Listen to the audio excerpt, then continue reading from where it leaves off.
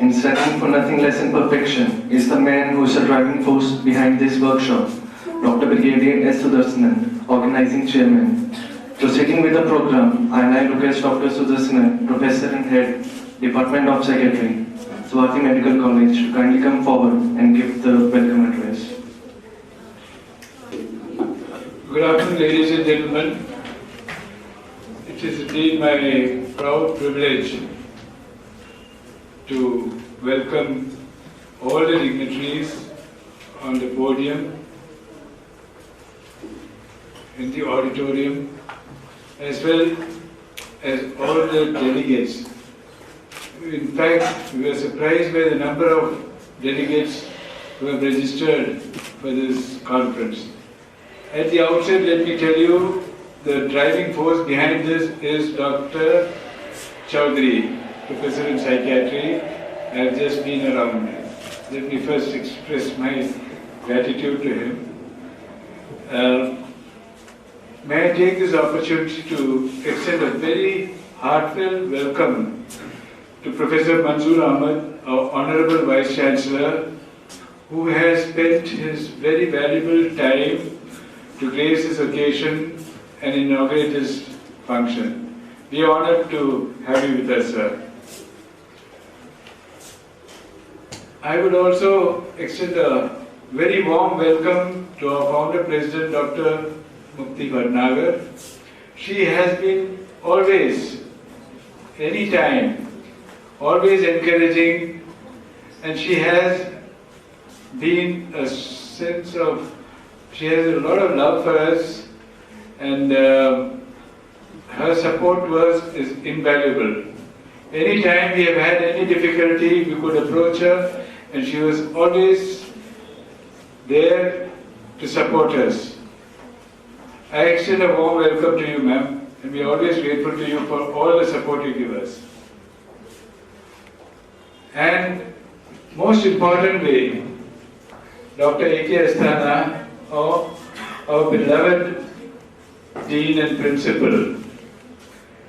He has been a source of strength, support, guidance, and help to our department, and particularly whenever we have been in a crisis, we never had any hesitation in going to him, and his advice and support has been always invaluable to us. Thank you for honoring us, sir. We extend a warm welcome to you also. And I extend a warm welcome to all the delegates who have come from many colleges, and I'm told that we have almost 40 delegates.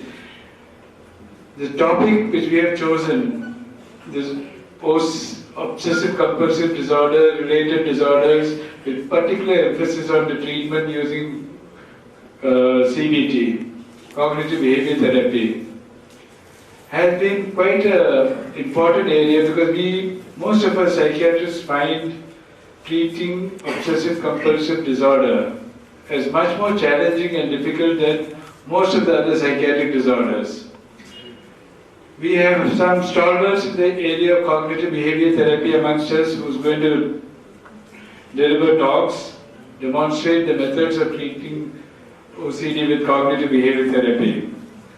I do not deny the role of medicines in the biological aspects of OCD, which we will deal with, but the role of cognitive therapy has not been well understood by most of us psychiatrists, because we never had specialized training. And there are very few highly experienced and competent psychologists themselves who can deal with cognitive therapy, as we expect Dr. Tej Bahadur Singh, Dr. Gauri Shankar, and Dr. S.P.K. Jana. And most importantly, we have amongst us one of the doyens of clinical psychology, Dr. Manoranjan Sahai. He's a very eminent psychologist, and we are very honored to have you here with us today. He has been the professor of psychology, clinical psychology in G.V. Pant Hospital, and much more will be spoken about it by Dr. Chaudhary. Thank you once again.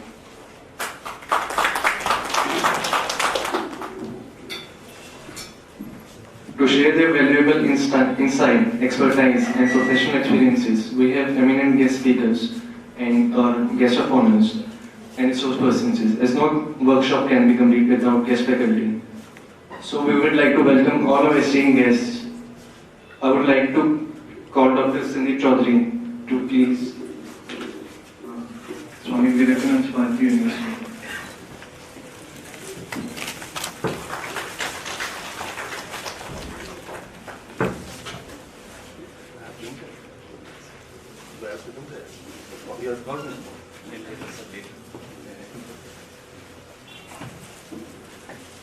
May I please call Mrs. Ruchira Chaudhary on stage and present a bouquet to Dr. Mukti Narayan.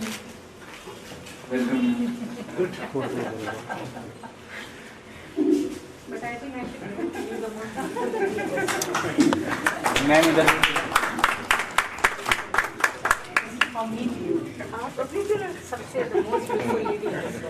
Thank you, Dr. Mukti, for being with us today here.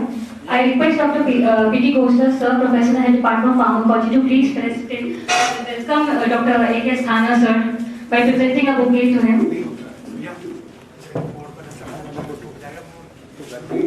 Sir, please accept up. I know, sir, you're part of the family, but you want to welcome a family. Thank you so much, sir. Thank you, Dr. Koster. Honorable Vice Chancellor, Swami Vivekananda Subharti University, as our chief guest. He is an ex-IPS officer.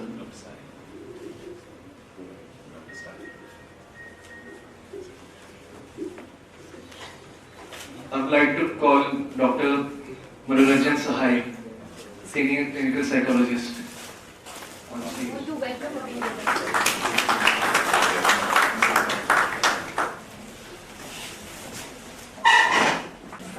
Thank you for being with us now.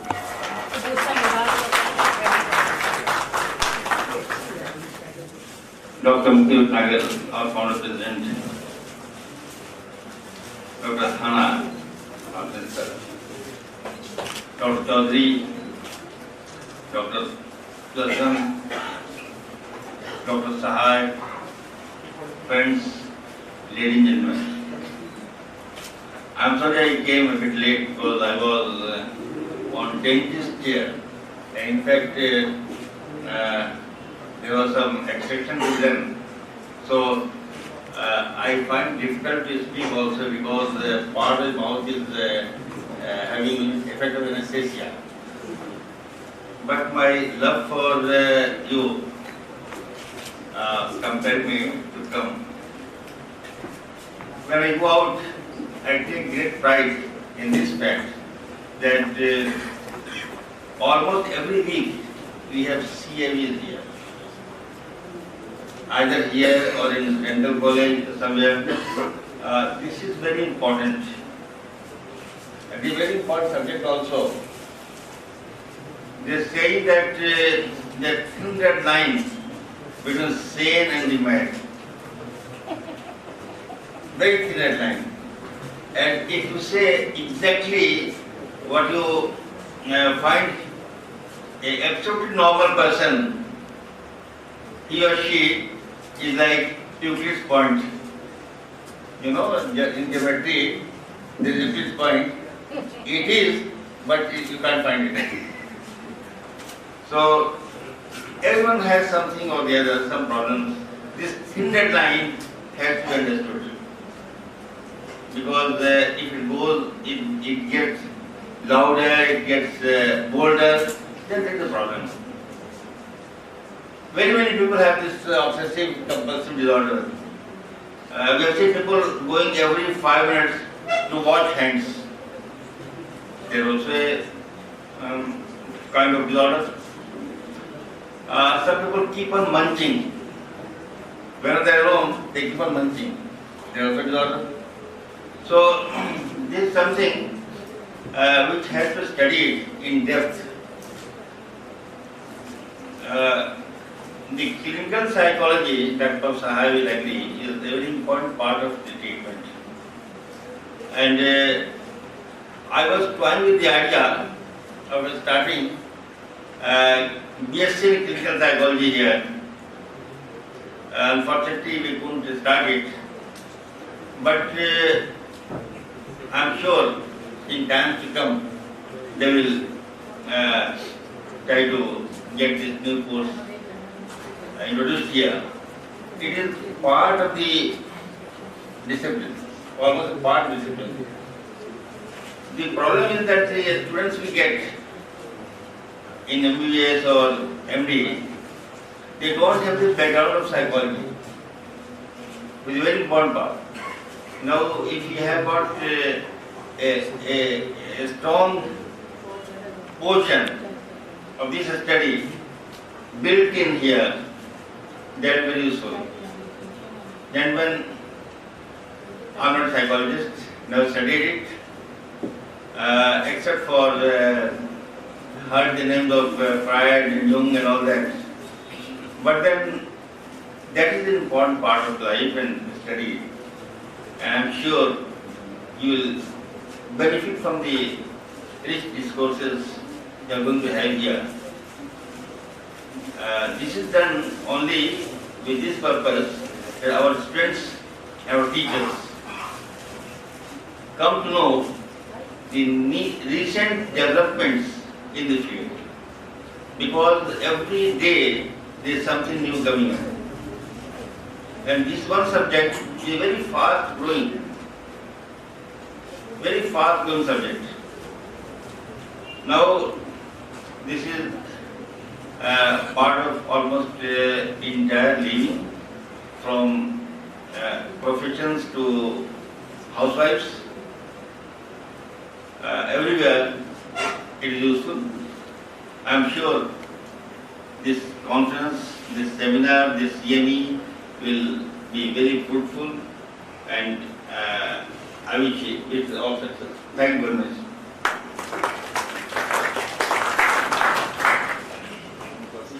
And of the dais, especially Professor Sahai who has come out. I learned in the morning that Professor Sahai was unable to come because his wife is admitted in GV Pant Hospital. But on a very short notice and request by Dr. Chaudhary, he made it to come to this place for just the benefit of the students, so that he may display his not just talk and knowledge with the students. I welcome you, sir, and I'm heartily congratulate Professor Sudarshan, Dr. Chaudhary and his team, who has organized such a nice evening on obsessive compulsive disorder. I was just sitting and wondering that most of the students who are sitting at the back, Subhartians, they might be thinking that हमारे principal साहब तो सबको रोज गुस्सा होते रहते हैं, रोज गुस्सा होता है, ये भी तो एक बीमारी हो सकती है. So sir, getting angry every 5 minutes or every 10 minutes, it's also OCD. It's like Hamlet's wife who had blood on her hands and kept washing her hands. So I keep on getting angry, but I think it's for Dr. Chaudhary and Sudarshan to find it out. But anyway, I once again welcome all the delegates, all the students who have come here to attend this CME, and once again I extend my heartiest welcome to Professor Sahai to be here. Thank you very much, sir. Thank you. Respected dignitaries, respected Dr. Professor Mansoor Ahmed, our Vice Chancellor, Dr. Mukti Bhatnagar, founder Subharti Institutions, Dr. A.K. Sthana, our Principal Sir, and Dr. Sudarshan, and all the other dignitaries who have come to attend this workshop, and which remains for 4 days. I'm just here to felicitate few of the persons whom I felt that it is required. First of all, I would like to felicitate Dr. Manoranjan Sahai. He was my teacher, and he has remained as an ex-president of Indian Association of Clinical Psychologists, clinical psychology from there in 1962, and then his PhD also. And later on, when I met him as a teacher, he was serving Dept Medical College and Jimmy Panda Hospital, from where he retired. And I think to have a teacher like Dr. Sahai was a blessing, one of the biggest blessings for me. And I think probably that is the only reason I met him, and then I knew that yes, I mean this world exists, and although I was born in an environment where I was CMEs only, when we had here the IIPP annual conference. And Dr. Sahai also knows him very well. So he was a psychologist and a psychotherapist. So it was like throughout my life, while I was growing up, I was becoming a kind of psychotherapist. But I used to feel jealous of my father, you know, believing that although he is a psychologist, but I have to be something bigger than him. Then only things will be better off. So I ended up doing MBBS, and after MBBS there was no other way to come into this field but just by taking this MD Psychiatry. So I took MD Psychiatry, and then I was in a soup like how to enter into the psychotherapy world.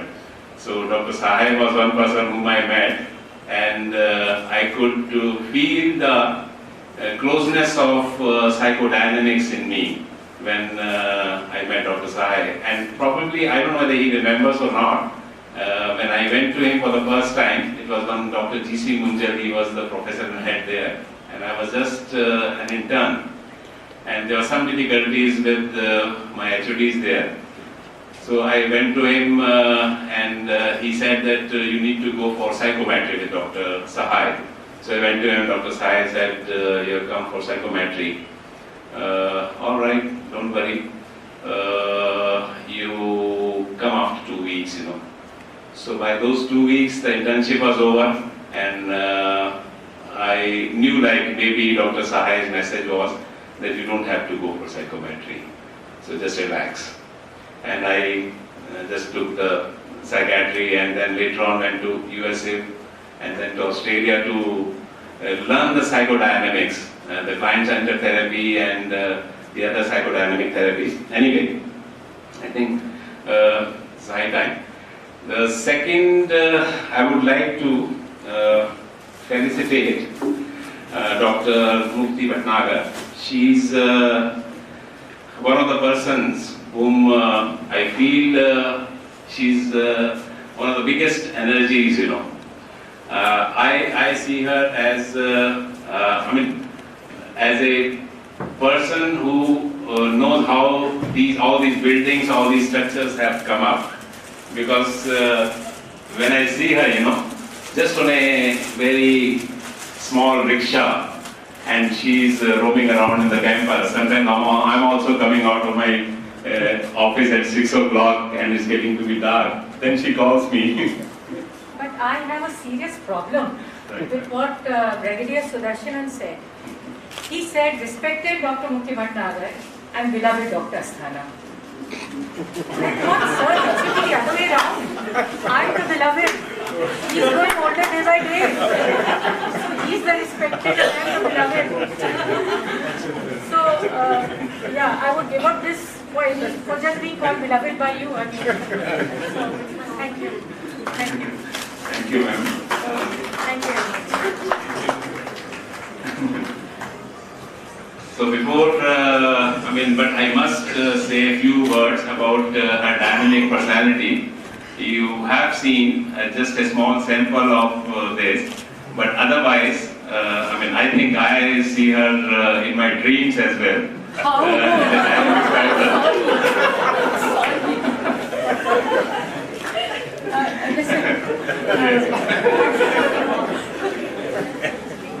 There is one thing, that if any man starts seeing you in his dreams, then be very good to the wife, so that she is happy. And his wife, perchance, is one of my best friends. So, but no offense meant, I think he looks upon me as a sister. Sister is the name. Sister sister, mother, I friend. No wonder I'm called A respected. woman can't be just one person. Yes. She has to have many different roles, and that's why we are here.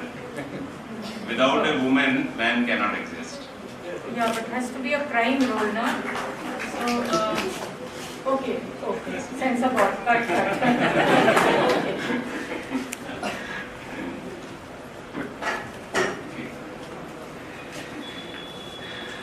All right, and now just because if I say more, this time she'll just,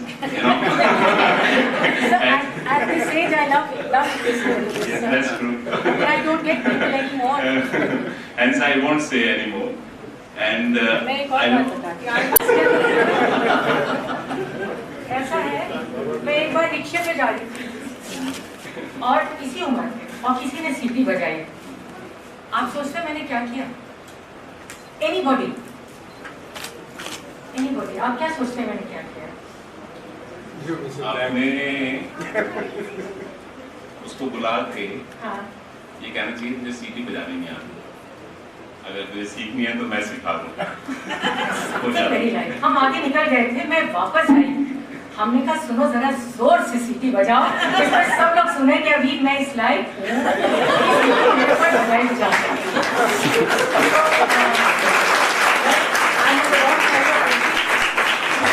But thank you, L'Oreal. I'm still there. And thank you so many other things. I think you know more about them, that I'm still there. But yes, I'm on the wrong side of it.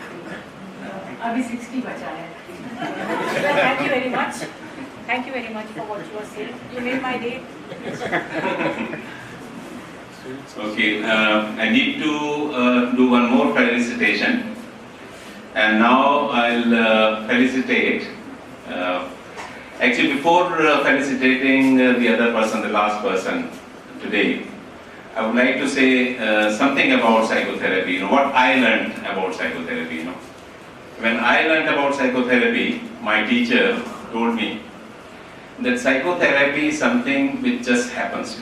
It is not something which can be taught, or it is something which happens.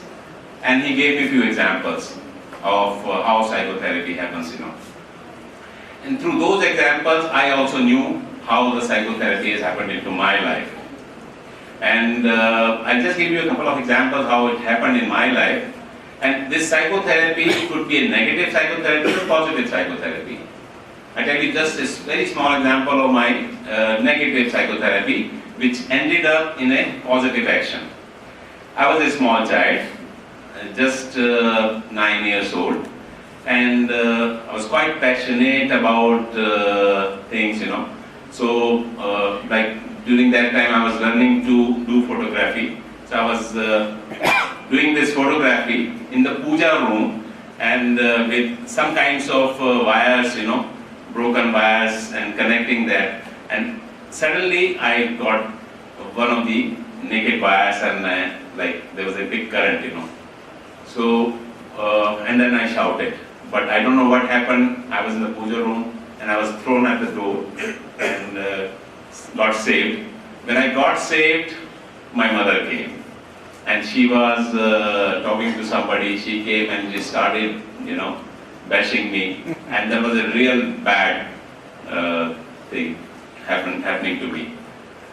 So I believed, why I have been beaten up so much, So that was quite a negative experience I had, and after that, and maybe, a lot of other times also I was beaten up. Then, it led to when I grew up, looking at children with a different passion, with a great passion, that this child is there, maybe sometimes downtrodden, they should not be beaten up by life or by finances or by whatever.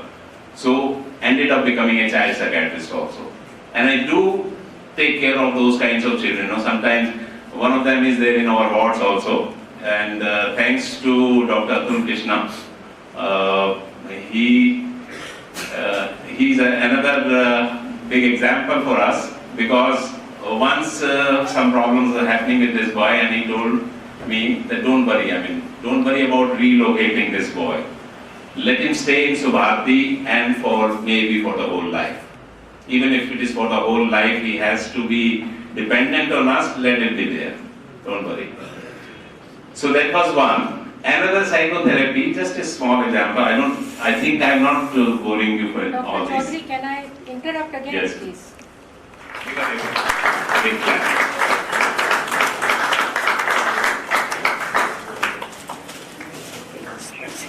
This was a surprise for everyone, sir.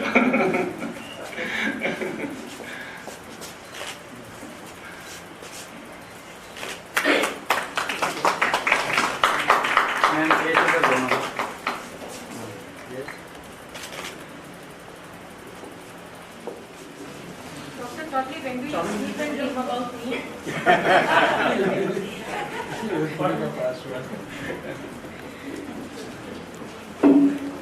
A dynamic woman with great determination who believes in nothing but the best and is a constant source of inspiration for us.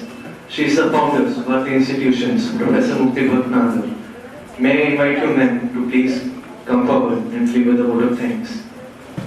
Please. I hope the friends are more. But I have a lot of people, a teacher थे, very boring teacher, you know. He says, I don't mind. Whenever I teach, people keep looking at their watch. But मुझे problem होती है जब लोग हिला के देखते हैं कि कभी घड़ी तो नहीं बंद हो रही है. So yes, this is an old teaching, but definitely I feel a lot of people here must be feeling. Now let's go ahead with the. So I have to thank you very much for coming to Subharti. Very welcome from the management as well as the faculty, the staff and the students. We welcome all of you. And thank you for not only coming here but listening to us and giving us a chance to hear our voice once again. So, of course, Dr. Sahai, it's difficult leaving a wife in the hospital and coming, but great people aren't always ordinary people. To be, you know, there was this line I read yesterday. If you want to be number one, then you have to be odd. Ordinary people are the 2, 4, 6, 8. But the ones who are odd are the ones who stand first as an uneven number. So anyway, I think that is one reason why he has been at the top always. So thank you once again and namaste, Jai Hind. Thank you, ma'am, for the blessings, and thank you all the delegates to be present on the stage. With this, we have come to an end to this inauguration function. I would like all the dignitaries, guests, and to proceed for the. हमारी और आपकी बात की तरह अच्छी तरह से होगी. Thank you very much.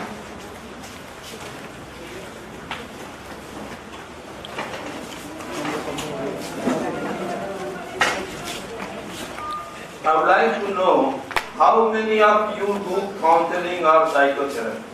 Any one of you? Not sir. After. Good. There is only one counselor here? Or all of you do? Or all of you do and but you are out of, you are not able to.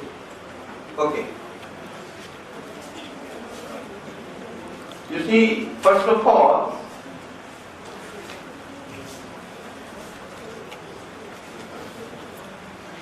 this one has to be here. So, first of all, I want to thank, and my sincere thanks to Professor Sudarshanan and Dr. Sandeep Chaudhary for giving me a chance to talk to you, talk to such bright, counselors. And my aim is not only to talk to you, but to learn from you. Because therapy is always a dual process. Okay? So the same way, I think personally that the top also could be a wavefront. Okay.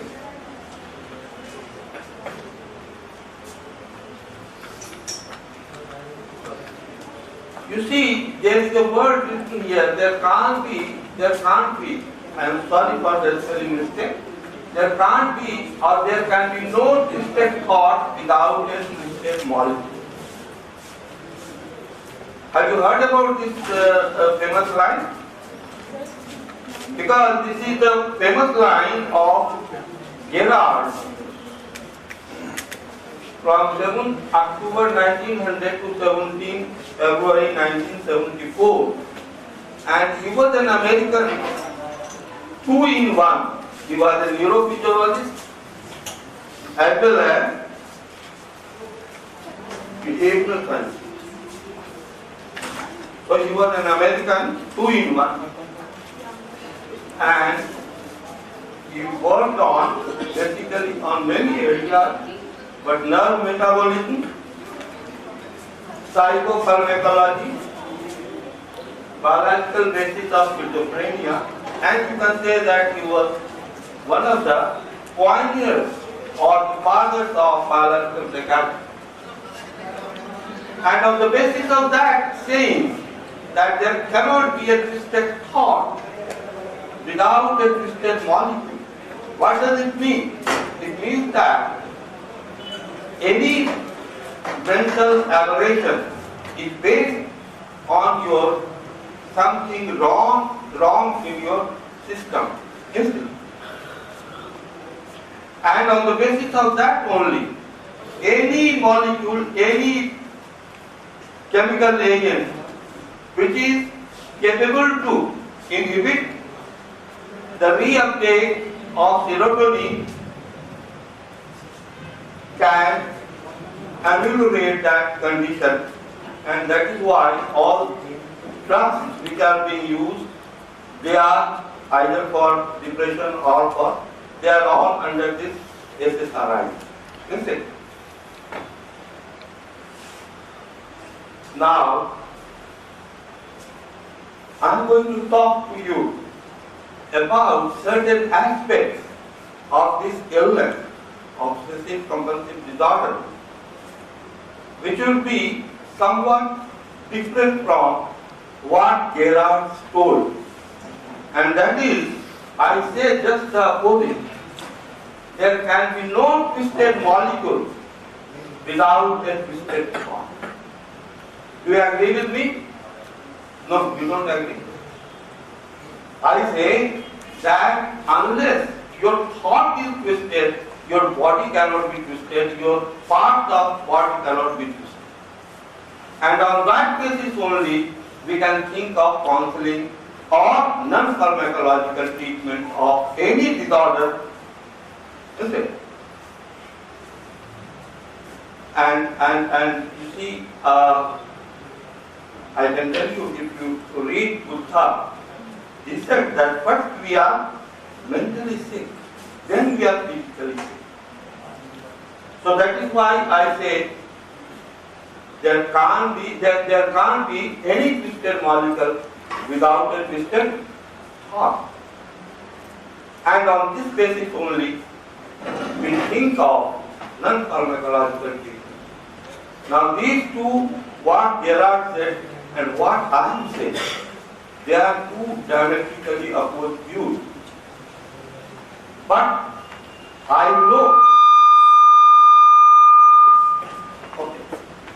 know that what I am saying is not 10% correct. The same way what Gerard said was also not 10% correct. Okay?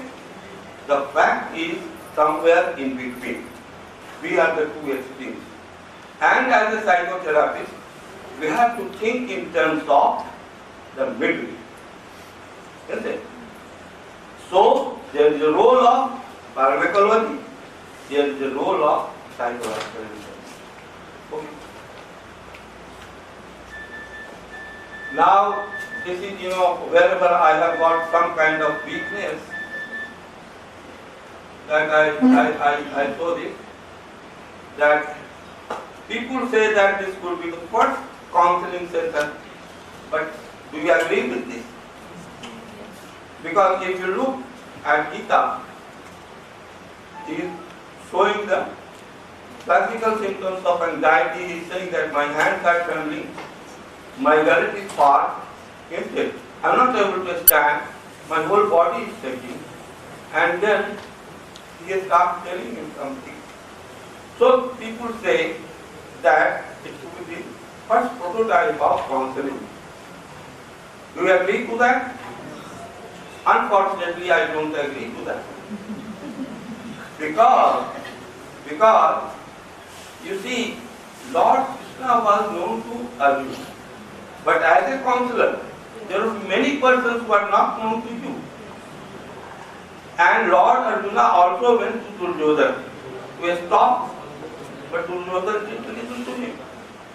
So if he was a psychotherapist for Arjuna, why he was not a psychotherapist too? Now I am not questioning the quality or the efficiency of Lord Krishna, but I just want to say that as a counselor you can be a failure, as a counselor you can be a success. Okay? But you have to always remember that you have to deal with all kinds of people belonging to different cultures, different language, and unless you remember those aspects, all kinds of psychotherapy or counseling fall flat. Okay. Now, basically, what is the vehicle of psychotherapy or counseling? What is it? What is the psychological term? Counseling का क्या है term? Basic psychological process is that of interview. So, before I talk to you about counseling, it is always better to have thorough knowledge about interview. What is interview, how it is conducted, how it should be conducted. And actually, gradually it leads to counseling and then psychotherapy. Okay? Now, micro skill. Why I am talking about micro skill and why I am not talking to you about micro skill for the first time. I always talk about micro skill only. Why? Because if you look into the vast gamut of counseling technologies or methods, there are more than 270 varieties, and every day people are developing their own techniques. Yes. And it becomes very difficult for any person to keep a track of those techniques, and it's impossible humanly to learn about those techniques. And therefore, what I have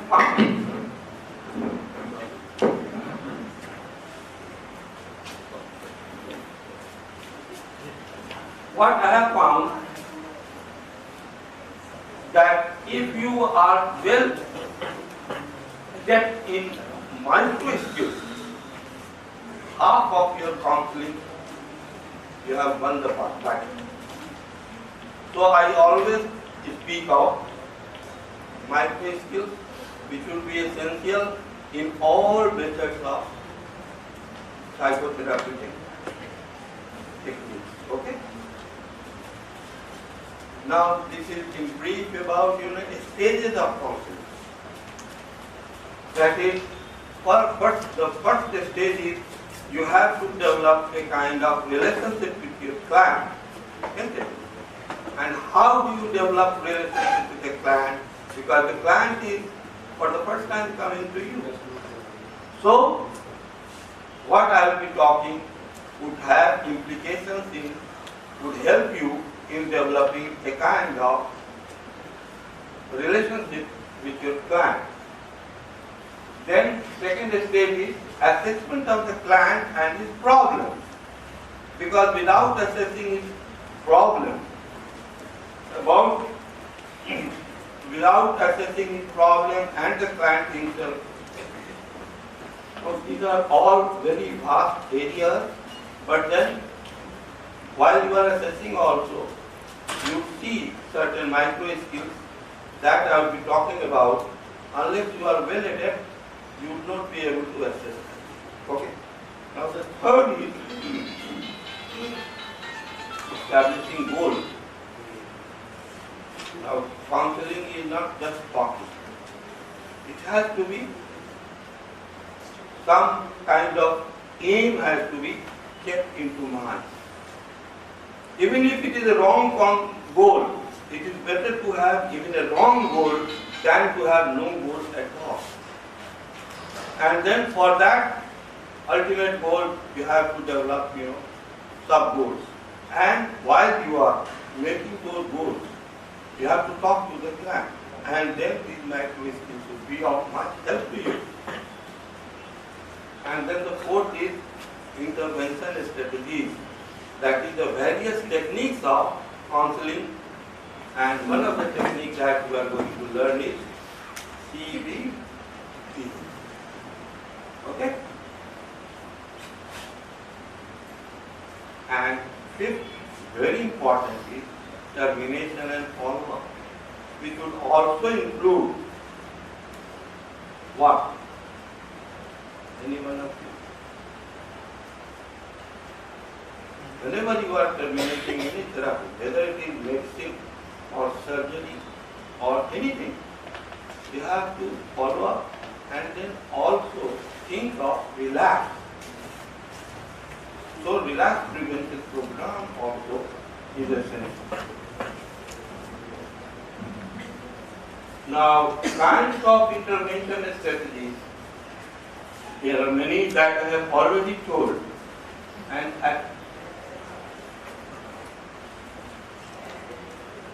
one is cognitive intervention strategies, where the emphasis, the focus is on cognition. Another is behavioral intervention strategies, where the focus is on overt behavior. Where does the CBT fall? इसका नाम है cognitive behavior therapy. So is it cognitive or is it behavioral? So I have tried to, so I told you that there are more than 260 or 70 or 80 varieties. I have tried to fix them up within 5 categories. But the idea is to make you aware that these are not fixed. They are a bit flexible. Second thing, I would like to know why cognitive behavior therapy, why the word behavior? What is the behavior that you are changing in cognition? Is cognition a behavior? The action performed. The action performed. Say, what is behavior? Behavior इसको कहते हैं. Say, we must be aware about each and every term, or at least we must operationally define. All these are, what is behavior? Behavior is nothing but whatever an organism does is a behavior. It could be covered behavior or system. Now, cognitive behavioral intervention strategies are based on operant conditioning, and that is why people who are going to talk about cognitive behavior therapy, they would talk about the word, operants, COVERANTS, and if they don't talk, you can ask them. Coverants means covered operants. That is to say, the operant conditioning is not open. It is your 10 effective intervention strategies where people Freudian or dynamic, and then systemic intervention where what you call family therapy, couple counseling and all that, and then developmental intervention. What is developmental intervention? Because man keeps on developing right from birth to till he is safe in the grave. And at each stage of development, people do find problems. I may not be feeling certain problems which at this age I feel or I face, which I might not feel it when I was young. Yes? So at each stage of development, there are certain special, not techniques, but special problems which one has to address. Now this is beyond the scope of my talk, but I thought that I would give you as a, बोलते हैं ना कि buy one and have two free, so that way I am giving you this information free. Okay. So micro skills are essential to all these things. Please remember. So all the techniques would have all those 5 stages, right from fabricating intervention, relationship, fixing the goal, assessing the client and his problem, then fixing the goal, then intervention, and then termination and follow. So all these 5 stages would be. Now the first is attending or listening skill. Now what do we mean by attending?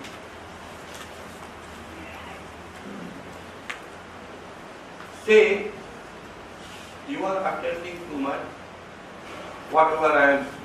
Yes, sir. But there is another sound also. You just attend to that. Other than my sound, my voice also, there is one sound coming in this hall. Yes, sir. But that is not, you are not perceiving that. Why? If you are perceiving that, that means that you are not attending to my talk. Yes, sir. So attending means you bring the client and the problem into the focus of your mind, and the rest of the things go into the periphery. So how do you show or how do you attend to your client? This is the micro skill that I am going to talk. Now the physical space. Now the physical space, you see, I have already told you earlier, you are all sitting that side. Why did you call you here? Yes? So physical space is of utmost importance. Yes, sir. Because for communication, the distance. So what should be the distance between the client and the therapist? What should be the distance? बताइए.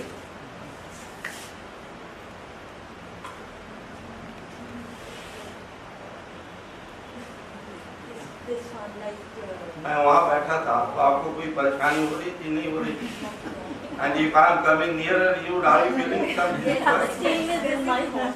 Yes, sir. Same is like So this is, you must be aware that everybody has his personal space, and you should not try to infringe upon that personal space. And therefore, initially they say that at arm's length is the best method to keep. Yes, sir. But this physical space keeps on minimizing. Yes, sir. Is there any space between husband and wife? Yes, sir. So as the personal counseling, increases, please remember that you have to be very perceptible at what stage you have to minimize your personal space. And there is the role of touch in counseling. So when to touch, what to touch, and how long to touch. It's a very difficult thing that unless you know about these facts, it will be difficult. Yes, sir. Body language. So it is not only our verbal communication, we speak through our body also. And body language, because I wish you all to be a culturally effective counselor, that you should be a counselor who can be effective not only among the Indian culture but elsewhere. And you know, body language always differs from culture to culture. So you must have a thorough book, must go through a book which is good on body language. Because one of the characteristics of a good counselor is that he must be well read. Okay? Then, eye contact. Those who work in psychiatry, they say eye contact could not be maintained. Yes, yes. If the psychotherapist cannot maintain eye contact, what do we call about that psychotherapist? Now, eye contact could be of many varieties. What kind of eye contact? It should be gazing. Eye contact should be also showing your anger. Should it be like that? Yes, yes. So, this is again a very skill. This is a skill which you have to learn. At what stage of counseling, what kind of eye contact. Yes, yes. But the least controversial eye contact is soft and sympathetic contact. Yes, yes. Then vocal tone. At what nature of the tone you have to take care of that. Then speed of speech. It should not be too slow, it should not be too fast, because the communication does not take place. You may be capable to speak very fast, but the other person may not be able to comprehend that fast. So the idea is communication. Communication, you have to be aware that what you are trying to communicate to your client, it is being communicated. Then time structure. Whenever you are seeing a client, there must be a fixed time structure, or it should not keep on, it is not only talking and talking and talking. Yes, so there should be time structure well arranged, or we see kind of determined what we call appointment and the duration. And then silence. Silence is equally important. Silence is one of the most powerful communication method of communication. Do you agree with that? Silence. Silence is one of the most powerful means of communicating with people, and the obvious benefits of silence are: it grants time to resolve ambivalence. Ambivalence is so catchy. So the client wants to tell you that he is hesitant. Isn't it? To break that ambivalence, to break that hesitancy, some amount of silence between the counselor and at what time it has to be. Always remember. Now, before that, before I speak further, I want to tell you one thing, that these micro skills we are learning in a very atomistic manner. लेकिन जो football player वो एक एक step सीखता है या dancer सीखता है, but when the dancer start dancing, all those smaller steps are integrated. So learn is individual, but integration you have to.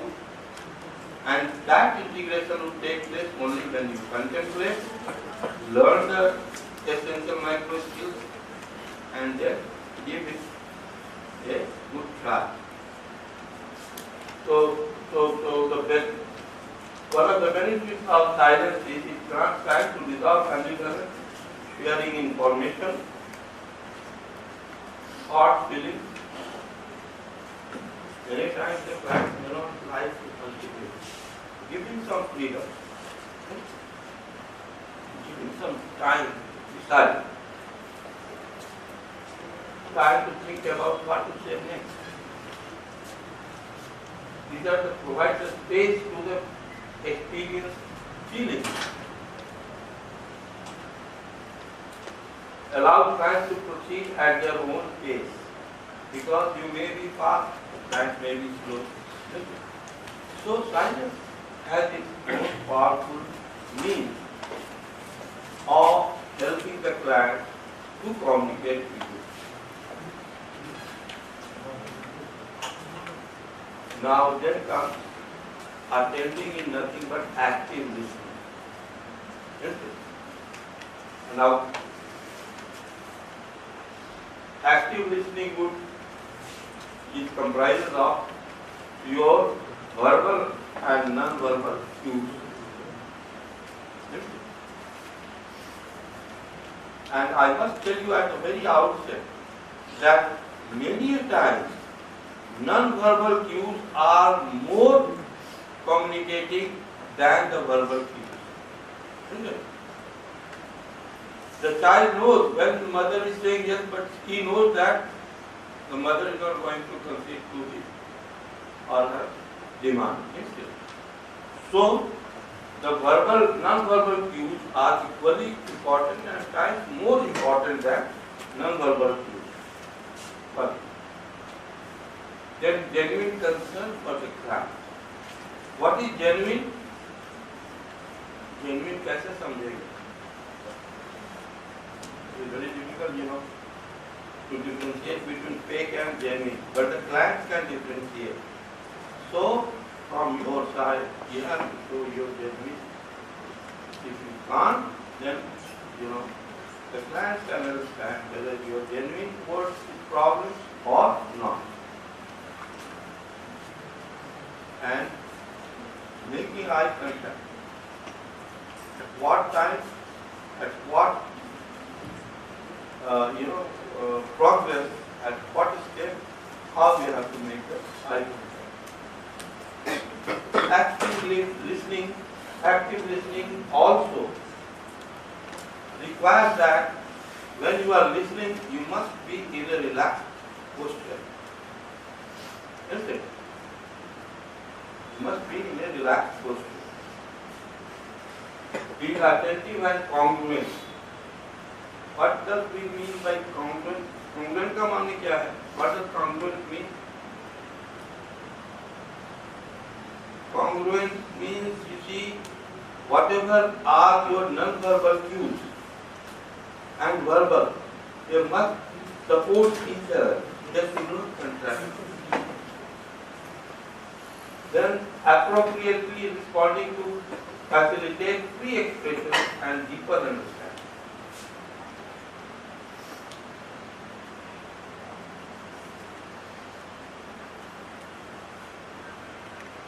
Now why it is very simple, encourager. There is a word, have you come across this word encourager in any of the books? No? They have not come.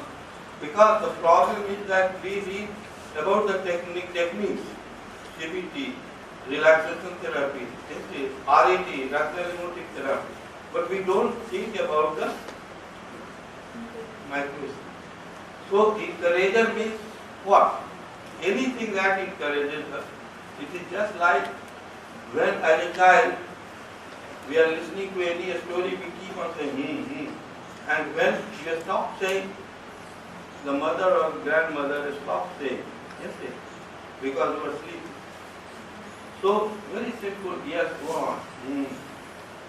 Very well expressed. Like that, it is encouraged. So that we have to learn when to do this encouragement. And minimize the external sources of distraction. This is very essential. Not a micro store, but environmental manipulation you have to do. That when you are doing counseling, there should not be any kind of external Then there is paraphrasing. What is paraphrasing?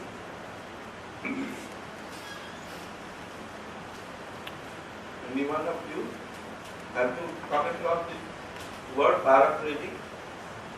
You repeat the same words spoken by the client. Huh? You repeat the same words Yeah. spoken by the client. Right. So whatever you have listened, you have to give it back to the client. And for that, you have to listen to him again carefully. And then recall what the client has said. Then content identification. That is to say, whatever the client has said, what were the main contents, and then rephrase the same things in your own words. Isn't it? And then tell him. But at the same time, you have to, fourth step is very essential, that is perception check. That is to say, whether what you have said, you can ask the client, am I right? What I have told you, that is what? Then he can say that, no, I wanted to say this also. So that would give a kind of congruence of communication between what you are understanding and what the client wants you to understand. Isn't it? So paraphrasing is very essential. Now rapport structure. Now what is rapport? You see, the psychologist must be knowing that before doing any experiment, we say the rapport was established. Rapport is a kind of relationship between two persons where the other person is encouraged to give the best of his performance. So, how do we establish the rapport? Very simple. Because in counseling you may want to write something, or you may want to record something. Simply ask the client, do you give me permission to write? If without permission, if the client is highly suspicious, then he is not going to talk to you. So, even if you ask, he may not give you the permission. But then, your responsibility increases. It increases because now you cannot write, but you have to remove. Yes? So, just ask simple things. Do you have your permission? Because you are telling so many nice things, I may forget. Can I write it down? You should give a sense of well-being in that thought. And then use of types of questions. So I started that the basic method of giving counseling or the basic psychological process is that of interview. So how many questions, how many types of questions are there? How many kinds of questions can be used in a counseling session? Any one of you? Two types. Two types. Isn't it? So, So, how many kinds of questions usually, or how many kinds of questions are there in this world? structured and unstructured. Eh? Structured and unstructured. Yeah. So, there are closed-end questions, open-ended, and leading. Yes. Now, when to use closed-end questions, when to use open-end questions, and when to use leading questions. That is in itself my question. And I will try to tell you at what stage to use, and I will give you certain examples. So, these are the, then what is reflection of feelings? Reflection of feelings? reflection of, have you heard about this word, reflection of feeling? You see, paraphrasing is about the cognition. Reflection of feeling is, again, is not exactly paraphrasing, but it is akin to paraphrasing, cognition, but essentially it is associated with feeling, emotion. And then empathy, accurate empathy. What is empathy? You have to feel the patient's problem, like you have to feel your feelings. So, same way I was just talking, then one very brilliant psychiatrist he was, and he asked a very question, that well, if I have to feel like what the client is feeling, and if the client is crying, should I cry? Should I also cry? That's a very genuine question. So let us try to resolve it. Then self-disclosure. Self-disclosure means what? This is a micro skill, if you don't use it very cautiously, it can jeopardize the process. Self-disclosure means it is always better to disclose in a different, not about yourself. The term is self-disclosure, but this self-disclosure, unless you become very expert, it should not be about yourself. Yes. Otherwise, the client would think that he is also having the same problem. How can he help? So, you can give example from some other client. Okay.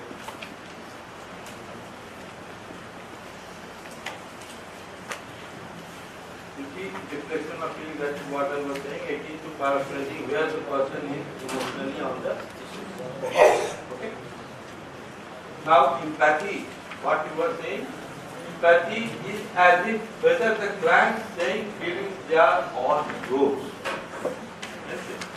So you did not cry because it is as if. It is trying to place oneself in another's shoes, or as if the person's problem are the counselor's shoes.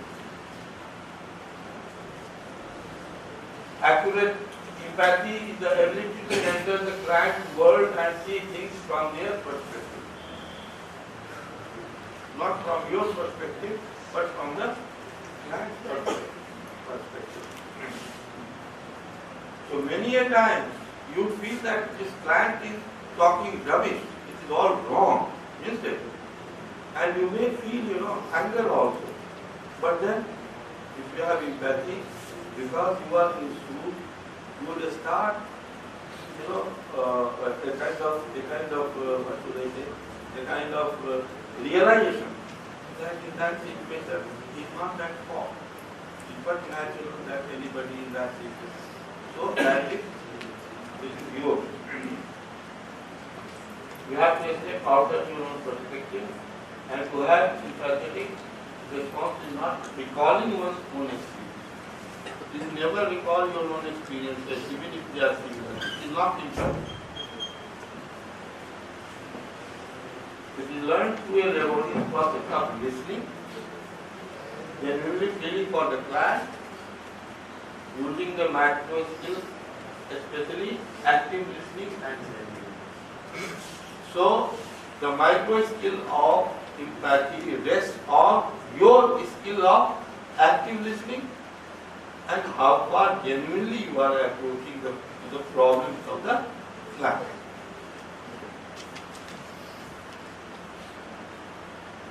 So, these are the very simple processes through which you can establish empathy. That show your genuineness, sympathetic eye contact, attentive facial expressions, with a smile, and leaning towards the client. Leaning towards the client means what? Because you are going near the client. Isn't it? So you are paying more attention. So leaning towards the client, mirroring non-verbal behavior. And congruence, that is to say, whatever you are saying and whatever you are conveying through your non-verbal cues, they should be congruent. They should not be mutually contradictory. That's very essential.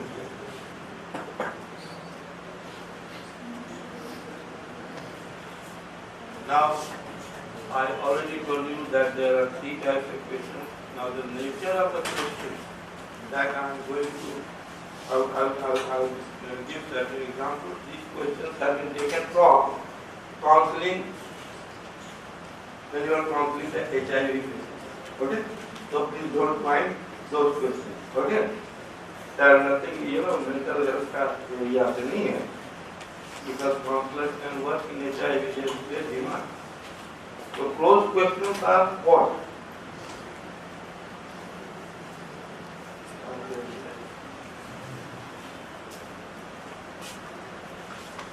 You do not? Then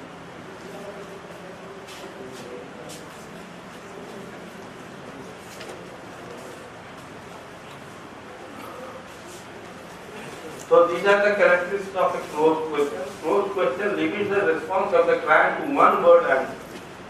Second, closed questions do not give the opportunity to a client to think about what they are saying. Answers to such questions can be very brief, hence non-informative. This often necessitates further questions. Now, these characteristics of the closed questions would give you insight when to ask further what kind of questions should it be open or leading. So that is what I told you, judicious use of different types of questions. Okay?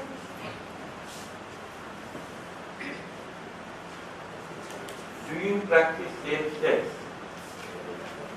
Is it a closed question or a what kind of question? It is a closed question, yes or no. Do you know how to use a condom? This is again a closed question. Do you know the risk of unsafe sex? This is also closed question. Open-ended questions are such where there are not clear yes or no answer. An open-ended question gives ample scope to use many words as required to express opinion on the issue. Isn't it? These questions invite the client to continue talking and allow the counselor to decide in what direction they want to take the conversation. Isn't it? So, now with the different benefits of the different kinds of questions, what I told you the first, judicious use of different types of questions. You remember that there was a slide? So, these are the situations when you can switch over to other kinds of questions. Now, open-ended questions where the answer is not one or two worded. What difficulties do you experience in practicing safe sex? There can be, as many answers as there are people. How do you think you would react if you receive an HIV positive test result? Or when do you think would be the right time to disclose your test result to your spouse? This is again. Okay. Now, leading questions by the counselor unwittingly suggest the answer. You are giving answer to the in the mouth of the client. Such questions are usually judgmental in nature, reflecting the counselor's opinion. And leading questions are likely to create bias in the answers of the client. Instead. But that does not mean that we cannot use leading questions. I will tell you when to use leading questions.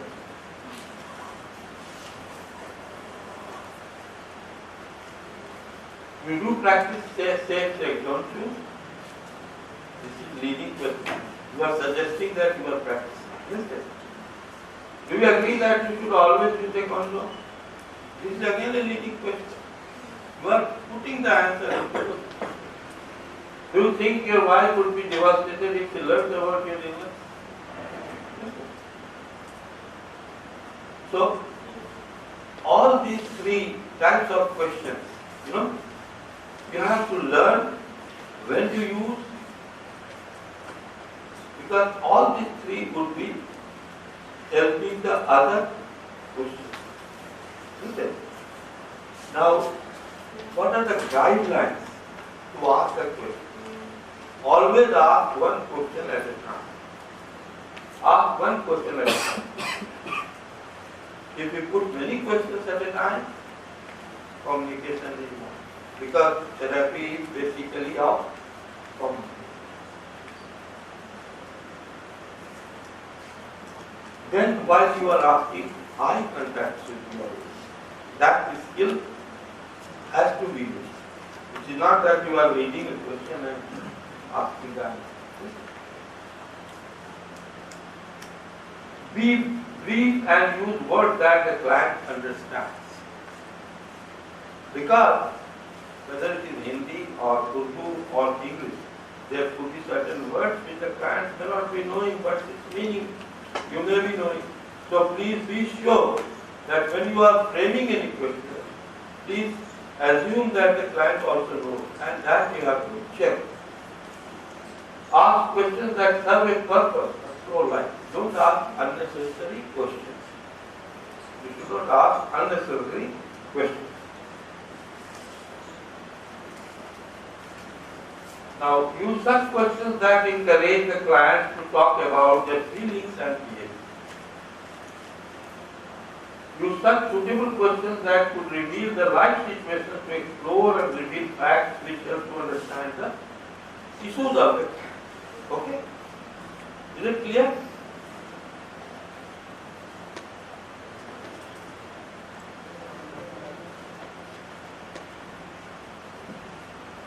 Now tell me, you always practice sex, don't you? What kind of question it is?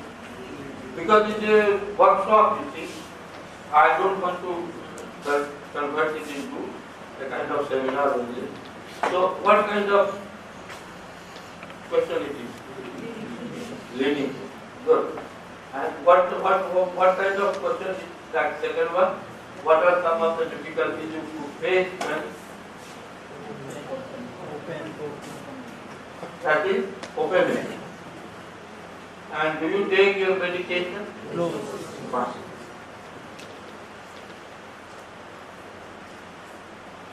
So these are, just for, you have already so I am just speaking. Now, non-verbal tracing or matching, that is again important. And that is facial expression, gestures, voice quality, and your own breathing. It should be all in synchrony with that of the client, that is better. And there is one very small, at the corner, left corner, this is NLP. What is NLP?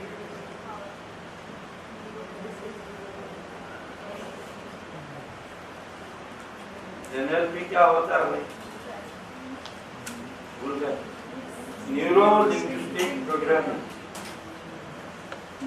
Language, and so I just, instead of going talking about in detail, I will just give you two sentences. I can hear the misfortune knocking at my door. Okay? This is one sentence. And then I say, I can see misfortune coming to me. माने तो दोनों का एक ही है ना? नहीं, माने तो एक ही. But which sense modalities I am using? One is auditory, another is visual. So you try to understand what kind of neuro-linguistic program that person is. This is not only the meaning, there are other meanings also. But for our purpose, this example is sufficient. and you should also use the same. Then only communication will be. Isn't it? Otherwise, what happens? You must be visiting more. Isn't it? One escalator is going up and the another escalator is coming down. One person is going up, another. They meet for a point and then they move up. That situation is not going to help. Isn't it?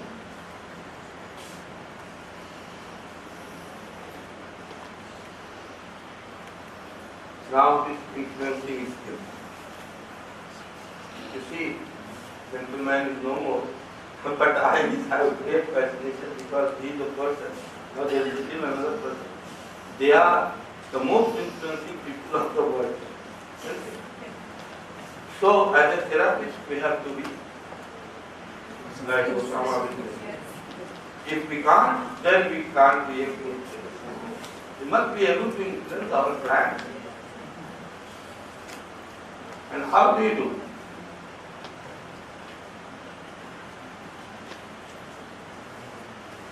See, in counseling, please listen carefully, in counseling we give advice, we give information, we give direction, but giving information, giving direction and giving advice is not. Are you following what I am trying to say?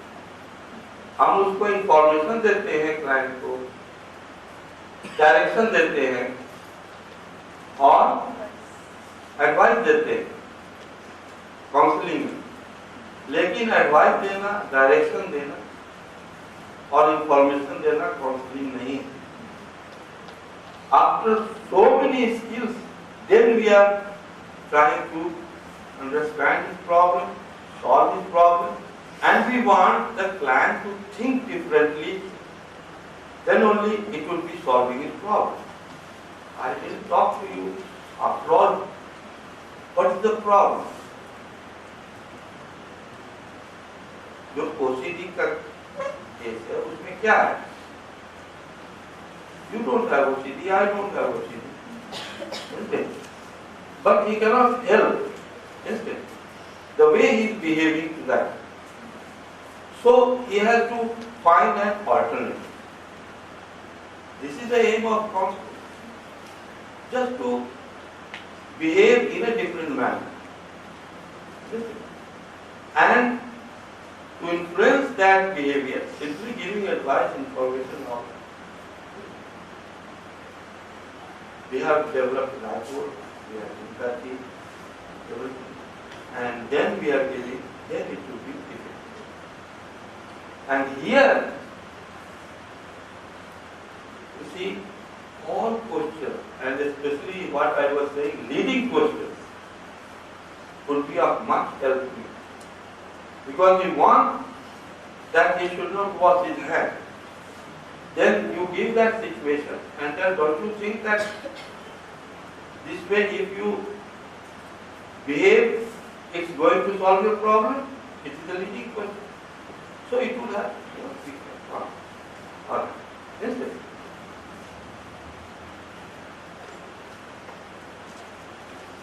Then self-disclosure, logical consequences of whatever you are saying, and then give an influencing summary.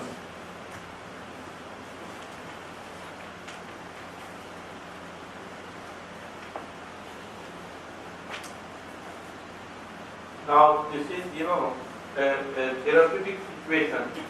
There is one person, counselor, and another person is counseling. Huh? So how many persons are there? There are one person, there is one person, or two person, or three person, or four person, or more than four. How many persons are there? Two. Yes, there are apparently two, but from psychological point of view, I must tell you one thing, that there are four persons. Suppose I am a counselor, you are a client. I have my own socio-cultural background. which is a reality for me. She has her own socio-cultural background. Now, if my socio-cultural background starts interacting with her socio-cultural background, which could be diametrically opposed, do you think communication is possible? It is not possible. So, please learn, this is the greatest micro skill, that never touch the socio-cultural aspect of that plant. To give you very simple example, you see, Indians don't take beef, and we say that how people here, they are राक्षस के गाय को भी मार के खा जाते हैं, दोपहरों को भी खा जाते हैं, बोलते हैं. Is it true? Culturally, it may be true. But Americans would say, how foolish are the Indians? That they are taking all kinds of meat. But they are so foolish that these delicious meat, they don't take. Isn't it? Now, they are diabetically true. So when in a counseling session, you are interacting with the socio-cultural background of the client and the therapist. So if they start interacting, the communication starts. So this is the greatest micro skill. Please always remember never to touch that. Okay? So there are 4 words.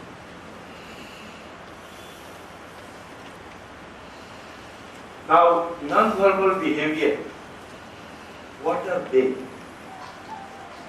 So, verbal behavior, you must be very much aware, because while facing, while matching, while mirroring, you have to use. So, body language is one, which is again culturally, gestures, facial expressions. Facial expressions are also different. From within country, Spain, here, but in South it could be yes. So the meaning is completely different. Then posture, body orientation, body proximity, distance about which I have demonstrated, eye contact, mirroring, shifting legs. When you are, talking to the client, then the client would think that you are not, you are getting bored. Tapping fingers. Now, paralinguistic non-verbal behavior. They are words, but they are still non-verbal. And they are, sighs, grunts, groans, voice pitch change. When to change the voice, pitch of your voice volume, voice fluency, nervous giggles, stuff. So those were the non-verbal. Now this is about child population.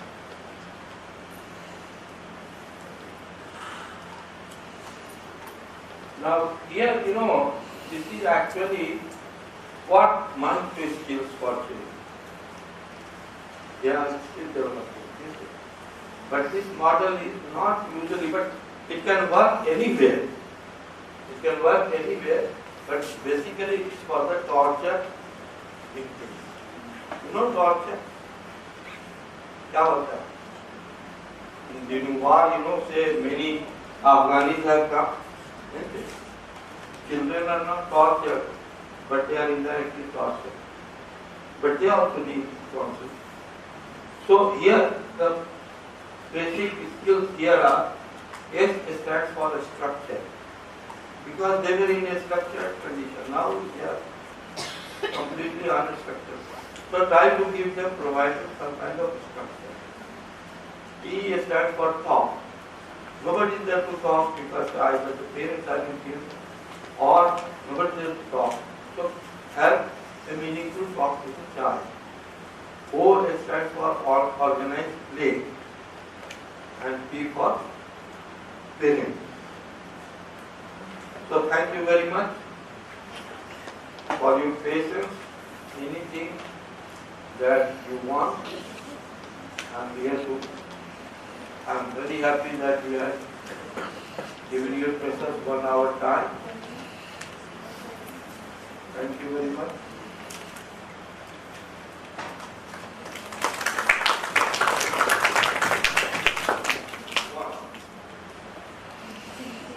That is also ideas. Yes. So you are trying to control ideas with ideas. This is very, very good. Okay? Thank you very much.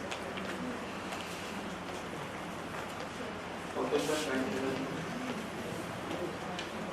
Ranjan Sahai has spoken of respect and appreciation.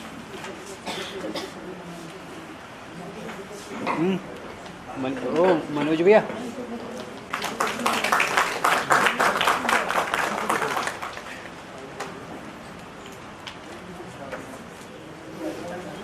With this, we come to an end for today's session. We all got to learn a lot from the legend of psychotherapy, Dr. Meerut Sahai himself. We will all reassemble here tomorrow at 2 p.m. for some more learning from Dr. S.D.K. Sharma from South Campus and Dr. Gaurisham from AIMS. Have a great evening.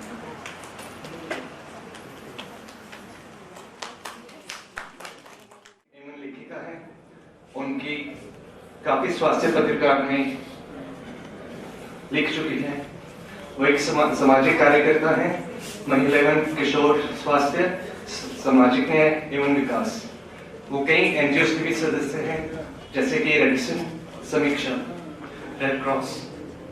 I would like to take over the mic. बनाए जाने के लिए धन्यवाद करती हूँ और गौरवान्वित हूँ। मैं स्वागत करती हूँ हमारे सभी स्पीकर्स का और ऑडियंसेस का। हमारे नेक्स्ट स्पीकर हैं doctor Gaurishankar Kaloia from AIDS. He is assistant professor department of clinical psychology. Dr. Kaloia did his MPhil from Central Institute of Psychiatry, Ranchi, and did his PhD from Jamia University, Delhi. He has earlier worked at Institute of Human Behavioral and Allied Sciences, IBAS, Delhi, and at National Institute of Mental Health and Neuroscience, NIMHANS, Bangalore. His works on CBT, OCD, and de-addiction are appreciated throughout the country, and now I request him to please come and take over. I welcome you on today's workshop that is on OCD. CBT mainly important here. I am going to talk about assessment, how we can assess OC symptoms, and then how to intervene them. So I'll try to keep my talk interactive and as simple as possible. I need some of your help, especially from JRs, those who are doing MD here, MD Psychiatry. So because interactive sessions will enhance our skills basically, and the workshop attendants should improve their skills. So I need two volunteers, any two JRs. And with the permission of chair, I will use this floor for my interest. I am Dr. Nashut Usman, Junior Resident Secretary of Psychiatry, Subharti Med Coll. I'm Dr. Arpit Purwal, I'm the first year resident.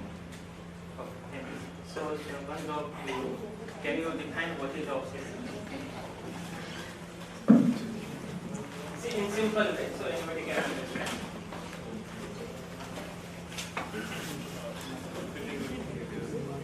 Obsession.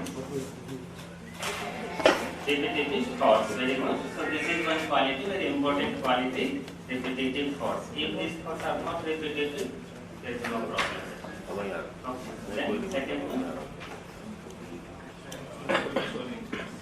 Ego dystonic. Ego dystonic means, can you say in simpler way? We do not want them, but they come like that. Okay, good, very good. Then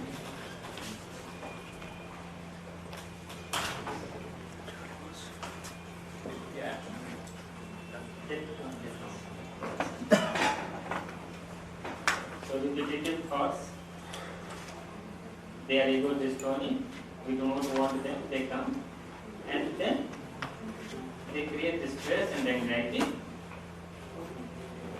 So if they do not create distress, will there be any problem? No problem. For example, sometimes we fantasize. So they are repetitive in nature, but they do not cause any anxiety. So we do not cause any. Clear? So this is very much clear. So while we are talking about obsessions or compulsions, we should keep certain things in mind. That the thoughts must be repetitive in nature. They should come against our will. It should not be like ego-syntonic type of thing. Later we'll discuss certain assumptions are there. And then they create distress and anxiety. So obsessions are only thoughts. Any idea? Ideas or images, very good. Then actions comes under compulsions. Last thing. Impulses. Okay, right? Impulse of touching. Yes. There is nothing is attached to this, but just I have impulse, so I just if there is some distraction, so I come again and then again I. Okay. So can you define compulsions? They are the actions that are performed in response to obsessions, but they can also be free from obsessions. Okay, so what happens when we perform for obsessions? What happens? They reduce the anxiety. They reduce the anxiety. So whatever act we are doing, if it reduces our anxiety, then only we can say these are compulsions. Otherwise, they are just repetitive behaviors. So we have to differentiate between compulsions and repetitive behaviors. Okay. For example, जब घर में आरती करते हैं तो 7 बार कमाते हैं, कुछ 11 बार करते हैं. That is not compulsion. It's a repetitive behavior. But अगर किसी दिन वो 6 बार ही किए 7 बार नहीं हो सका, and then it creates anxiety, it means that the behavior is compulsion. Clear? Any doubt? So while we are assessing any obsession or compulsions, if we are not aware of these core qualities, we cannot assess properly. So do you have any idea about what are the scales used for assessing obsessions and compulsions? Very popular. Gilbrandt's assessment. Very good. Why can't you people come forward?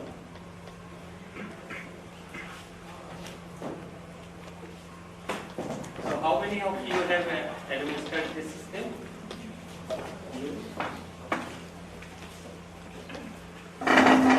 Any other? No. So what did you find? Like I used to assess, follow up, because with these patients, I used to do follow up. I used to assess it, like when they come first time, I used to tell them to fill the form.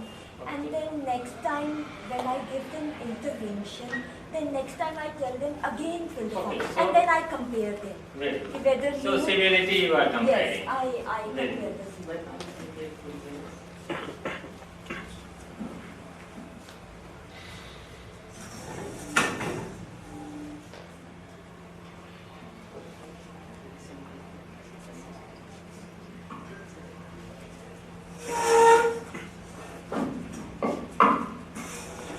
So now we are going for live demonstration of how to assess obsessions and compulsions. Basically, Y box is 2 scales. One is severity scale, another is symptom checklist. Most of the time, I've gone through so many case record files, and what I find, only severity scale is attached. Symptom checklist is missing. So without assessing, 5-box symptom checklist, there are 8 categories of obsessions and 7 categories of compulsions. Before going through this demonstration, I must clear this. 8% for CBT is used for OCD. The content factor is not important. Whatever content is there, it is not important for therapy purpose. But we must know the types of the symptoms before going for CBT. So the first symptom is aggressive obsessions. Any idea what type of aggressive obsessions would be? OCD में किस तरह के aggressive obsessions हो सकते हैं? Sir, Repent. Okay. तो क्या होगा repent से related? Sir, you will keep on thinking how to take revenge. ये हो रहा है. It's going to be, you will ruminate around that. Planning for murdering somebody? Yes, something like murder. You No. can or beating No, up. No. Self-harm. No. Self-harm, no.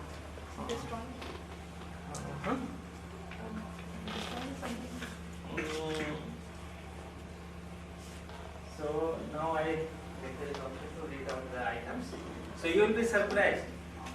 Now the category is aggressive obsessions, but basically these aggressions are fear, not committing. I am going to commit this. I may not commit this. I should not commit this. Such type of.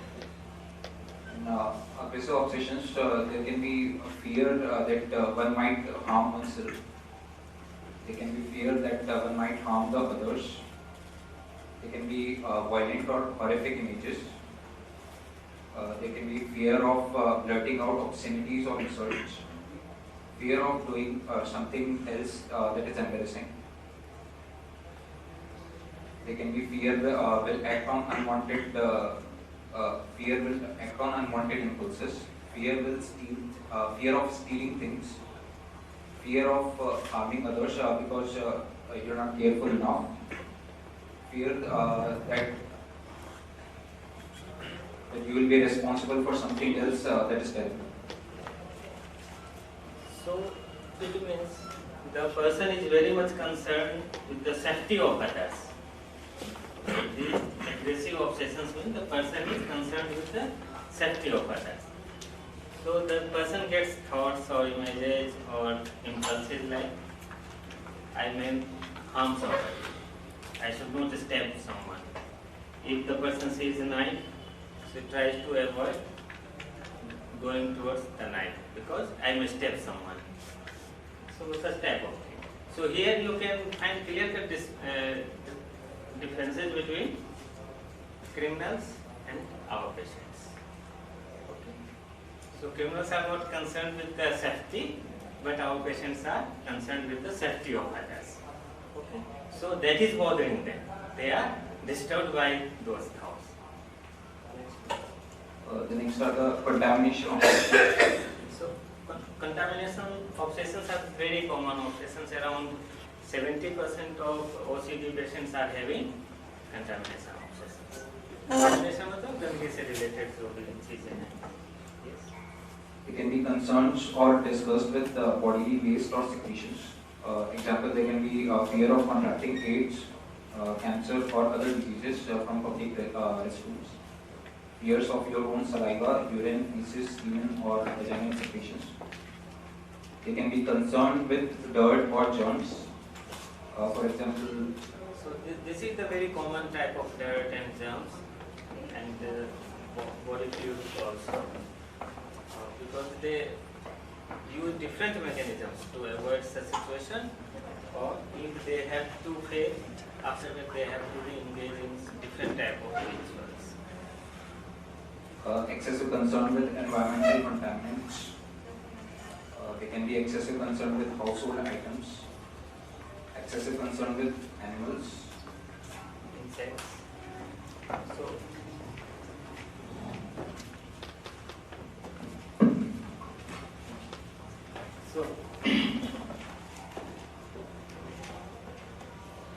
excessive concern with animals or insects, there is difference between phobia and these patients. In phobia, there is just fear. Here, the fear is associated with contamination. The cockroach may contaminate the food or hands or plate, whatever it is. So this is the difference. In phobia, like in spider phobia, there is no such fear of contamination. Only thing is just fear of spider. So this you must be clear in your mind. Like phobias and anxiety, just anxiety is different than such type of fear. It can be sexual obsessions. Another category is sexual obsessions. So, just go through. I have sexual obsessions like I have forbidden or perverse sexual thoughts, images or impulses. It can be content that involves children or incest, content involving homosexuality, and aggressive sexual behavior toward others. Here there is a big difference between sexual offenders and OCD patients.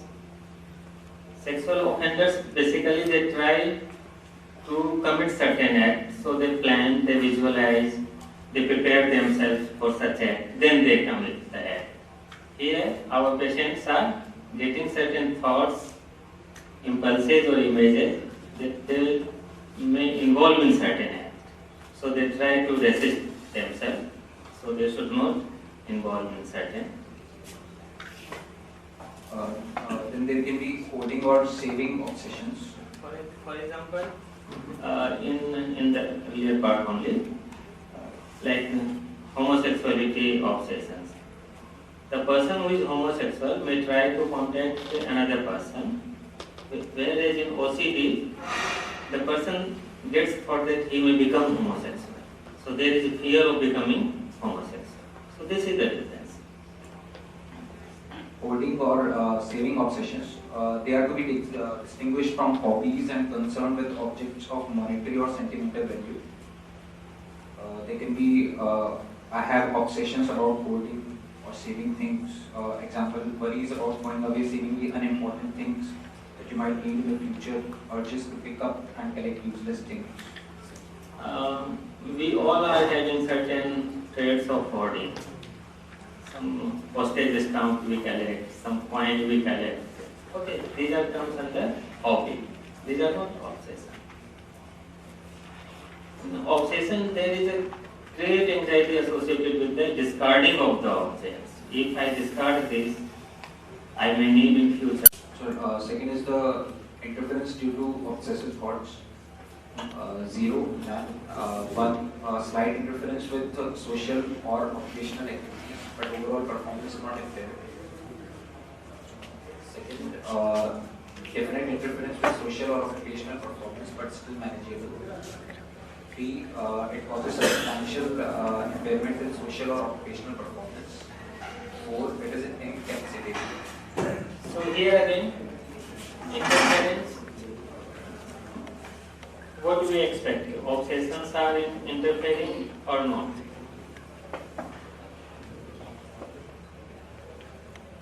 Interference, because they come against our will, they come repeatedly. अब अगर एक cashier count कर रहा है और उसे counting का obsession है, so he will keep on counting, and he will develop different ways of counting. ऐसे नहीं जैसे वो सीधे काउंट करेगा, कई तरीकों से काउंट करेगा, नए नए तरीके वो निकालेगा काउंटिंग के. So these obsessions, whenever they come, it distracts our attention. Suppose I am counting and again obsession came, counting is not perfect. So again I do. So whatever obsession will come, it will take, it will create lots of problem in our other thinking or actions. Suppose I am doing some mental work, if obsessions are coming, I will not able to do. For example, if you are writing a book or poetry, writing, so if some obsessions started coming, it will be very difficult to concentrate and write. We feel like if we are under stress, that time we cannot do study or other things. So same way, if obsessions are coming, it will be very difficult for us to continue the task in hand. First we have to do certain compulsions, so our obsessions get satisfied, we get relief, then only we proceed further. So interference, generally it is seen in terms of personal life, social life, occupational life. So same way in the history or psychiatric history also we take like a deterioration in social functioning, personal functioning and occupational functioning. Same way, so we record here. Third is the distress associated with obsessive thoughts. 0, none. Here, what do you mean by distress?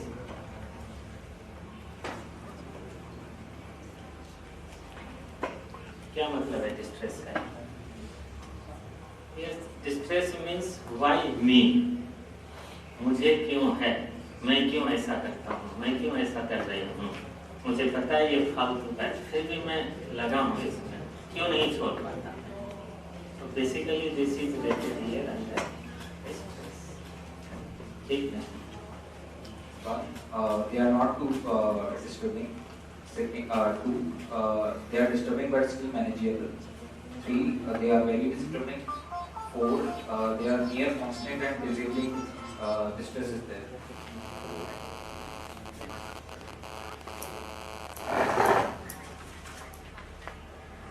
Resistance against obsessions.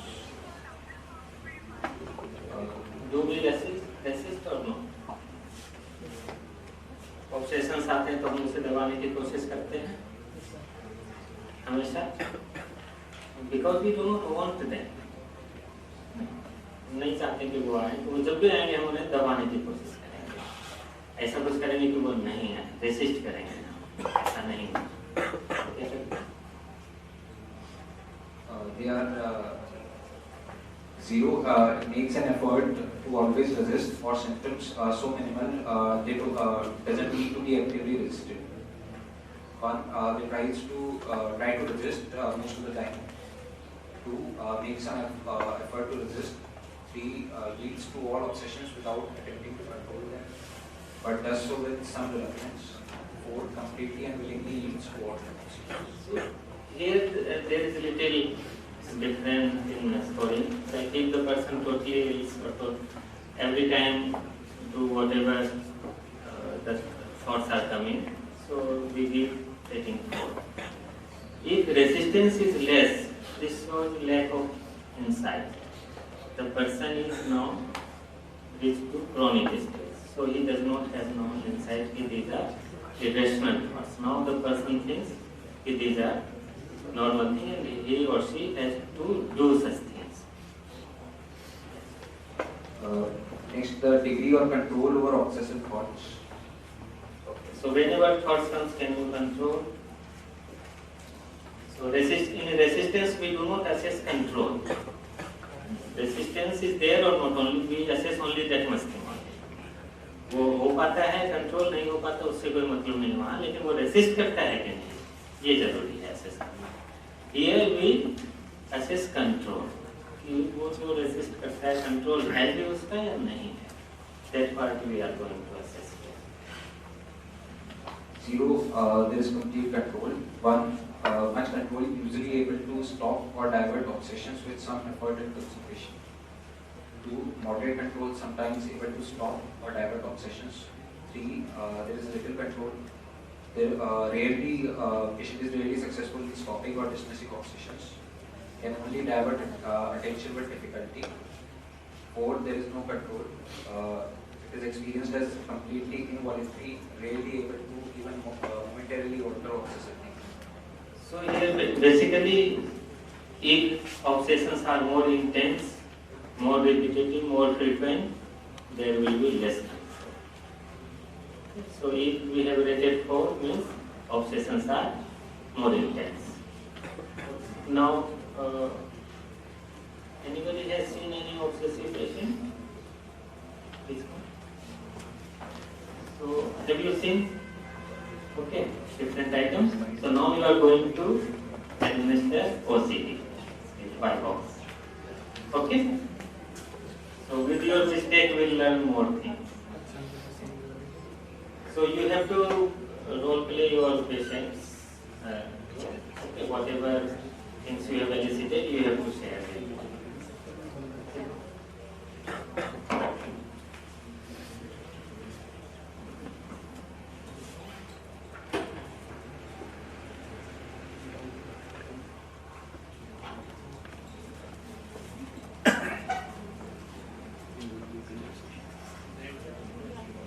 It's up to you. We generally can't feel comfortable directing us. So you spend 1 minute or 2 minutes. Understand? Can I? It's Dr. Dr.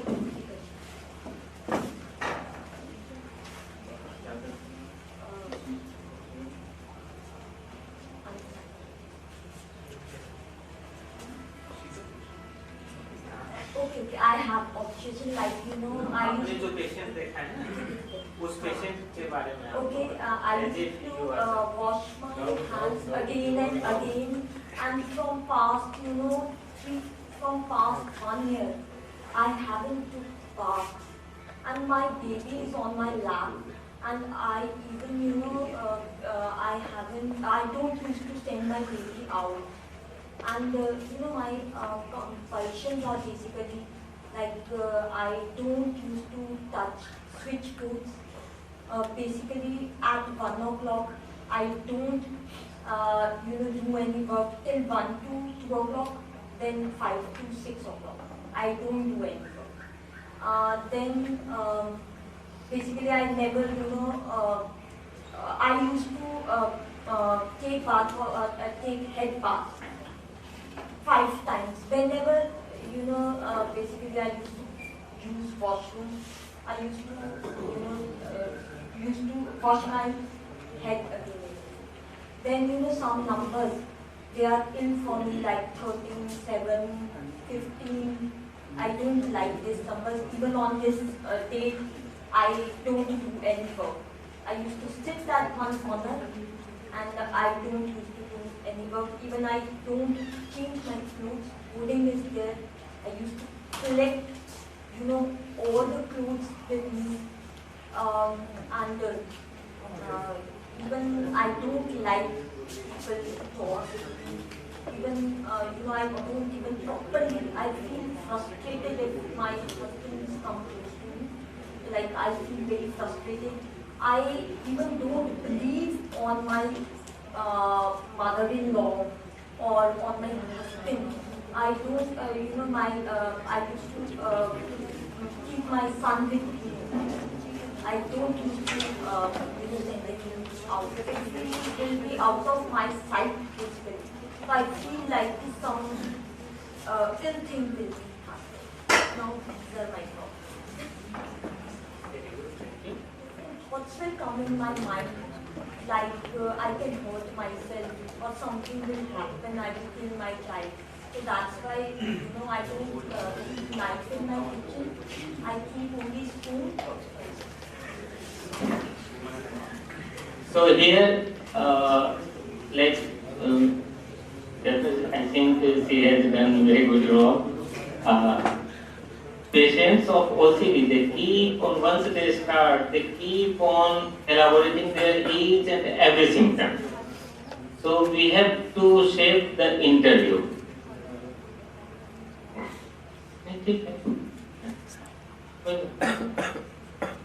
So our job is to shape our interview. Otherwise, lots of time will go in elaboration of the symptom, which has no use.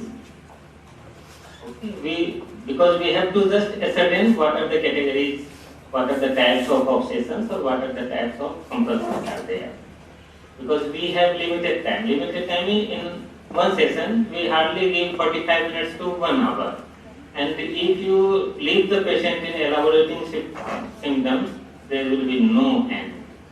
No end. Okay. And the second thing, while we are interviewing, like he has done good role also. like when we start talking with the patient, sometimes the symptoms are so funny as to it becomes very difficult for us to control our smile or laugh. So the same thing he has done, but with practice we have to control our smile. Why? Because it's not sharing, because the patient is not sharing the good experiences with us. The patient is sharing difficulty, problem with us. So we can't smile on their problem. We can smile with the patient, but we cannot smile on the patient. Okay? Good job. Then right. There's a list of some questions I have for you, and it's an exhaustive list. So, first, like you've already told me about fear of harming yourself and okay. Impulse, like again and again, whenever I You have any horrific images also during that time when you see a night? talking about mental images. Yeah, of people dying or people hurting, like dead bodies, blood. No. Any of those images No, that come to you? I used to eliminate those. No thoughts of, no images. But I used to do it. like the patient is very much vocal, so she has more or less elaborated most of the things. So you have to put those things in different categories, like aggressive obsessions were there or not. So you have to decide if it's there or not. Okay, contamination obsessions are there or not. So she has clearly mentioned different type of obsessions. So if something is left, you can ask about those category only with example. And for example, if she has not mentioned aggressive obsessions, so you can ask कि कभी ऐसा तो नहीं लगता कि मेरे से कुछ खून न हो जाए किसी का, गलती न हो जाए ऐसे कि नुकसान पहुंच जाए. With some example, with her background.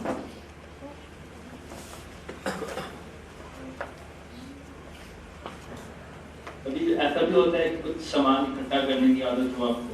बिल्कुल, एक साल से I am doing this thing जैसे कि क्या?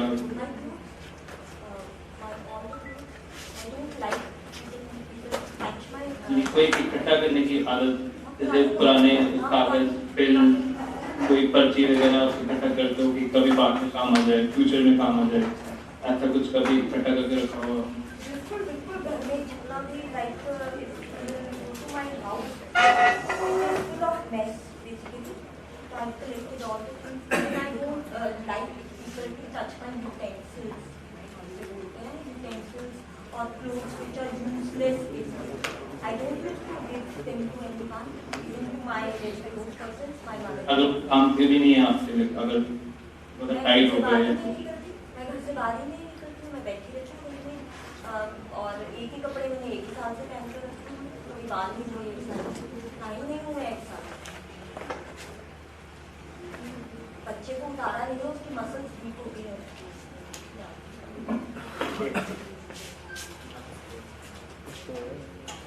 Thank you. Give him big hand.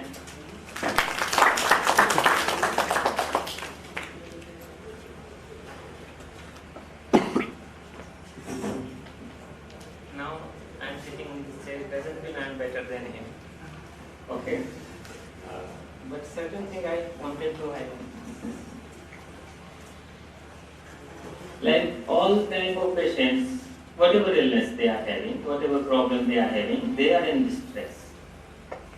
So first we have to establish rapport and show concern for the distress the patient is having. That is the basic quality of a person or a doctor. Even though as a layman, whenever we are listening somebody is sharing the problem or distress, we just listen and ऐसा होता है, मुश्किल हो जाती है, तो ये हमें जरूर बोलना है. When the patient is sharing कि her life is so miserable, तो हमें ऐसे वर्ड्स ढूंढ के निकालने होंगे, प्रैक्टिस करनी होगी हमें. Otherwise, rapport establish नहीं होगा and patient is not going to come again. And we have not helped. Second thing, while we are interviewing, whatever it could be assessment or anything, we should not keep head nodding. क्यों? Any idea?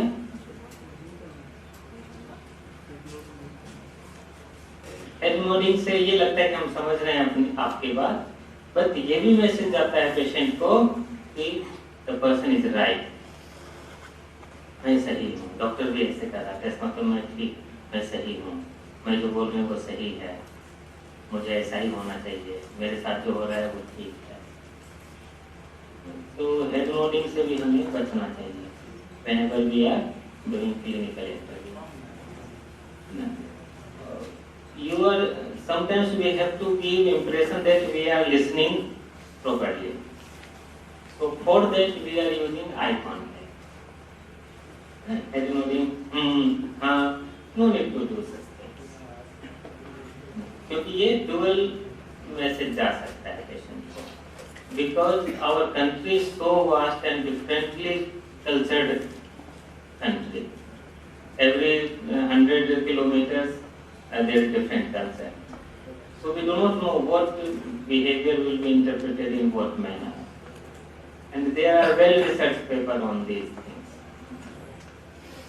बहुत ज़्यादा मुहा भी नहीं करना है, एक दो बार कर दी ओके, एक बार हेड नोडिंग कर दी ठीक है, लेकिन हमें we must be alert while we are doing interview, we are interviewing the patient, we must be alert that our verbal and non-verbal cues should not be given in that manner the person may misinterpret. Clear?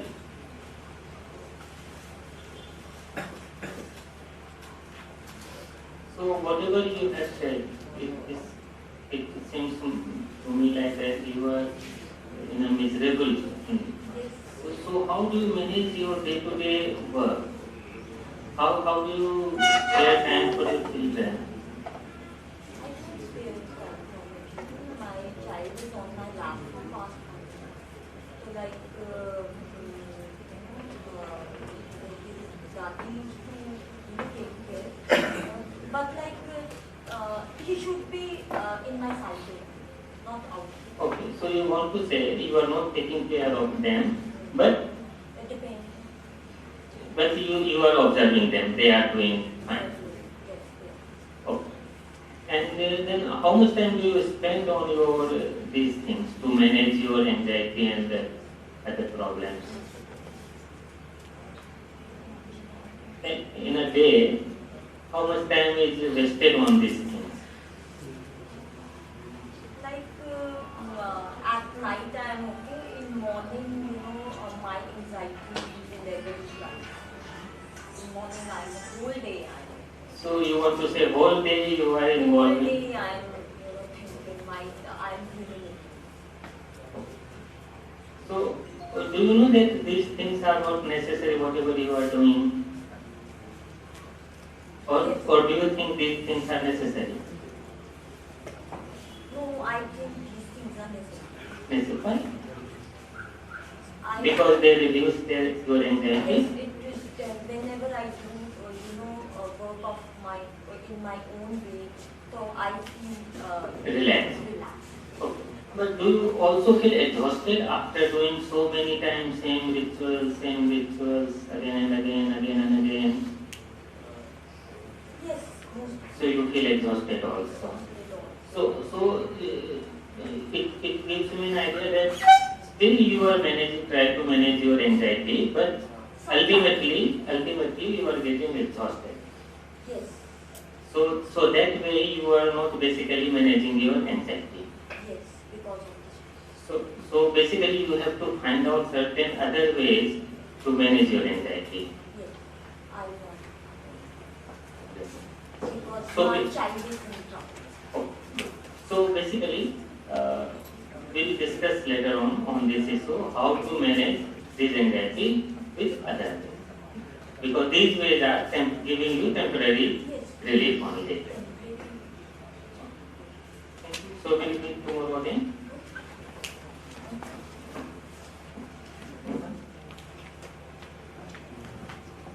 I want your observational skills.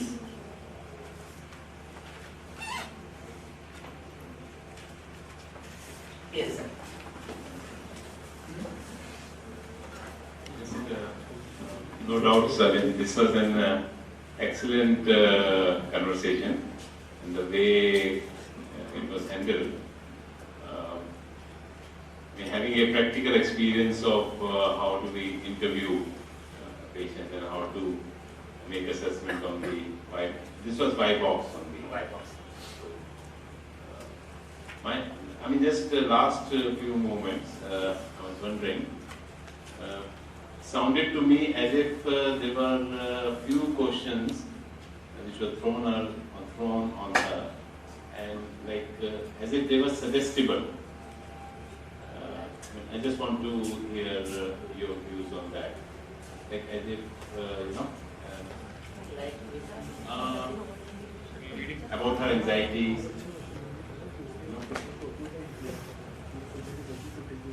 Okay, because anxiety is the part of illness. So we must highlight this thing to the patient, because we are not bothering about the content. She is bothered about content. I am not able to, I am getting such thought, that thought, this thought. We are not bothered. We are bothered about the anxiety, for which she is doing lots of compulsions.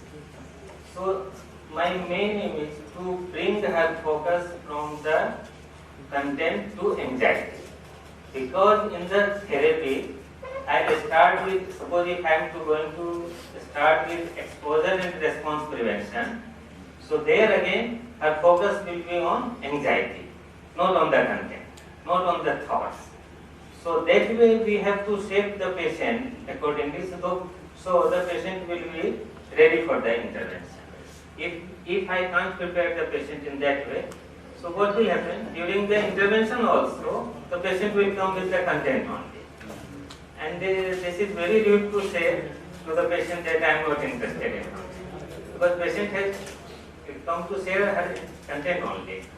But indirectly we have to shape the patient so they start talking about their anxiety, not about the content. So sounds to me like you have already finished with the interview, and now it is that preparing the patient, because I have to send the patient. And so before sending, being suggestible also doesn't make any difference. I mean, it's not a wrong thing to do. No. At that moment, Yes, because it's giving direction rather than. Because I am expecting the patient will come for intervention also, and to me only. So that way I have to prepare for the next session. So every time the patient should be prepared for the next session. Whenever we are completing one session, we have to, before winding up, we have to prepare the patient for next session. It's like assuring her that your anxieties will be taken care of. Definitely. You don't worry, you just relax. Yes, sir. How frequently would you like to call them? The way she explains the symptoms, it seems her patient is having severe OCD, severe level. So severe OCD, if she is staying nearby and afford coming alternate day, it will be better, otherwise weekly. So basically we negotiate with the patient. If they come alternate day, it's okay, otherwise twice in a week or on 5th day initially. Then weekly for longer period of time, at least 10 to 15 sessions weekly. Initially, frequent visits are required because the patient may not able to do the task, whatever I will give for homework. So if patient comes after a week, it means 1 week has wasted. So after 3 days patient comes, so it means only 3 days wasted. The problem is to motivate such patients who as such never had much insight to begin with. This is actually a very big task for the clinical psychologist or psychiatrist, those who are performing CBT. The moment you say come on alternate days, you start. No, so that's why I told. It is negotiation between therapist and the patient. Would it not be better to admit such patients? Admit, yes, if the patient is ready. For example, patients who are not having insight or poor insight, they must be admitted. Without the admission, because they don't think that is necessary, the intervention is necessary, because their rituals are necessary for them. other patients, those who are having insight, they think their rituals are irrelevant, not necessary, unwanted, but they are compelled to do, they are forced to do. Here patients are thinking, no, this is must, they have to do. So they must do it. So when the patients are admitted, then the strategy of treatment will be different. Because there you have to see every day at least for 2 hours. Then only it will be possible. Because lack of insight is very difficult. And I think patients are also on antipsychotic, those who are on having lack of insight. So they must be put on antipsychotic, then only it will be possible.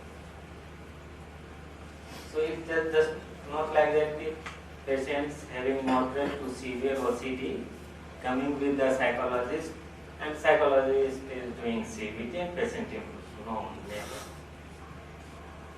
कभी नहीं ऐसा.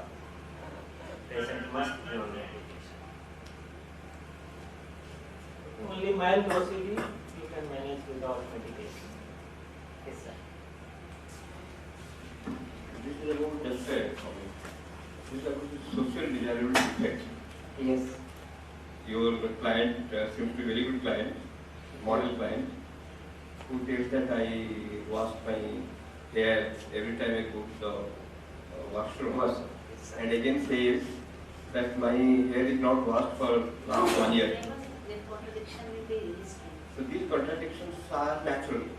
I don't say that she wants to. We should not challenge those contradictions. Yes. Swiftly we have to get proper information. Yes. Swiftly, not. So now in a gathering like this, even if I would have been in that setting, I would have told many things like that. Yeah. Because of social desirability effect. It reminds me Yes, with forensic interviews, which was being conducted in Germany for the first time, when they tried to interview children who are being abused, physically abused, raped. When they speak many things because of the kind of trauma they face. yes. Because of trauma, they cannot focus on any particular thing, so they keep on telling many things.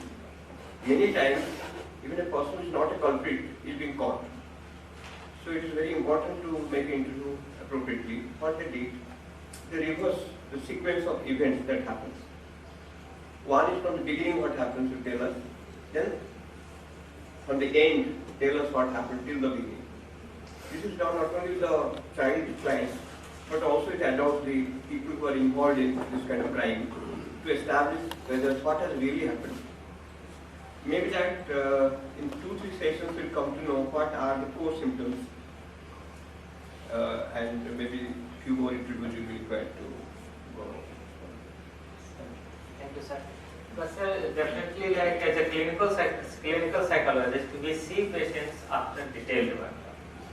So already either psychiatric or clinical psychology trainees, they do detailed workup. So there everything means chronological way of development of symptoms and dysfunction and other things. So we take those information from there. We do not re-interview those. Day for me at least, I think hopefully for others also must have been. And now there's not too much of distress, but a little bit of concern, Hence I am going back a little bit in making some arrangements. So I'll do one thing. First of all, I'm inviting Dr. Professor Khosla from Subharti Medical College. He's HOD, Professor and HOD in Pharmacology. And he's one person who's got keen interest with psychiatry, and when we always talk about various research projects which possibly we can do. So just to invite him, and I would invite him to deliver bouquets to Dr. S.P.K. Jaina. Hence I'm saying going a little bit backward,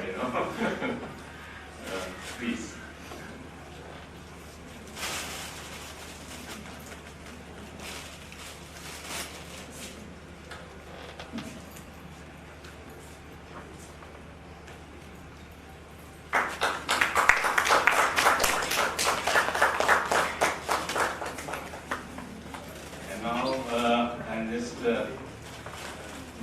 Costa for Dr. Gauri Shankar to just deliver him a bouquet. किसी के पास कोई वो photo करनी है क्या?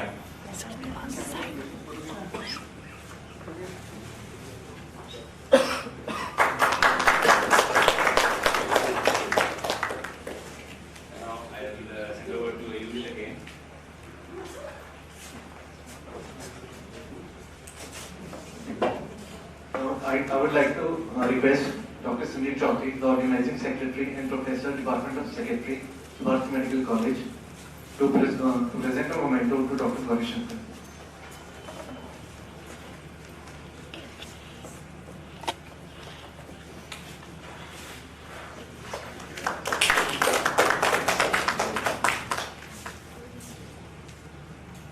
Now I will request you to present a memento to Dr. Aarti.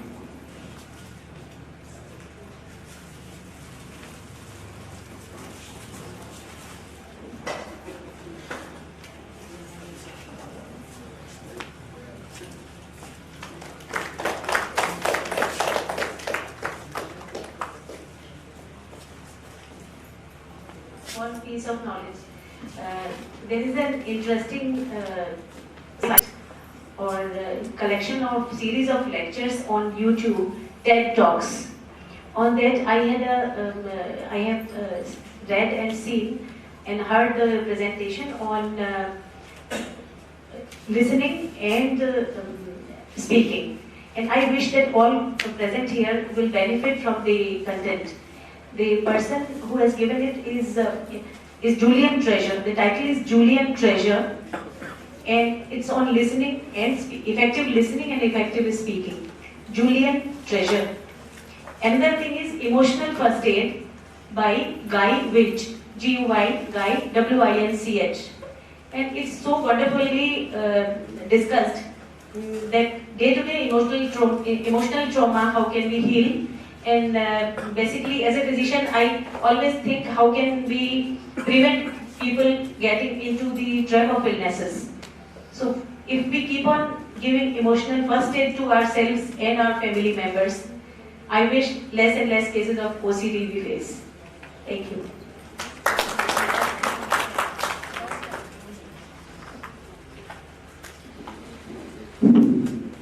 Now I would request Dr. S.P.K. Jina to present a memento to Dr. K.D.S. Sudarsana.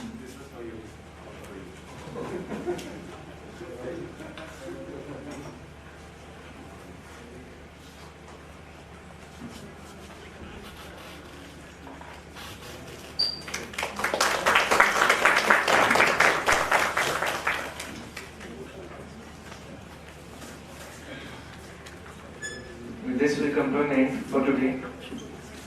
I request you all to regather here tomorrow at 2 p.m. for talks by Dr. S. Sudarsana and Dr. Gauri Shankar. Have a great evening. Welcome you once again to the third day of the first ever workshop on OCD and related disorders with special focus on cognitive behavior therapy. Today we have two sessions. The first session is the continuation of the last day's session by Dr. Gauri Shankar, and the second session is by Dr. Brigadier Sudarsana. He'll be dealing with OCD and related disorders that have not been discussed as yet. After Dr. Jaina's elaborate and extensively researched talk and Dr. Gauri Shankar sir's very interesting and interactive session, I'm sure that all of you are waiting eagerly for the program to proceed. And I would not take much of your time, and I would invite Dr. Gauri Shankar sir to continue with the session.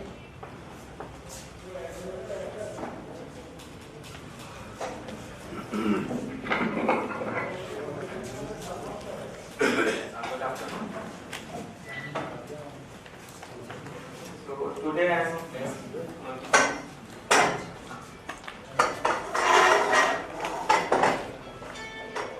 CBT or OCD.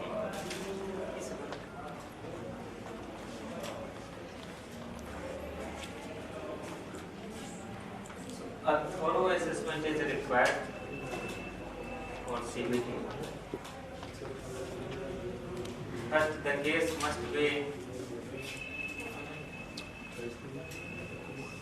detailed workup, has been done.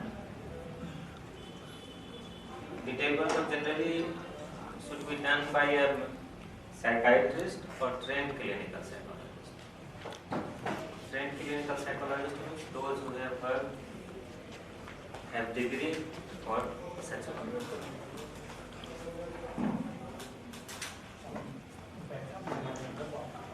So until unless the case is discussed completely with the consultants, no therapy should be started, even though the symptoms are very clear. So suppose in your clinic or in your private practice, you see a patient suffering from OCD, you should not start administering just Y-box and then giving therapy. There might be some other problems.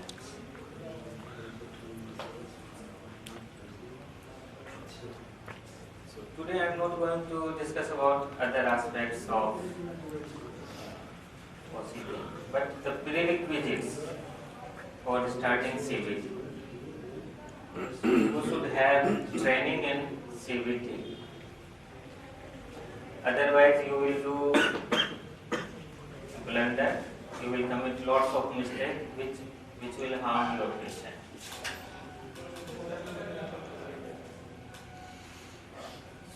That's why I am going to discuss basic things of CBT, not very high things.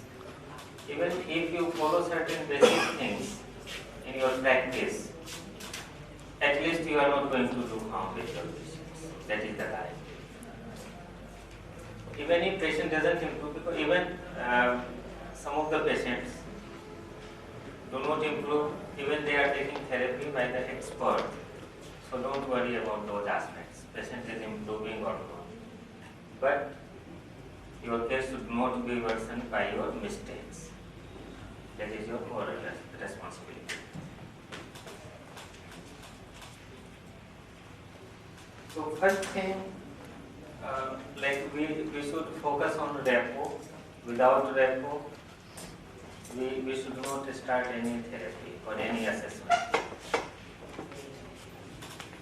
To establish repo is not a very difficult task. So we have patients.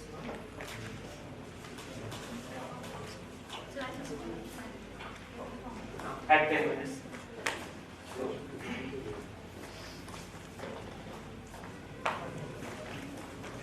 Everybody in psychology or psychiatry talk about repo. So let me check your understanding about repo. Just check what do you understand by repo.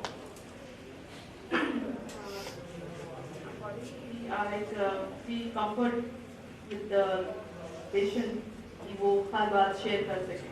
ठीक है, patient को comfortable बनाना ताकि वो आपके साथ. Very good. ठीक है. Like it's very necessary. Basically, introduction is very necessary. If we will, yes. If we will not introduce each other, how come we can disclose our very personal things about us.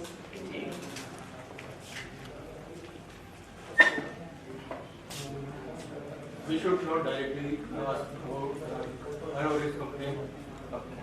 First, we should ask about herself original gender introduction, and we should tell about your my doctor's or my contribution, and then gradually we should ask about the problem. Okay, that is okay, but suppose the patient is from a rural background, so then so much introduction is not required. So if you are telling your qualification, patient will not understand. We can ask about his family or okay. So what you can do to start to establish rapport?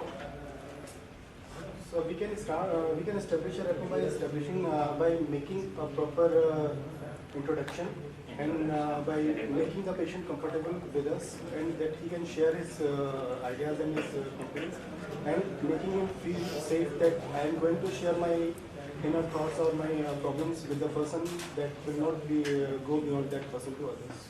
Very good. So you will ensure about confidentiality also. You will assure your patient about confidentiality. Basic introduction also involving the social cultural educational background, he will know about that, and it will we have to develop a confidentiality, and it will help to get in a comfort zone so he can be easily expressive of himself without being judgmental of his problems. So you have highlighted non-judgmental attitude. Very good. So things are coming up.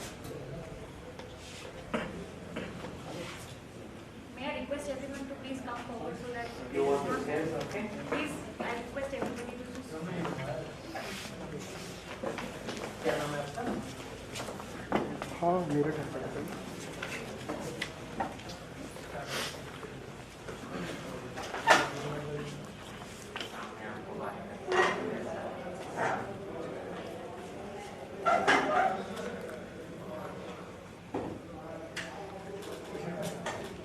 मेरे बारे में बताएंगे ऐसे जो बीमारी आपको है उस तरह की बीमारी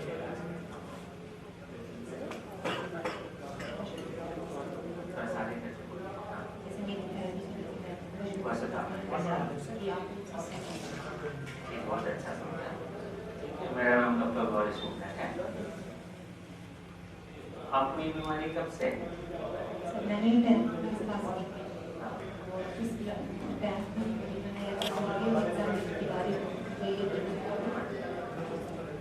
तो तब से आप इलाज करा रहे हैं?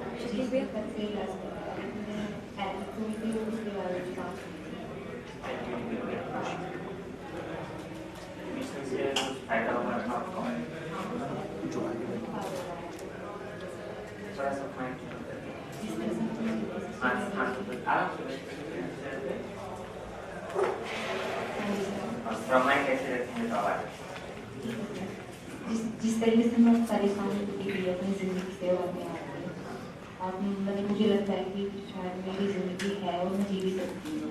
उम्मीद सही है और मतलब उम्मीद ही नहीं है सर, मुझे बहुत ज़्यादा मतलब मैं ये भी सोचती हूँ कि बहुत ज़्यादा फायदा भी है। अभी आप एडमिट हैं या नहीं सर, मेरी छुट्टी हो गई 2 अक्टूबर को, मैं डिस्चार्ज ले गया था मेरे सर, बट मैं दवाई भी नहीं पी लिया, मेडिसिन ट्रीटमेंट है। यहाँ से कितने दूर है आपका? जिस मेरा घर यहाँ से 12 किलोमीटर।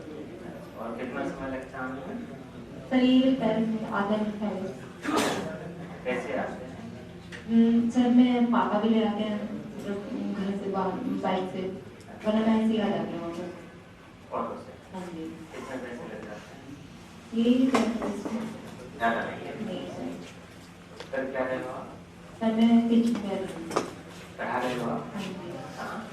यहीं पर जाके अलिया स्कूल है, मतलब मेरी बात हुई है, पहले गाँव में था कॉलेज था, लेकिन अपनी हायर टेस्ट हो रही हूँ। तो पढ़ाने में अच्छा लगता है? हाँ जी। मुश्किल होती है इस बीमारी की वजह से पढ़ाना? हाँ सर, वो मतलब अभी भी है वो जरा बताएंगे क्या मैं कोई भी काम करती हूँ तो काम को करने से पहले मेरे दिमाग अजीब से विचार आते हैं, ऐसा लगता है कि ये करने से शायद कुछ हो जाए, अनर्थ हो जाए, मतलब मुझे, और मैं बहुत डर जाती हूँ। हाँ मतलब घर में जिससे मैं सबसे ज़्यादा करती हूँ, प्यार करती हूँ, अपने घर में भाई बहन है, ये चीज़ है, तो मुझे लगता है कि मतलब मुझे तो चाहे कुछ हो जाए, मुझे अपनी चिंता नहीं है कुछ भी, पर जिसे मैं बहुत ज़्यादा प्यार करती हूँ, नज़दीक है, उसे कुछ नहीं होना चाहिए। जिसके घर से कोई जाता है तो ऐसा लगता है कि शायद रास्ते में इसकी डेथ हो जाएगी या मतलब कोई एक्सीडेंट हो गया, उसे चोट लगेगी, इस तरीके से मतलब मेरे दिमाग में ऐसे विचार चलते रहते हैं अभी भी। बट मैं पहले सर कंट्रोल नहीं कर पाती थी, अब मुझे मतलब 100 में से बिल्कुल ऐसा लगता है कि 7% आराम में कंट्रोल कर पाती हूँ। तो आप विचारों को कंट्रोल करने की कोशिश करते हैं? हाँ सर। तो कैसे कंट्रोल कर पाते हैं बताएंगे जरा? हाँ जी, वो भी मतलब जैसे मैंने बोला था कि ये तो एक जैसे मुझे थेरेपी दी गई थी कि ऐसा नहीं हो सकता, अगर तुम्हारे सोचने से जो होना है वो तो होना है, आपके सोचने से कुछ नहीं होता है, बस ये है कि आपकी जो ये बीमारी है आप इससे इतना डरे हुए जैसे मतलब एक बार किसी तरीके से हो भी जाती है तो आप ये सोचते हो कि शायद आपकी थिंकिंग से हुआ है सब, और मुझे ऐसा सर लगता भी है। बट अब मैं जैसे मैंने कोशिश की थी, अब बहुत ज़्यादा कोशिश की थी, तो कुछ बातें हुई भी हैं और कुछ नहीं हुई है, तो तब से मेरा बिल्कुल थोड़ा सा विश्वास सा हट चुका है। ऐसा लगता है कि शायद ये मेरी बेवजह की वो मतलब सोच है इस तरह की, और मैं उस सोच पे हट भी नहीं पाती थी। बट अभी भी सर बहुत सी बातें ऐसी हैं कि जो मुझे बहुत ज़्यादा परेशान करती हैं, मैं इस बीमारी की ओर को खींच जाती हूँ, पर मैं कंट्रोल भी बहुत करती हूँ। तो ये डेप्थ के अलावा और भी दूसरे विचार भी हैं? हाँ सर। वो सबके सामने बताना चाहेंगे या बाद में? बाद में हाँ जी। एक चीज मैं पूछना भूल गया, आप सुबह कितने बजे आए थे यहाँ? मैं आज सर आप तो मैं लेट आई थी, 1 बजे के करीब आई थी। एक? हाँ जी। तो खाना पीना खा के आए हो ना? हाँ जी, अभी ठीक है। तो जो भी आपकी समझ बढ़ी है उससे आपको कितना फायदा हुआ? सर उससे मुझे बहुत फायदा हुआ है। जो फायदा मतलब पहले जैसे मान लो 100 में 100 थी परेशानी जी, तो अभी कितनी है? अब सर 100 में सर मतलब इतनी तो है सर, 70 और 80 पे तो आ चुकी है 100 से। 70-80? हाँ 20 से 30% कमी आई। हाँ जी हाँ जी। 1 रुपये में 20 से 30 पैसे की कमी है। जो अभी आपने परेशानी बताई है और जो परेशानी नहीं बताई, दोनों में ज्यादा कौन सी परेशानी है? बस सबसे पहले तो यही परेशानी थी जो मैंने आपको बताई है। जो परेशानी आपने नहीं बताई है उससे कम मुश्किल होती है आपको? हाँ जी, उससे तो मैं कर भी लेती हूँ, लेकिन ये तो बहुत ज्यादा परेशानी थी। डेथ वाली जो है ये ज्यादा। हाँ सर। तो जिनसे कम परेशानी वो चीज आपको बताने में मुश्किल हो रही है। हाँ जी। वो पर्सनल जैसी है। वो अपने वसुधा जी से बात की थी उसके बारे में? जी सर। उसके बारे में कर रहे थे। हाँ जी। तो अभी जरा मैं और जानना चाहूँगा, ये जो परेशानी होती है आपको, किस वक्त ये सबसे ज्यादा आपको मुश्किल होती है? क्या करते रहते हो आप कि उस वक्त सबसे ज्यादा मुश्किल हो जाती है, डेथ वाली चीजें ज्यादा आपको? ये सर मतलब मैं कहीं बाहर जाऊँ तो तब ऐसा लगता है कि बाहर जाने? हाँ जी, मैं यहाँ पे आई हूँ तो ऐसा लगता है कि शायद मैं यहाँ पे आई हूँ, कुछ अंदर घर ना हो जाए, या घर के कोई भी मेंबर बाहर जाता है तो तब ऐसा लगता है ज़्यादा कि शायद इसके साथ कुछ होना जाए। तो इस तरीके से मैं एक तो आप बोलते हो जब आप घर से बाहर जाते हो तब आपको मुश्किल होती है। हाँ जी, घर से बाहर जाने पर। और उसके अलावा जो हमारे घर से मेंबर वहाँ जाते हैं उनके साथ ऐसा लगता है कि शायद उनके साथ कुछ मतलब घटना ना घट घर का कोई अगर बाहर जाए। हाँ जी।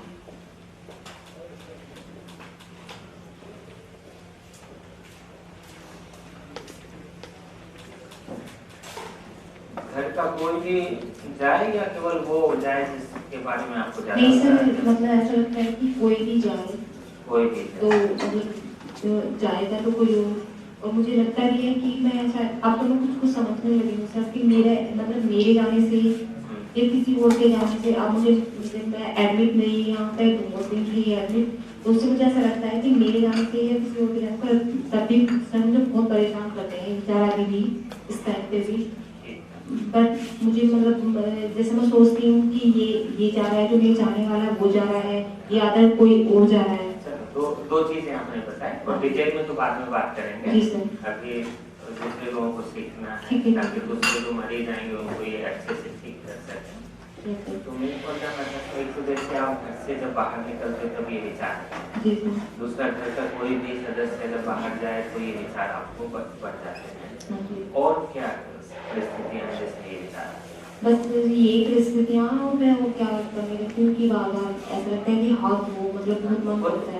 वो समझेंगे हम। हाँ जी। और कभी ऐसा होता है जैसे जब बाहर आ गए, हाँ जी, ठीक है, अब मान लो आप क्लास में पढ़ा रहे हो, उस वक्त भी कभी ऐसा होता है कि विचार आते हैं? हाँ सर, ये भी आते हैं, मतलब कुछ काम कर ये बोलते हैं कि बिजी रहने से विचार हटते हैं थोड़ा, मतलब अगर बिजी रहो तो ध्यान इनसे हटको तो लगता है, लेकिन सर बार-बार मतलब इतना परेशान करते हैं कि बहुत मुश्किल हो जाता है। लेकिन अब मैं थोड़ा करने लगी हूँ, स्टार्टिंग में तो मेरे साथ तो कभी ऐसा भी होता है घर में आप जैसे किचन में कर रहे हो काम? हाँ सर, किचन में कुछ कर रहे हो तो विचार आने लगे? ऐसा लगता है कि मतलब कुछ चीज रखी से बार-बार टच कर और बार-बार टच करने से शायद ये मौत के विचार, हाँ और फिर हाँ जी हाँ केमिकल बात कर रहा हूँ। हाँ हाँ जी ये मतलब ऐसा लगता है कि अगर तू चीज को 2 बार टच करेगी तो शायद रुक जाएगा ये। वो तो तरीका निकाला ना। हाँ जी उस सो तरीके की बात में बात करें। ठीक है सर। ठीक है, अभी मैं केवल जानना चाहता हूँ किस किस समय किस किस परिस्थितियों में ये विचार आते हैं। ठीक है, और बस ये जैसे घर में आप कोई भी काम शुरू करो, बाथरूम में जा रहे हो, किचन में जा रहे हो, पढ़ने के लिए जा रहे हो, घर के अंदर ही हो। हाँ जी नहीं सर, जैसे मैं घर में पूजा के लिए जाती हूँ, सुबह शाम पूजा करते हैं तो तब ऐसा लगता है कि अगर तूने इस मतलब दो टाइम से ज्यादा पूजा कर ली या मतलब बिना हाथ मुंह धोए या अच्छे से नहीं धोना, उस तरीके 2 बार हाथ नहीं धो के पूजा कर ली तो भी हाँ जी तो भी कुछ अलर्ट हो जाएगा, इस तरीके से लगता है सर। तो अब मैं ये और जानना चाह रहा हूँ कि और कौन कौन सी परिस्थितियाँ हैं जिसमें ये विचार आपको आ जाते हैं? सबसे ज्यादा तो यही परिस्थितियाँ हैं। कभी ऐसा होता है जैसे मान लो घर में बात कर रहे हो आप किसी से, जी तो बात करते करते ये विचार एकदम से आ जाते हैं? नहीं सर ऐसा नहीं कभी ऐसा होता है टीवी देख रहे हो, देखते देखते विचार आने लगे? नहीं सर ऐसा एक मैं मतलब जैसे डेड बॉडी पड़ी जाती है किसी की, कि कोई भी हुआ मतलब किसी की डेड बॉडी देखूँ तब मुझे ऐसे उसको देखते ही तुरंत ऐसा लगता है कि शायद उसकी ना हो, शायद मुझे मतलब कोई ऐसी मौत की टीवी में खबर आ गई, कुछ आ गई तो तुरंत से आपको ये विचार आ जाता है? हाँ सर मैं नहीं देखती इस तरीके से, और जो सीरियसली इसमें तो मैं मतलब नहीं देख पाती। तो ये तो ऐसा भी होता होगा ना जब आप किसी से बात कर रहे हो, उसमें किसी ने चर्चा कर दी, वो उसकी मौत हो गई तो फिर आ जाते हैं? नहीं सर मतलब चर्चा करने से कुछ नहीं, बट मैं देख नहीं सकती।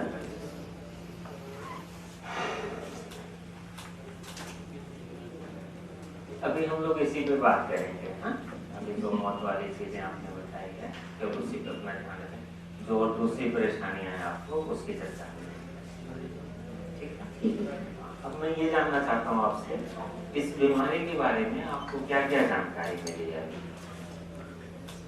अभी तक सर मुझे तो बस मैम ने यही बताया था कि अगर तुम ये एपिसोड तरीका अपनाती हो, मतलब घबराहट तो मुझे हर तरीके से होती है सर, हर तरीके से। हाँ जी ये विचार आते हैं तो तब भी ऐसे होता है। और अब तो मुझे जब से मैं एडमिट रही हूँ, मेरी छुट्टी हुई, यहाँ पे डिस्चार्ज होकर गई थी, तब से तो मुझे काफ़ी नॉलेज हो चुकी है कि मतलब मैं रोक भी पाती हूँ, रोक भी लेती हूँ सर। माफी चाहूँगा जी सर।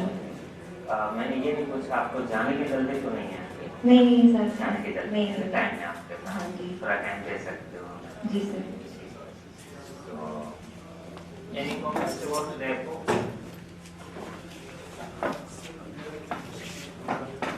बीच में इन लोगों से भी मैं बात करूंगा जो ये डॉक्टर्स बैठे हैं, कोई दिक्कत नहीं है? नहीं सर। Any comments?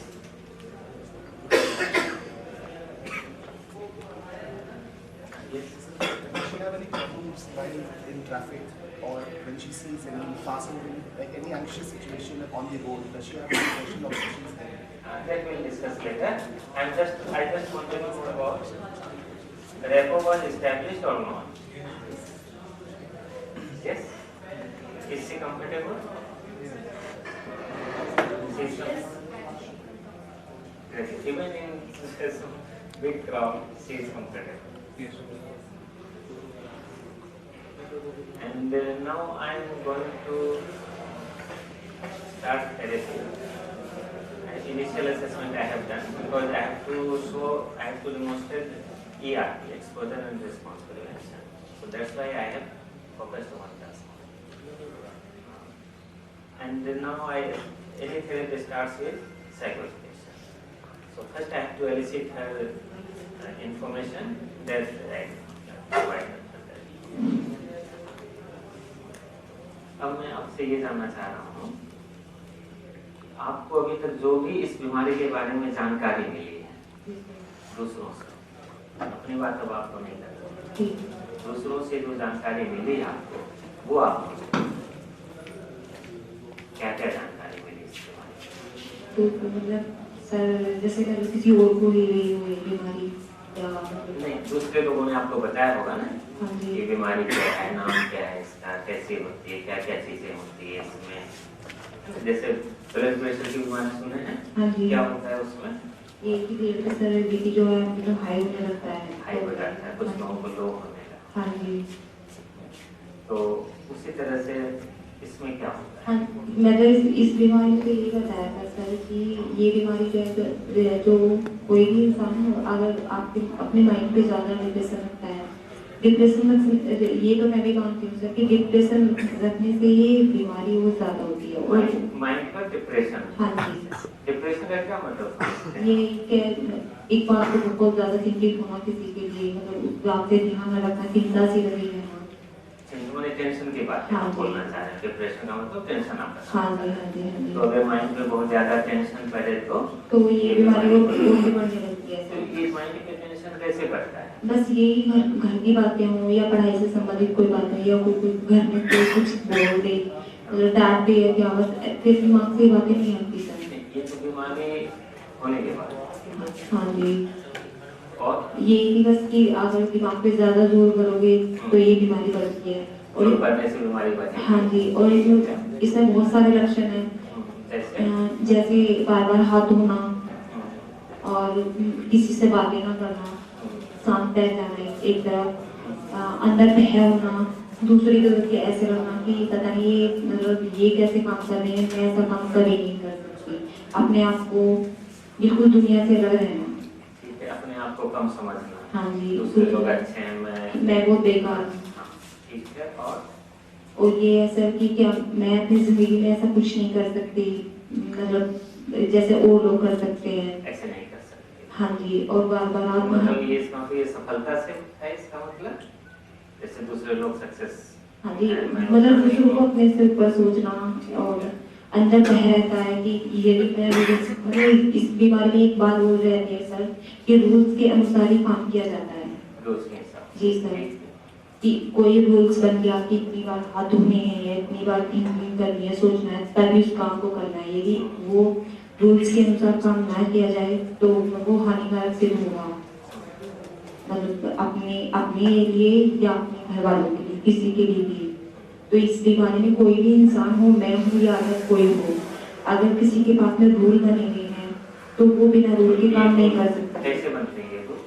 सर यही रूल बनते हैं जैसे कि बार बार गिनती से गिनना या बार बार 2-3 बार हाथ धोना। कैसे बन जाते हैं ये रूल? पहले किसकी वजह से बनते हैं? इसी की वजह से बनते हैं सर, जैसे मौत है, जिसकी बीमारी है वो बनाता है रूल या नहीं सर? थोड़ी स्टॉप देने के लिए ऐसे हो जाता है कि फिर हम जिस तरीके से इस बीमारी को रोकते हैं तो रोक तो हम पा नहीं सकते से, तो हाँ सर बिल्कुल नहीं रोक पाते, जो दिमाग में चलता रहता है। तो हम क्या काम करते हैं कि 2 बार हाथ धो लो तो ठीक हो जाएगा शायद। और ये इस तरीके से रूल बनते सर इतना बन जाते हैं कि आज मतलब हम बिना रूल के काम नहीं कर सकते। अगर हमें कोई आके बोले कि हमें जैसे कि मेरठ चलना है, आज चलना है, अभी चलना है सर, नहीं मैं अभी नहीं जाऊंगी, चाहे वो मतलब कोई भी हो, घर का क्या भी। रूल की बात समझ में आ रही है। हाँ जी। इलाज के बारे में बताइए।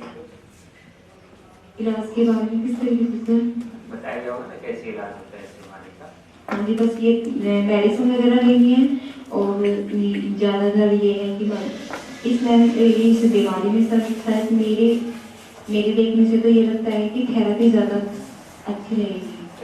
जी सर। तो मेडिसिन क्यों लेनी चाहिए और क्या काम करती है? मेडिसिन से तो ये होता है जैसे हमें घबराहट हो रही है, बहुत ज़्यादा घबराहट हो रही है, या हाँ जी, या डर लगता है तो और पेन होता है सर में बहुत ज़्यादा सोचने से, मेडिसिन से वो हाँ सर। और थेरेपी में मैं ये बताती हूँ कि हमें किस तरीके से, मतलब हम किसी और की बात नहीं मानते सर इसमें, चाहे हम हमारे फादर कुछ कहें या मदर कुछ कहे और उन पर गुस्सा आता है बहुत ज़्यादा, बट मैम जब हमें समझाती है अंदर ले जाके तो उससे हमारे दिमाग माइंड पे बहुत फर्क पड़ता है। अब एक बात और बताओ। जी सर।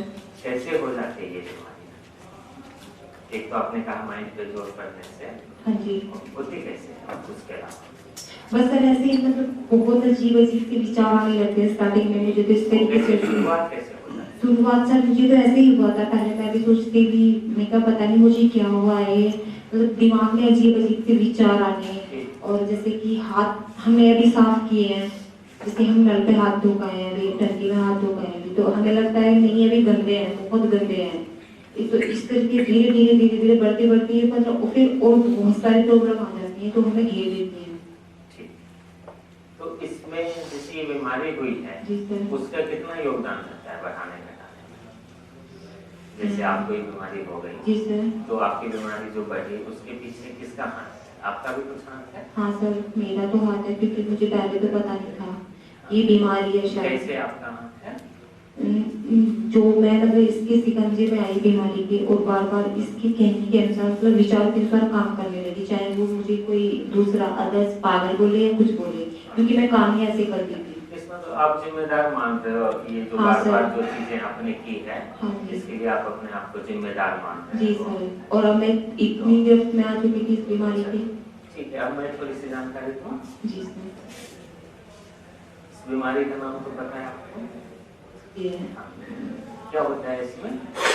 विचार आने वो जाने परेशान करना, विचार का आना।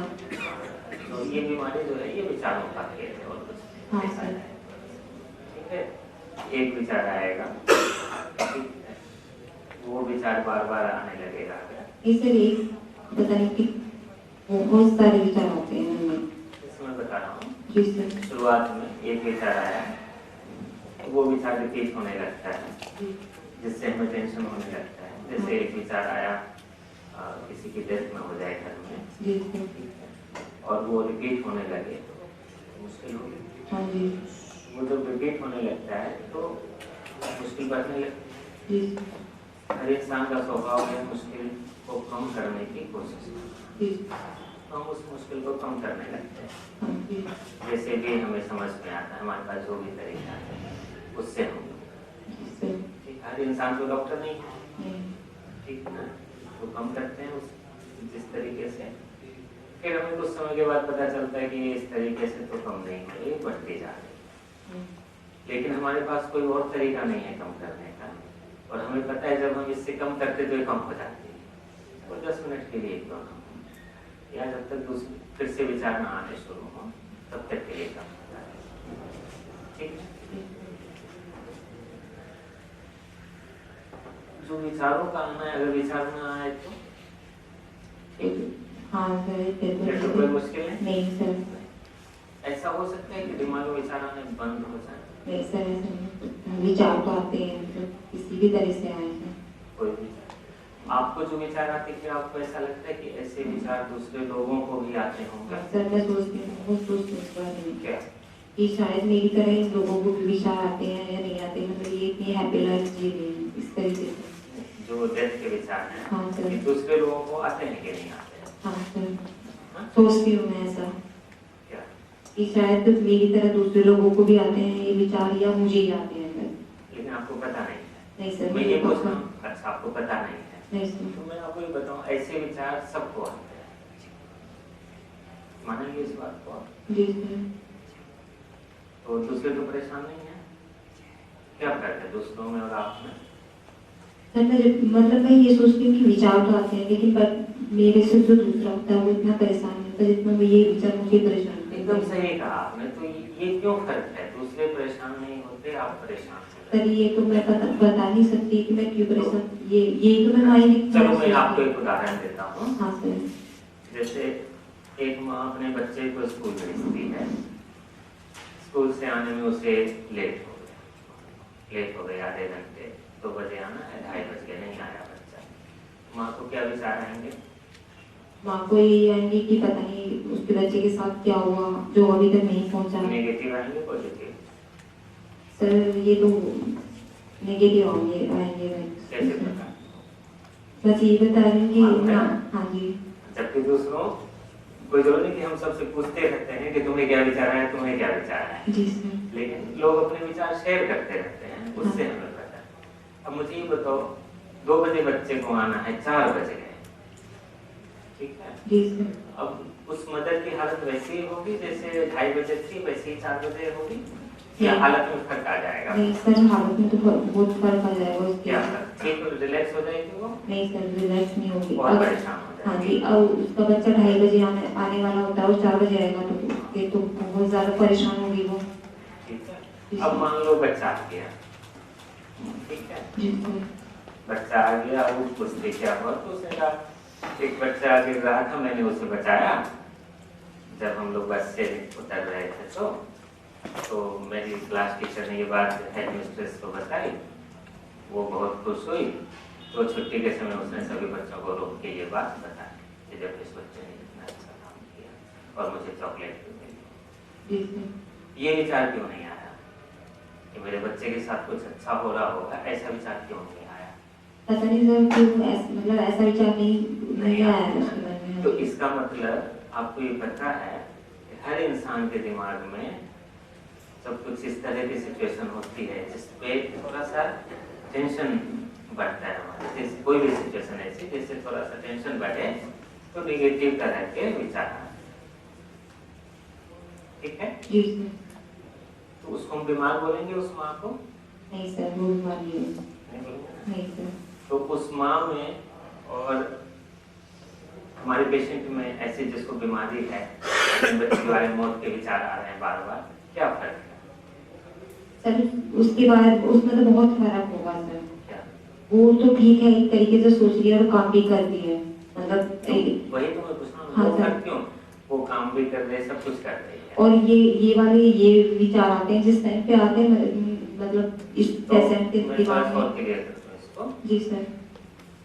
अगर किसी माँ को ये विचार साल में एक बार आए, ठीक है, एक दूसरी माँ है उसे हर महीने आए, मतलब साल में 12 बार आए, एक तीसरी माँ है जिसको हर हफ्ते आए, मतलब साल में 52 बार आए, ठीक है, एक और माँ है उसको रोज आए, दिन में 1 बार आए, ठीक है, और एक माँ है उसको हर घंटे आए।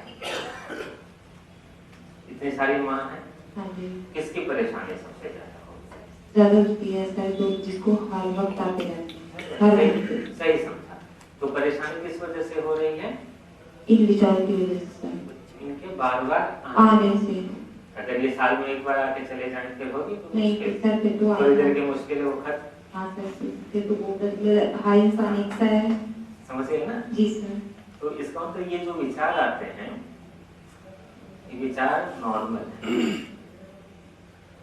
नहीं सर, फिर वो तो हम भी जानते हैं, जैसे घर में बातें करते हैं सब कि विचार तो सबको आते हैं। ये है मानसिक स्थिति कि कोई उस पर कंट्रोल कर पाता है, कोई नहीं कर पाता है। ये वो बोलते हैं, हमारे चाचा जी वो बताते हैं। कौन कंट्रोल कर सकता है? बस जो अपने माइंड से मजबूत है और अपने माइंड को या अपने डर को अंदर कंट्रोल कर पाए। मैंने आज तक नहीं सुना, अगर आपने सुना हो तो बताना। कोई भी माँ ये मन को मजबूत नहीं कर पाती अगर बच्चे को आने में 1 घंटे 2 घंटे लेट हो जाए कि नहीं मेरे बच्चे के साथ अच्छा हो रहा होगा, नहीं कर पाती। तो कौन से लोग ऐसे हैं दुनिया में जो कंट्रोल करते हैं, वो मैं सुनना चाहता हूँ। बस सर हैं जो घर में जैसे जो हम विचारों के अनुसार ये काम करते हैं, डरे से रहते हैं, मतलब हमें बोलते हैं। कौन से ऐसे लोग हैं दुनिया में? ऐसे लोग हाँ जी, हमें जो हमें डांटते हैं इस तरीके से करते हैं, तो उनसे मुझे ऐसा लगता है कि पता नहीं कि दिमाग मतलब मन को तो अपने कंट्रोल में किया जा सकता है, ये सबसे पहली बात है। और तुम हो कि मन के साथ साथ चलते हो। यही मैं कह रहा हूँ ना, मन को कंट्रोल में जो करने की बात आप कर रहे हो, इन विचारों को आने से रोक दो, हाँ जी, ये कहना चाह रहे हो ना आप? हाँ जी। तो ऐसा नहीं सर, ऐसा मेरे मतलब मुझे तो नहीं हो सकता। क्या दूसरे लोगों में है ऐसी शक्ति? सर मैं तो सोचती बस, मतलब मुझे पक्का तो पता नहीं है। पक्का पता नहीं, तो यही मैं कह रहा हूँ। अभी जो मैंने उदाहरण दिया जी सर, माँ का, सभी माँ के साथ ऐसा ही होता है उस सिचुएशन में, ठीक है? जी सर। और हम लोग मोरलेस एक जैसे हैं, हाँ जी, थोड़ा बहुत फर्क है, कोई ज्यादा स्ट्रॉन्ग है, कोई ज्यादा कमजोर है, ठीक है, लेकिन इस एक दूसरे से पूरी तरह से अलग नहीं है। ऐसा नहीं है कि हम लोगों में से कुछ लोग अपने विचारों को कंट्रोल कर लेते हैं, कुछ लोग कंट्रोल नहीं कर पाते, ऐसा नहीं। क्यों? क्योंकि ये जो विचार आते हैं ये अपने आप आते हैं, ये तो आपने महसूस किया है। हाँ जी। ये आपको बताते हैं पहले कि मैं अब आपको नहीं सर, बिना ये बोलते हैं ना कि बिना हाथ पैर के विचार, वो विचार आते हैं जिनकी हम तुलना हम लोग उस पर बात करेंगे। हाँ, लेकिन मैं ये पूछना चाहता हूँ, ये आपको बताते हैं कि मैं नहीं सर, नहीं सर, पता ही नहीं चलता। तो कैसे कंट्रोल करता है? अचानक से आते हैं, बोलते हैं कि बहुत बोलते हैं कि जब विचार आ जाए उस पर कंट्रोल करो, उसे ध्यान मत दो, दूसरे काम में लग जाओ। पर सर हमसे नहीं लगा जाता। किसी से नहीं हो सकता ये, क्यों?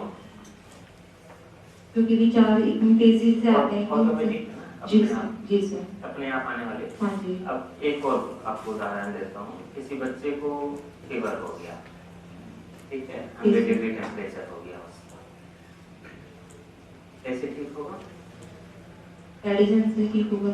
अब घर के सारे लोग उसके चारों तरफ खड़े हो जाएं और उसे धमकाएं या समझाएं या प्यार से बोलें कि देखो 100 से ऊपर नहीं जाना चाहिए टेम्परेचर, तुम्हें कंट्रोल करना है, कर लेगा वो? नहीं सर, होगा ही नहीं, क्योंकि उसके शरीर में इतना बुखार ऑटोमेटिकली तो आया है सर, उसके हाथ में नहीं है ना। हाँ, तो इसी तरह से जो विचार हैं इनका आना भी हमारे वश में नहीं है। वश में होता तो क्या होता? इसे तो हम अपने आप ही नहीं सर, हम इतना परेशान क्यों होते हैं, जल्दी से मायूस क्यों होते हैं, अगर जो हमारे हाथ में होता है सर। ये तो मैं कह रहा हूँ ना। जी सर। तो आप तो वही बात बोल रहे हो जो मैं बोल रहा हूँ, है ना? तो ये आप सही समझ रहे हो। अगर इंसान के बस में ये होता तो ये बीमारी किसी को नहीं होती सर। पक्की बात है। हाँ सर। तो फिर लोग क्यों बोलते हैं कंट्रोल करो कंट्रोल करो? सर यही तो मैं सोचती हूँ कि पता नहीं उन लोगों का माइंड कैसा है जो हमें इतना डरते हो। क्योंकि उनको समझ नहीं है इसके बारे में। जी सर। ठीक है, हम सबको पता है फीवर बिना दवा के कंट्रोल नहीं हो सकता है। जी। जिसे फीवर हो रखा है। एक मिनट सर, आप सुनोगे?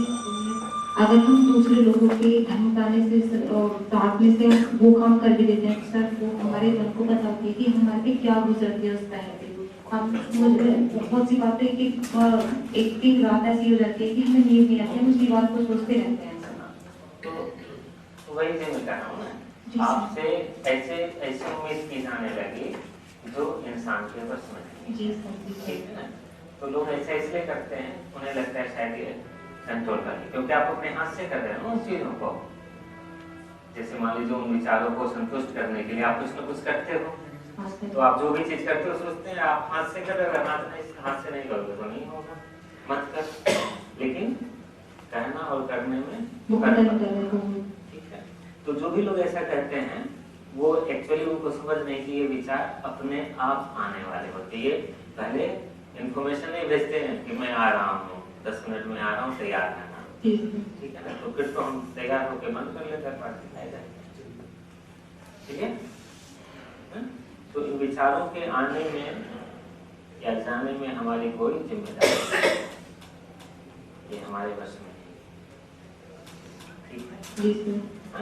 एक और उदाहरण देता हूँ, फिर देखे होंगे ना आपने, अब जब बीज बोते हैं उसमें तो क्या होता है? पौधे निकलते हैं। और क्या होता है?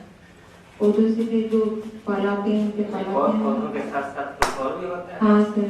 क्या? घास है, कबाड़े हैं, इस तरीके घास लगाए थे किसान ने? नहीं सर, ऑटोमेटिकली हुई है। ऑटोमेटिक। जी सर।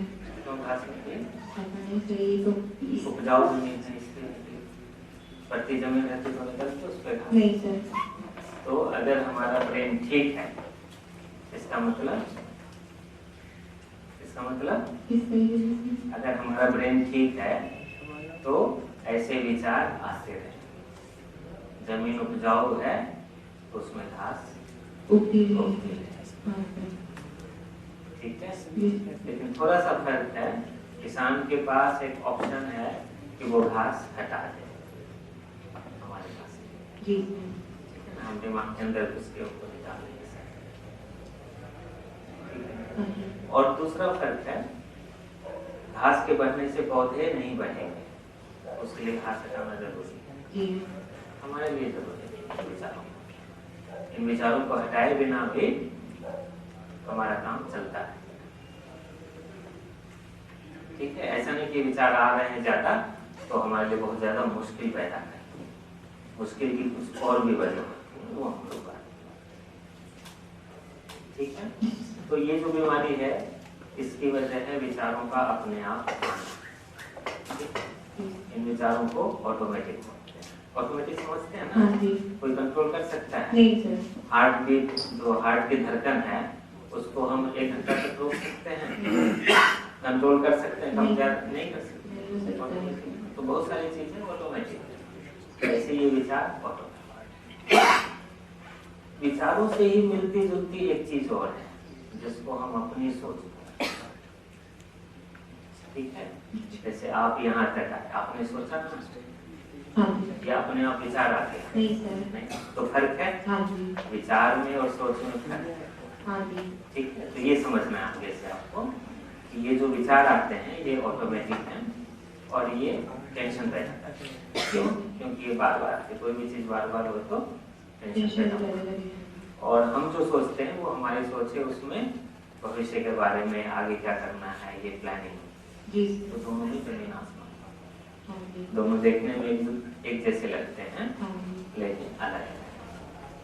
तो आप अपनी सोच को कंट्रोल कर सकते हो ना। सर सोच को तो मैं आप आए यहाँ, आपके पापा बोलते नहीं जाना है, फिर आप सोचते हैं हाँ छोड़ दो, क्या होगा, कंट्रोल हो गया। तो सोच कंट्रोल में की जा सकती है, तो ऑटोमेटिक विचार समझो। तो आज के बाद इनको कंट्रोल करने की कोशिश बंद करनी। ठीक है, ये चीज समझ में आ गई। अब जो मैंने कहा कि ये विचार अगर बार बार आए तो हमें परेशानी होती है, टेंशन पैदा करता है। इसका एक और उदाहरण समझ लीजिए। बहुत अच्छा गाना चल रहा है, मान लो रिकॉर्ड प्लेयर है, रिकॉर्ड पे वो लगाते हैं, पुराने जमाने में अटक जाते थे सुई पे, क्या होता था वो एक ही एक चीज वर्ड बार बार रिपीट होता रहेगा, गाना नहीं पूरा चलेगा। जी सर। तो जो गाना बहुत सुंदर लग रहा था, बहुत अच्छा लग रहा था सुनने में, आपको इरिटेट करने लगा, परेशान करने लगा, गुस्सा आने लगता है। तो रिपीट होने से ऐसे मुश्किल है। ठीक है, एक चीज और है, वो मुश्किल को और बढ़ा देती है। वो है हम इन विचारों को कहीं ना कहीं जोड़ देते हैं होने से।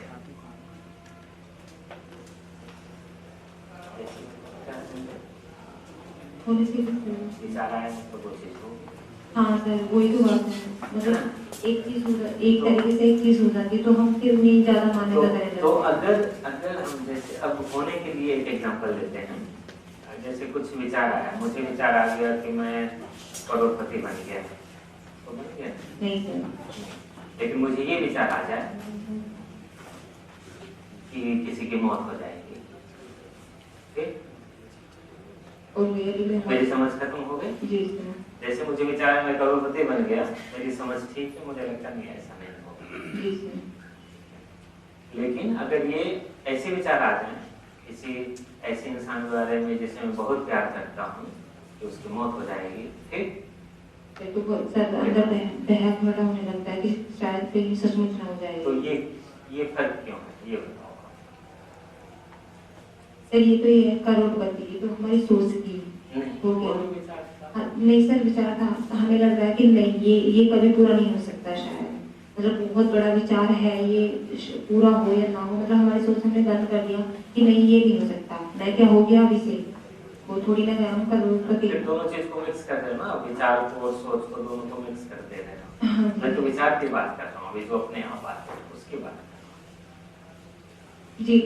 फिर हमारी सोच आएगी, फिर हमने सोचा कि हम करोड़पति, और फिर हमने उस पर कंट्रोल कर दिया। हाँ, वो जो विचार आया उसका हमने कोई सा मतलब नहीं निकाला, ठीक है, लेकिन दूसरा जो विचार आया उसका हमने डरावना अंदर भय बढ़ गया उस विचार से सर। तो ये है ना कि भय बढ़ा नहीं, उसके साथ हमने भय को जोड़ दिया।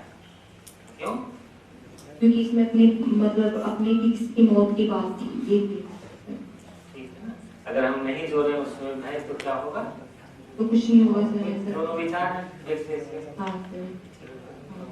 पर सर पता नहीं क्यों, मतलब उस बात पे तो हमारा सोच जो थी वो तो दब चुकी थी कि करो। तो हमें यही समझना है कि हम लोग आगे समझेंगे कि कैसे हम परेशान हो जाते हैं अगर उसमें हम अपना कुछ मतलब जोड़ दें।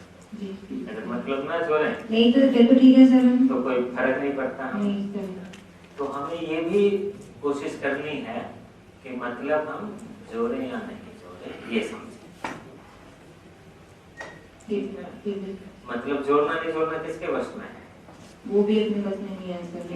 हमारे वश में है। ये तो मानते हैं, मतलब जिस चीज से हम इतना डर जाते हैं, मतलब अभी तो हमारी सिचुएशन ये है, अगर थोड़ा सा ठीक होने लगते हैं तो होने लगता है, बट जब अपने किसी करीबी की बात आती है तो मन मतलब बार बार उसी तरफ जाता है। वो तो ठीक है, लेकिन हम मतलब जोड़ रहे हैं तब तो हाँ जी। तो अगर हम प्रैक्टिस करना शुरू कर दें, मतलब ना जोड़ें, तो ठीक है सर, है ना, तो वही मैं कर रहा हूँ, ये तो हमारे वश में है ना जी। ये प्रैक्टिस तो हम कर सकते हैं। ये करना मुश्किल है कि विचारों को आने से रोकें, ये तो मुश्किल है, ये नहीं हो सकता। हाँ, लेकिन ये प्रैक्टिस तो आसान हो सकती है अगर हम तरीके से सीख लें कि क्यों हम मतलब ही ना दें उससे। ठीक है, समझ में आया ये चीज? तो थोड़ा सा मैं आपको जानकारी दे रहा था, बीच में दूसरी चीजों पे चला गया। जानकारी में ये है कि ये जो बीमारी है इसमें विचार आते हैं, बार बार आएंगे विचार, जिससे रिपीट होने से और इनकी कुछ ऐसी चीजें होती हैं विचारों में जिसकी वजह से हमारे अंदर टेंशन बढ़ता है। उस टेंशन को कम करने के लिए हमें कुछ ना कुछ करना पड़ता है। ये जो विचार आते हैं, ये 100 में से 3 लोगों को ऐसे विचार इतने ज्यादा आते हैं कि उन्हें इलाज की जरूरत है। ठीक है, 100 में से 3, तो कितने हो गए इंडिया में लोग?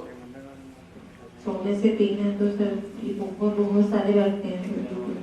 100 करोड़ की आबादी मान लो आप एक बार, तो कितने हो गए? सर ज्यादा 100 करोड़ की आबादी तो ज्यादा नहीं है कि मतलब बहुत आदमी तो ठीक है, 3 बता रहे हो आप बस। 100 में 3 बता रहा हूँ। हाँ जी। तो 100 करोड़ में कितने करोड़ हो गए लोग बीमार इस बीमारी? 100 करोड़ में 3 करोड़ हो गए। हाँ जी। इसमें तो 3 करोड़ लोगों को ये बीमारी है। जी सर। हमें नहीं दिखता ना, क्योंकि ये जब तक आप बताओगे नहीं, कोई आपको देख के पता कर लेगा कि आपको क्या बीमारी है? नहीं सर, बोलते हैं जिस समय मेडिसिन लेने के लिए आती हूँ ये बोलते हैं कि तुझे क्या बीमारी है, तुम तो एकदम हड्डी करती हो, ठीक हो, है ना। तो जब तक आप लोगों को बताओगे नहीं, पता नहीं चलेगा। और सर एक मेन बात, मतलब इस बीमारी में इतने ज्यादा बेकार से विचार आते हैं कि हम हर किसी को बता भी नहीं पाते। अभी जो बात मैंने कही थी ना कि हम लोग मतलब देते हैं, विचार अपने आप में ना बेकार होते हैं ना अच्छे होते हैं, हम लोग उसको मतलब दे रहे हैं। तो ये आपको थोड़ा कम करना पड़ेगा, जैसे मतलब दे तो विचार आ गया उसको बेकार है, वो ना बेकार है ना, ठीक है ना। तो आगे से तो जो 3 करोड़ लोग इस बीमारी से हैं, दिखेंगे नहीं तो भी डॉक्टर को बताएंगे नहीं, ये पता नहीं। जिससे बीमारी होती है ये देखा गया है कि धीरे धीरे ये बीमारी बढ़ती है। क्यों बढ़ती है? उसकी 2 वजह। एक तो जो विचार रिपीट होते हैं उससे बढ़ती है, रिपीट होने के पीछे भी 2 वजह। एक है हमारा ब्रेन है, इसमें कई तरह के केमिकल होते हैं। केमिकल समझते हो? केमिकल केमिस्ट्री में पढ़ा होगा ना, कई तरह के केमिकल होते हैं, जैसे सोडियम, पोटेशियम, ऐसे बहुत सारे केमिकल होते हैं। तो हमारे ब्रेन के अंदर भी कई केमिकल होते हैं, ठीक, उसमें से एक खास तरह के केमिकल में गड़बड़ी हो, जैसे रिकॉर्ड प्लेयर में गड़बड़ी हो जाए तो सुई अटक जाएगी, वैसे ही उसमें गड़बड़ी होने से वो विचार अटक जाते हैं, रिपीट हो जाते हैं। दवा से उतना फायदा नहीं, वो बात जैसे हुआ। दवा का ये काम है, वो जो गड़बड़ी हो गया, अटक रहे हैं, आप विचार रिपीट होने लगे वहां से, उसे रिपेयर। ठीक है, तो अगर दवा नहीं खाओगे तो वो रिपेयर तो सर हम कितनी कोशिश करते हैं, नहीं हो पाता बिना मेडिसिन के। तो इसलिए दवा कभी ये नहीं सोचना है कि बात करने से बहुत फायदा है इसलिए दवा की जरूरत है, ठीक है ना, क्योंकि दवा उस केमिकल को रिपेयर करेगी और लंबे समय के लिए रिपेयर करने की जरूरत है। अब जैसे एक और उदाहरण समझ लो, मान लो फुटबॉल प्लेयर है, पैर की हड्डी टूट गई, प्लास्टर हुआ 2 घंटे में का, 2 महीने के बाद उसका काट दिया गया प्लास्टर। अगले दिन वो खेल लेगा फुटबॉल?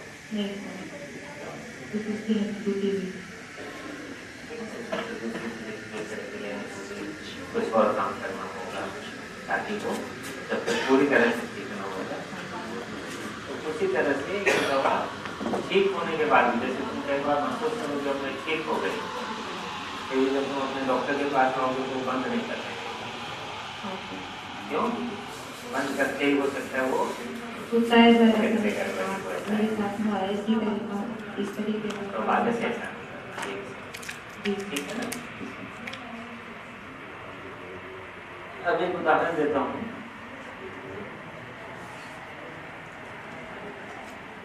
जो दूसरी वजह बताना चाहता हूँ। मान लो तुम्हारे दरवाजे पे कोई भिखारी आता है, भूखा है, तुम उसे पेट भर खाना खिलाते हो, क्या होगा फिर वो जब भी भूखा रहेगा आएगा ना तुम्हारे पास? हाँ, दोबारा से आएगा।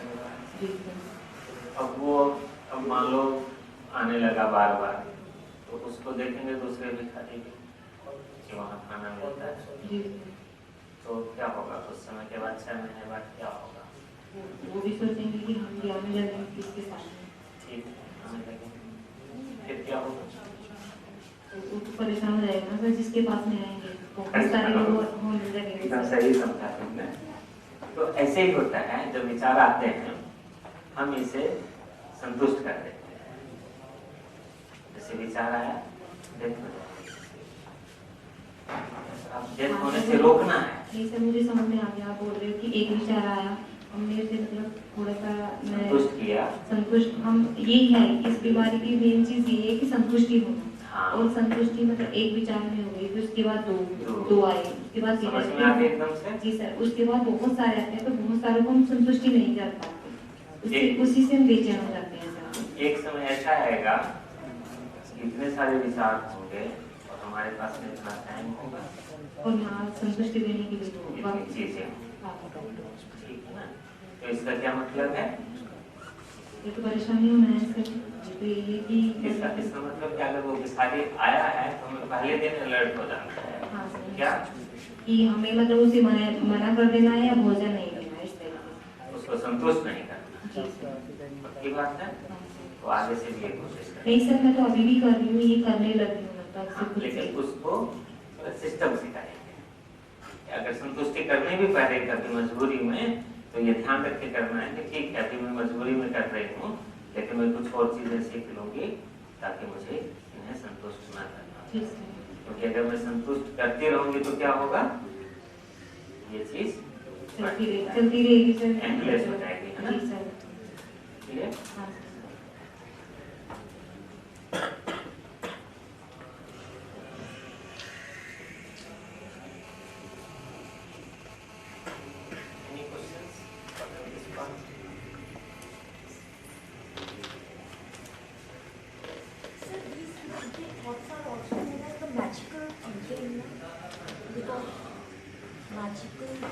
For understanding, we use the term magical thinking, but we do not discuss this thing with the patients. It is magical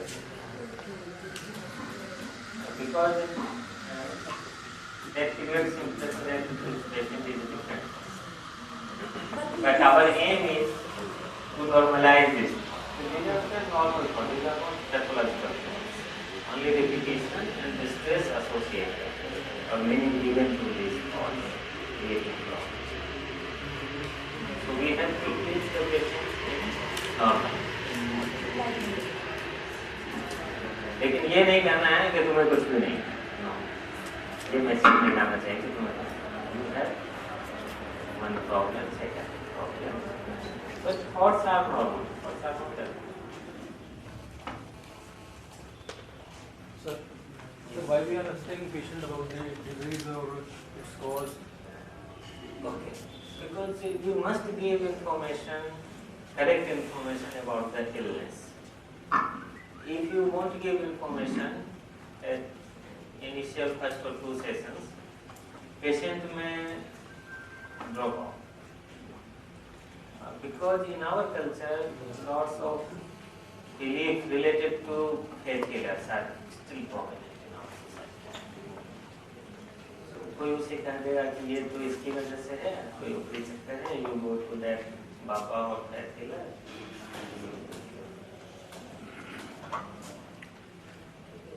We are not discussing those issues, but we are just protecting patient to wasting their time. That's and like there are lots of things in the therapy which we have to discuss with the patients. So like we have to go up to the level of patient's understanding. हमें अपना level नहीं चलाना पड़ेगा। तो ये नहीं कि हमें ही अपना लेवल नहीं चलाना, अपने लेवल पे लाने की कोशिश करें। So there is no harm in using medical terminology, लेकिन उसका मतलब पेशेंट को पता होगा। जैसे केमिकल का मतलब शायद केमिकल का मतलब समझ में आया है? And there is no harm using scientific terminology. Rather, I use more. So patient also feel proud. They give feedback also. They have understood so many things. So this gives their self-esteem little high. But those, like you have to understand their background also. Like she is teacher, so you can use such terms. अगर ये home maker होती या खेत में काम करने वाली labour होती तो उसमें कुछ अलग है एग्जाम्पल्स और words. So we must be culture sensitive. कोई भी ऐसे वर्ड्स यूज न करें जो कल्चर और रिलीजन के।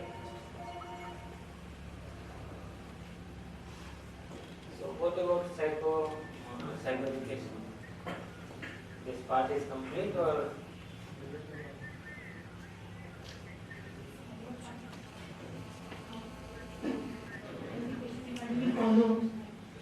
Treatment we have not discussed. The continuation of treatment, how long it Actually, for demonstration, like there should be limitation because time is limited. Yes, sir. Yes, sir.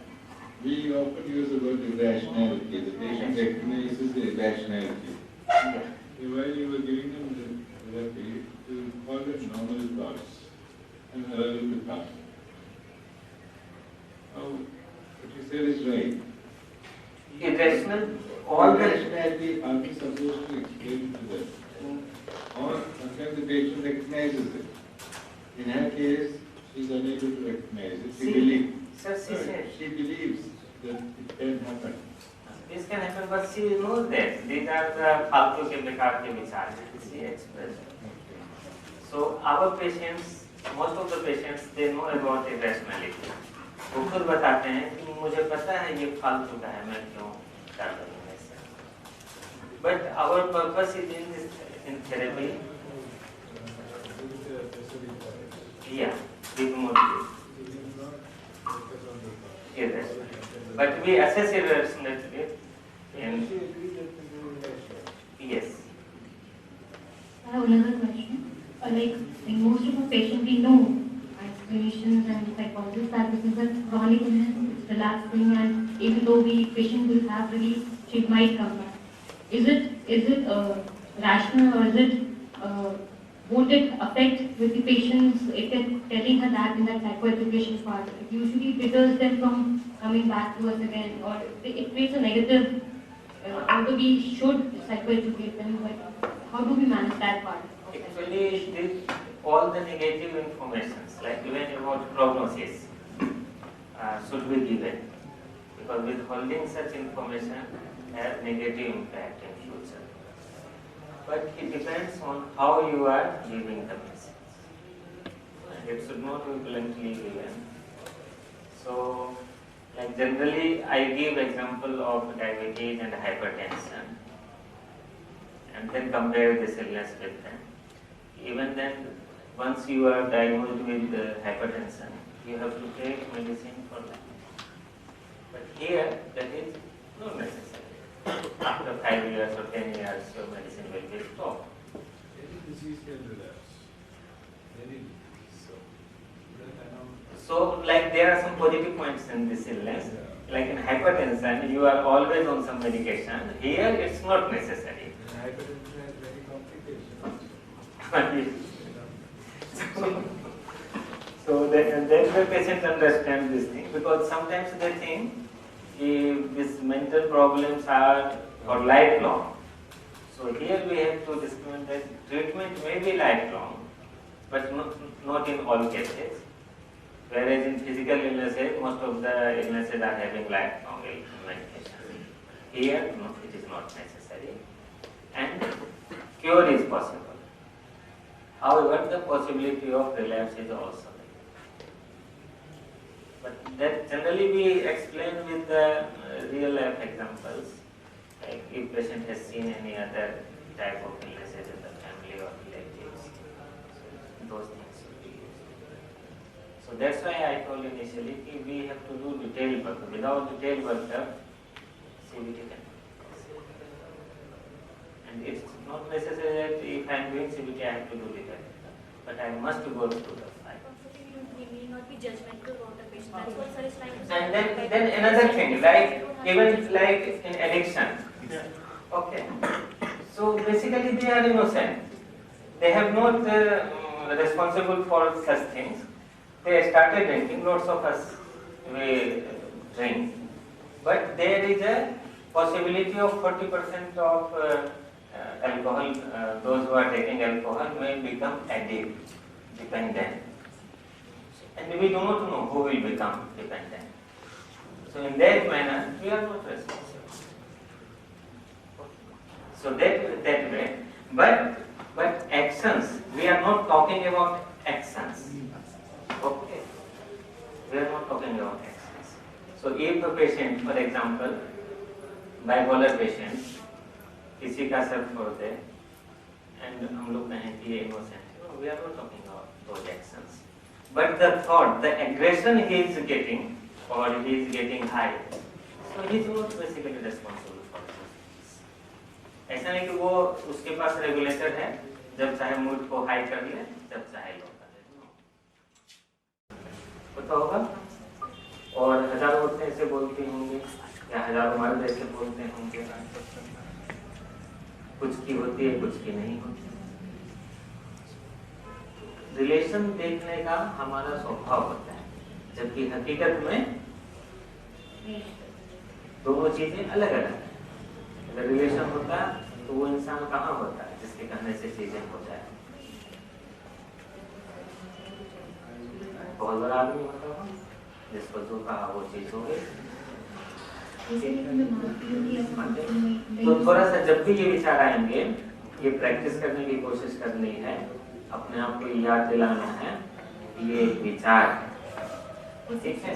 सबसे पहले बोलना चाहूँगी आपसे कि जो मतलब मैं अब महसूस करती हूँ वो 10th के मतलब जब मैं इस बीमारी से ये विचार नहीं आते थे मुझे, पहले मैं इन्हें मान्यता 10th क्लास में मैंने अच्छे एग्जाम दिए और जब मेरा रिजल्ट आया था उस दौरान से ये जो मेरी मतलब परेशानी है ये जब चली थी तो तब तो मैं ये इतना महसूस नहीं करती थी या ये नहीं इतनी मान्यता है, लेकिन सर उस दौरान जब से विचार आने लगे पहले तो मैं बहुत परेशान होती थी, उसके बाद ही अपने आप की एक मेन बात क्या है इसमें कि विचार आते हैं और इसके साथ एक वो भी आता है सुझाव, मतलब उसे कट करने का कि इस ऐसा करोगे तो ऐसा हो जाएगा, अगर ऐसा नहीं करोगे तो ऐसा नहीं होगा। तो सर इसलिए मैं कंफ्यूज हूँ कि पहले मेरे साथ ऐसा क्यों नहीं होता था और अब मेरे साथ ऐसा क्यों होता है। क्योंकि पहले विचारों की इतनी बारंबारता नहीं, इतने बार बार विचार नहीं आते थे। एक बार आए हमें कुछ करने की जरूरत नहीं क्योंकि वो चले गए, ठीक है। अगर वो चीज़ बार बार आए, मैंने जैसे बताया टेंशन होता है, अगर टेंशन होगा तो हमें उसे दूर करना है, ठीक है। टेंशन होता है तो हम उसका मतलब भी समझेंगे क्यों टेंशन हो रहा है मुझे, हम कुछ न कुछ उसका मतलब निकालेंगे। इस तरह के विचार मतलब आते भी थे और घर से सब बाहर भी जाते थे, मैं भी जाती थी, तो प्रॉब्लम ही नहीं थी, कुछ भी प्रॉब्लम। क्योंकि मैंने कहा ना ऐसे विचार करीब करीब सभी लोगों को आते हैं। जी सर, वो तो नॉर्मली लोगों को होगी कि हम नॉर्मल हैं, हमें विचार आते हैं, बट सर अब पता नहीं क्यों ऐसा लगता है कि शायद मैं इन विचारों के अनुसार ही जी लूँ और इन विचारों के अनुसार ही काम कर रही हूँ। तो ये इसकी वजह है, जैसे इन विचारों को जब हम संतुष्ट करना शुरू करते हैं टेंशन से बचने के लिए, तो हमें थोड़ी देर आराम मिलता है और हमें ये लगता है सब चीज़ अब ठीक हो गई। तो जब सब चीज़ ठीक है, हमें पता चल गया, तो अब हम उसी चीज़ को बार बार करेंगे, सब चीज़ को ठीक करके,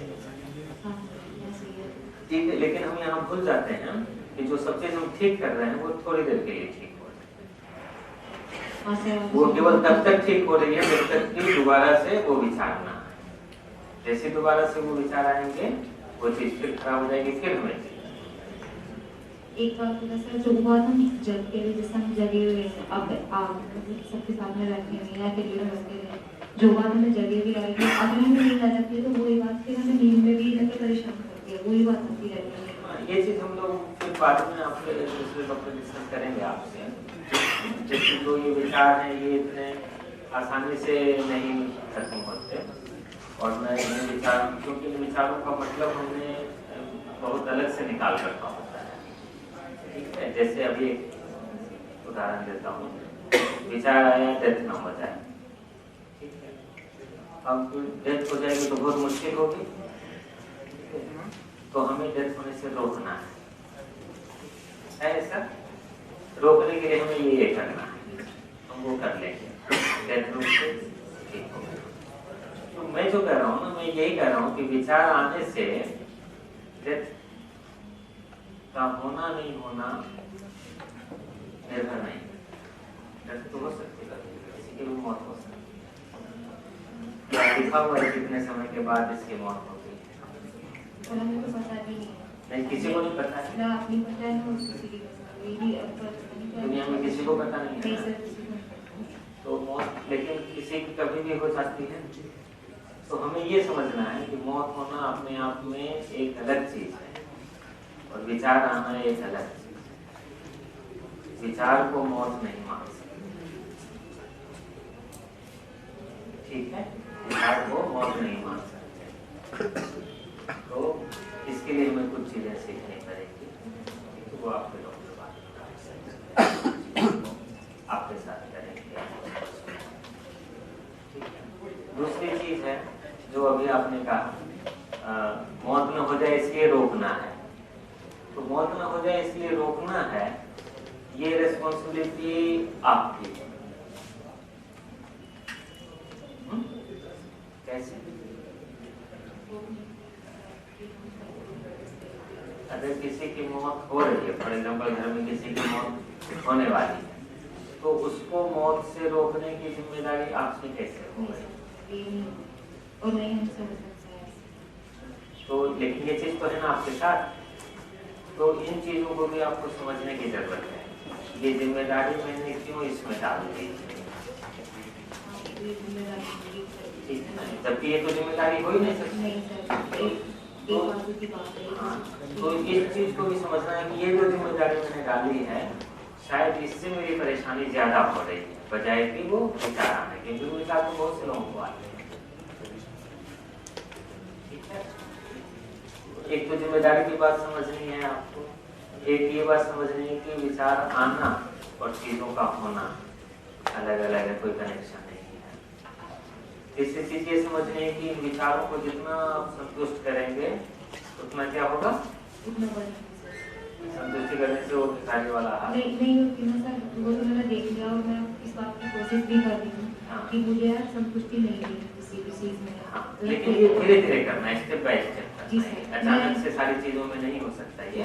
नहीं, मैं ये कोशिश में सर जब से यहाँ से डिस्चार्ज हो गई ये मैं कोशिश बिल्कुल जारी कर रखी है मैंने, ठीक है। लेकिन उसके लिए ये जो कोशिश करेंगे आप, उसके लिए आपको डॉक्टर के साथ बैठ के एक लिस्ट बनानी होगी काम, कौन से काम आपको करने हैं, ठीक है। जैसे आपने कहा घर से बाहर जाने पे ऐसे विचार आने लगते, मुश्किल होती है, घर का कोई भी जाए बाहर तो मुश्किल होती है, क्लास में रहते हैं मुश्किल हो जाती है, घर में रहते हैं मुश्किल हो जाती है, पूजा के लिए जाते हैं मुश्किल हो जाती है, टीवी देखते रहते हैं मुश्किल, हमारी सहन शक्ति बढ़ जाती है, ठीक है ना। ये हम सभी लोगों में है ये क्षमता। तो जब आप धीरे धीरे इस टेंशन को सहेंगे तो आपकी सहने की क्षमता बढ़ जाएगी। दूसरी चीज, किसी भी चीज के बढ़ने की एक लिमिट होती है, वो उस लिमिट तक ही बढ़ेगा, उसके बाद वहीं बना रहेगा, फिर उसको कुछ समय के बाद कम होगा। तो इन चीजों पे आपको बजाय एक बात और ऐसा इसलिए बीमारी है, मतलब आपने पूछा कि घबराहट कुछ लिमिट होती है, बढ़ सकती है, पर वो घबराहट बढ़ हो जाती है। अब उसे मतलब फिर वो मतलब ऐसे भी हो जाती है कि अपने आप ही हो जाती है। लेकिन इस बीमारी में तो हो रहा है कि हमारी पूरी घबराहट बढ़ी, पूरी घबराहट बढ़ने के बाद फिर जैसे ड्यूटी है तो दूसरा काम हो जाएगी, मतलब दूसरा जो वही रूल्स वगैरह कोई दूसरा रूल्स आ जाता है, तो ऐसा लगता है तो पूरे दिन ये जो बताया मैंने, पूरे दिन नहीं करना और सभी चीजों पे नहीं करना। जैसे मैंने बताया ना, पहले आप ऐसे लिस्ट बनाएंगे डॉक्टर के साथ बैठ के, उसमें जिससे सबसे कम घबराहट होती है वो वाला काम करेंगे। उसके 1 हफ्ते तक और उसी काम की प्रैक्टिस करेंगे दिन में 1 बार, ठीक है। और फिर अगली बार आके बताएंगे डॉक्टर को कितनी देर टेंशन रहा, कितना बढ़ा, कितनी देर रहा और कितनी देर में कम होना शुरू। जब उसमें आपको आपका डर खत्म हो जाए फिर दूसरा काम, ऐसे आप स्टेप बाय स्टेप चलेंगे तो ये काम हो जाएगा। जैसे मैं आपको बोलूं एक 25 मंजिल बिल्डिंग है, उस पर चढ़ना है, चढ़ जाओगे?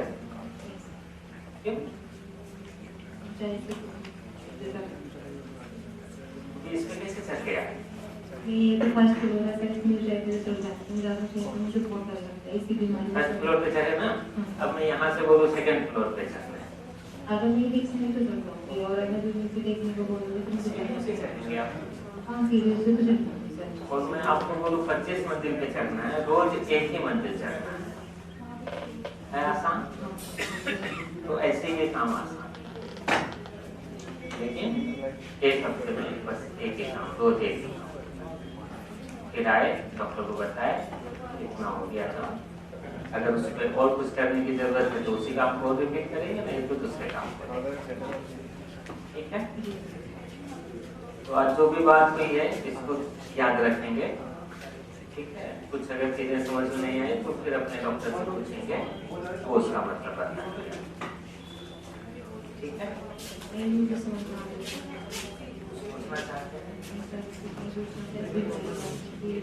और मुझे आपसे बातें करके भी बहुत ज़्यादा नॉलेज हुआ कि शायद आपने मतलब बताया है कि ये विचार तो हमारे मन में आगे आएंगे, जो तो पक्की बात है वो नहीं भी रुक सकते हैं।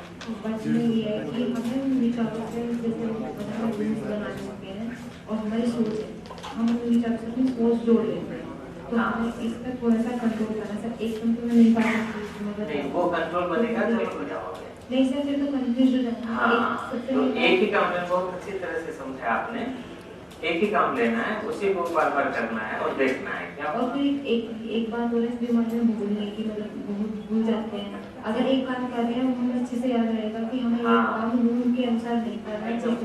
एक दिन गलती होगी, 2 दिन गलती होगी, तीसरे दिन उससे और गलती नहीं होगी क्योंकि आप पहले डॉक्टर के साथ बैठ के कर रहे हैं। जी सर, और फिर अगर हम एक काम को करेंगे तो ठीक है, वो अच्छे से हो जाएगा और फिर हमारे लिए वो काम आगे चल के इतना आसान हो जाएगा कि हम सिर्फ नहीं डरेंगे, उसे उसी तरीके से करेंगे जिस तरीके से अदर्स लोग कर रहे हैं। हाँ, अदर्स नहीं, जैसे आप पहले करते थे तो क्या पता हो कैसे करना है, जैसे पहले। नहीं मैं तो यही मानती हूँ सर कि जैसे मतलब और करते मेरे घर में भी बहनें हैं, तो जैसे मैं पहले ये कब से हुई बीमारी आपको? 10th क्लास से हुई। उससे पहले तो आप करते थे? जी सर। तो वही मैं कह रहा हूँ ना, उससे पहले जैसे आप करते थे 10th के पहले वैसे करने लगोगे, ठीक है जी। Thank you. But what if the patient is uneducated or from the rural background? Will the same session or the same conversation will help? No, the level of talk will be less, volume should be less, words should be different, and the content, 1/10 content should be there. Like in this session, I'll ask from others. Sir, question? Yes. And if you once you prepare the patient, then there will be no problem in further sessions. But definitely they need more time in one session. Suppose an educated person takes 40 minutes, uneducated person may take 60 minutes, but not always. And some things you have to explain, some of the things you have to explain repeatedly in different sessions. Why? Because patients interpret differently our things. जैसे आते ही उसने कहा कि मुझे control करने के लिए बताया गया विचार, ऐसा तो नहीं बताया गया। People will say fair insight, good insight and no insight, roughly. Because these lesser educated people, the insight is comparatively low. They come only when they are either forced. No sir, they think these are the problems, and but they know that these are the solutions. but they also wanted to get rid of such thoughts. So that way they are having insight. And patients with the lack of insight, they are few patients. Either they are having chronic illness, so they are housebound, or how to normalize the fear that they have that their thoughts are pathological. That this is indicative of deep desires. We delineate actions from impulses. And we instill hope in the patient that this is a normal reaction. You're just having an excess of it, which is causing you distress. This is going to be solved over a period of time. You will gain control over this, if not complete cure. We ask them about their doubts. We tell them practical coping mechanisms about how to deal with the thoughts when they come, how not to be distressed. So basically I have talked about psychoeducation, little bit, not completely. Then I have touched few points of thought-action fusion. Thoughts are different, actions are different. And then exaggerated sense of responsibility I have discussed little bit. And then the possibility of happening the event, which we have not discussed in detail, but clearly she was also understanding this thing. Earlier she was, like initially she was telling that some of the things happen also. Like she got thought and that thing happened. So that was also discussed. And then she understood that these are the different. But she needs repetitive sessions, so this understanding can be maintained. And she is very much hopeful. So I didn't efforts from my side was not very much because she was already motivated and having hope. What was your question? What was your question? Now there is no anxiety. So drop those tasks from the list. And if there is any other new task, include those tasks. Let the patient rate those tasks. And then again we will start from the list anxiety. So how often you do this task? Every time. Every time means once patient has completed one task, patient is saying, now I don't have any anxiety.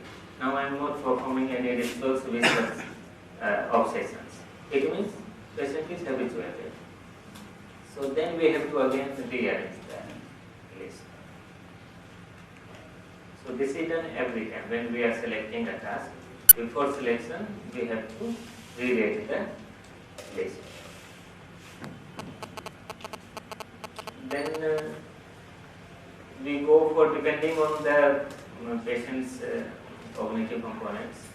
Like generally we discuss about thought action fusion, like thoughts are different, actions are different. The patient to not to go into the depths. This illness is not mere relapses and recurrences. Is there anything like mental hygiene or following something which can help preventing recurrences or relapses? In the Like generally this is part of the psychotherapy. Like we say patient to practice health behavior. This is what I want. That is part of psychotherapy. But we highlight in the end of the sessions that this is relapsing illness. So whenever in your life there will be too much tension which you cannot tolerate, there might be certain symptoms. So you remember these techniques, how you have managed now. You can apply this technique. If you fail, definitely come to hospital. But generally patients, they are able to manage. We give information. Most of the patients, they manage themselves whenever they are having more tensions or recurrence of symptoms. So they manage. They do not come because they learn so many techniques and they manage. But those who are not able to manage, they must come to hospital, to their doctors. Thank you.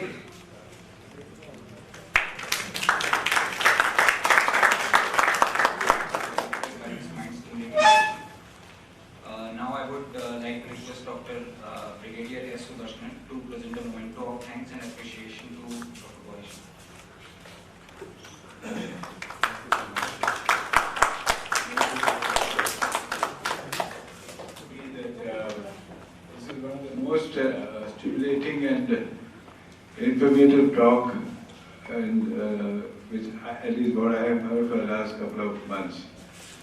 Dr. Gauri Shankar has made cognitive therapy so simple, though it's definitely not simple. His experience and the style, the way he presented the case was very, very educative, and I'm extremely grateful to you, sir, for sparing all your valuable time for us, and I'm sure most of us have benefited. At least we have been sensitized to the importance and the role of CBT, which many of us hardly practiced. And I'm sure many of us will the take-home message is that we need to practice, learn CBT from people who are knowledgeable, experienced, like Dr. Gauri Shankar. Thank you, sir.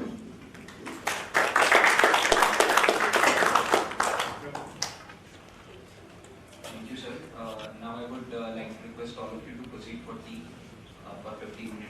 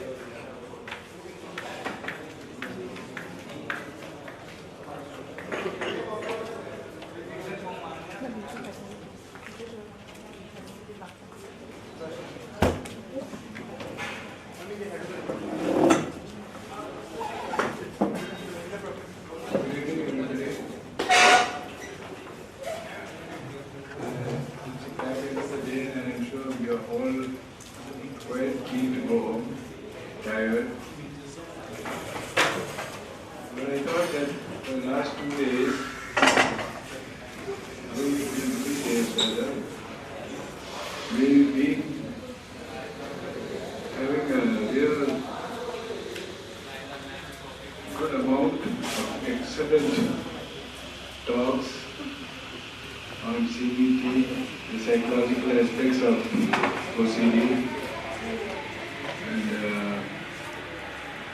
we're very excited about it.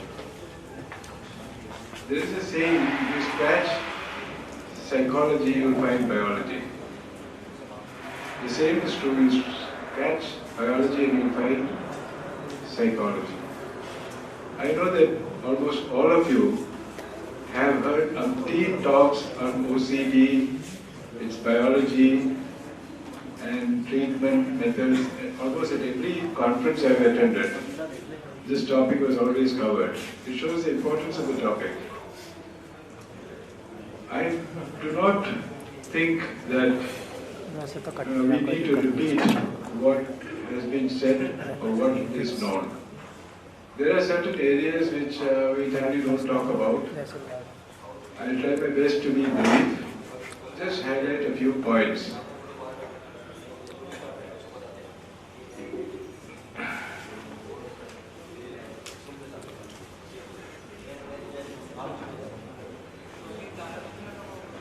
We all know that OCD is quite a common disorder, affecting almost 2 to 3% of the population. The word obsession originated from the Latin word. I am saying these things because very seldom we think about this word. Where did it come from? It means siege, and siege means it's a military operation, cutting off supplies and forcing the people to surrender and come out. So that is the gravity of the illness. Obsession is a very, very, very difficult disease to treat, though Dr. Gauri Shankar made it sound quite simple. We've all had enough experience, and a good majority of them, despite our best efforts, continue to suffer. And personally, I feel it's more tougher to treat an OCD patient than any other psychiatric disorder. Compulsion originated from the French and Latin word to drive or force. Briefly about the history, obsessive compulsive symptoms existed from time immemorial. The earlier belief before 1400, it was like any other disease, thought to be a curse from devils or demons. And exorcism was the method of treatment. A lot of cruelty was involved in the treatment. It was only after Renaissance, in the year 1400 to 1600, the symptoms were documented, treatment was documented, and much of this came from the patients themselves. The earliest people to understand this were the clergymen. For each and every problem in European countries, the patients went to the clergy. And clergymen understood that the cause of, one of the most important cause of obsessive compulsive symptoms were anxiety or fear. And they treated them by finding ways of helping them to overcome fear. I do not know how much it worked, because this is not given in the articles I read. Initially, obsessive compulsive symptoms are known as scrupulosity or scruples. That means they were equal to saying perfection. Perfection was one of the important traits, and all these symptoms were referred to as scrupulosity, and these words were popularized by the intellectuals at that time. One of the methods of treatment by clergymen was that the patient should implicitly obey the spiritual leaders. It is in late 1600 that the physicians took over. Hannah Allen was one of the earliest patients who documented her symptoms, and she had multiple symptoms of religiosity, and it is also called religious melancholy by the people then. She was treated by bloodletting, and she claimed that she had considerable relief of her symptoms. John Woodward was a military psychiatrist of American Army. He was a physician. He was a surgeon general. In the 18th century, tried successfully to treat patients with purgation and laxatives, with laxatives and enema, and he claimed success. I do not know whether we should try this. William Hammond, again another physician in the 19th century, used various bromide salts and ergot with some amount of success. Why I have brought out these things is, it has been a continuous process to find medicines to treat OCD, much before the psychological methods were introduced. It was Sigmund Freud and Pierre Janet who separated OCD and coined the word obsessive compulsive disorder from neurasthenias, means the neurotic disorders. They considered OCD due to unconscious conflicts, and the mental defenses were described as intellectualization, isolation, undoing, and reaction formation, which most of us are aware. Now, since you are all aware of the psychological causes, my intention is to highlight some of the current concepts on the biological factors. Although we do not know the exact cause, and we know it is multifactorial in etiology, there has been a lot of advance in the knowledge about the biological reasons, biological changes which form the basis of this disorder. I believe, and most of us now believe, that OCD is primarily a biological disease. I'll tell you the reason later. And probably it is initiated or maintained by various psychological and environmental factors, but that this does not discount the importance of psychological methods of treatment. Let me not claim that biological factors, because it is a cause which is known to a very large extent now, the methods of treatment to a very large extent will be a mix of medicine and psychological methods. The neuroimaging studies have shown certain very important factors to underline the importance of biological causes. There is a generalized hyperactivity in the orbitofrontal, cortical and certain subcortical regions. The orbitofrontal cortex, when it stimulates the cingulate gyrus, these are parts of the brain, and this in turn stimulates the head of the caudate nucleus, and the head of the caudate nucleus stimulates and suppresses the globus pallidus, which in turn suppresses the thalamus. These are subcortical nuclei: globus pallidus, caudate nucleus, and thalamus. Now, it is very well known that primitive cleaning and checking behavior is hardwired in the thalamus. I have seen one of my old classmates who had a thalamic infarct suddenly developed symptoms of OCD overnight. At that time, I was not aware of the thalamic infarct causes, and after much study, I came to realize it was not given in the standard textbooks. Thalamic infarct only causes emotional ability, as per neurology textbooks. But OCD has this fact that primitive cleaning and checking behavior, and he did have it. He did have a couple of cleaning habits, which was unlike his previous personality. He was about 55, 60, which was 58 years old, which is a very unlikely age for OCD to develop. The PET studies also show an increased metabolism in the orbitofrontal cortex and caudate nuclei of patients suffering from OCD. And this increased metabolism certainly reduces after successful treatment. Tourette's and synonyms chorea with OCD. Tourette's and synonyms chorea, the lesion is believed to be in the subcortical nuclei. And the close relationship between synonyms and Tourette's supports this hypothesis. Now, organic inserts to these areas and the subcortical nuclei also can give rise to obsessive compulsive symptoms. Last but not least, in refractory cases, very difficult and failed treatment, failed medical and psychological treatment, neurosurgical treatment of these structures supports the hypothesis enormously.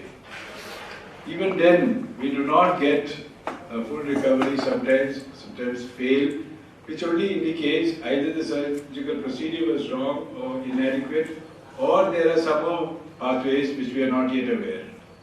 I am not claiming that this is a total picture of neuroanatomy of OCD.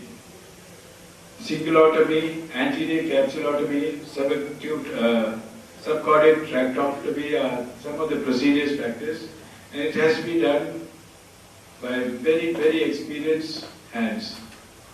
It is hardly performed in India, and we are reluctant to send patients for such procedure because it can be disastrous at times, unless you select your patients very carefully and select the center extremely carefully. There are 1 or 2 centers which does it in India.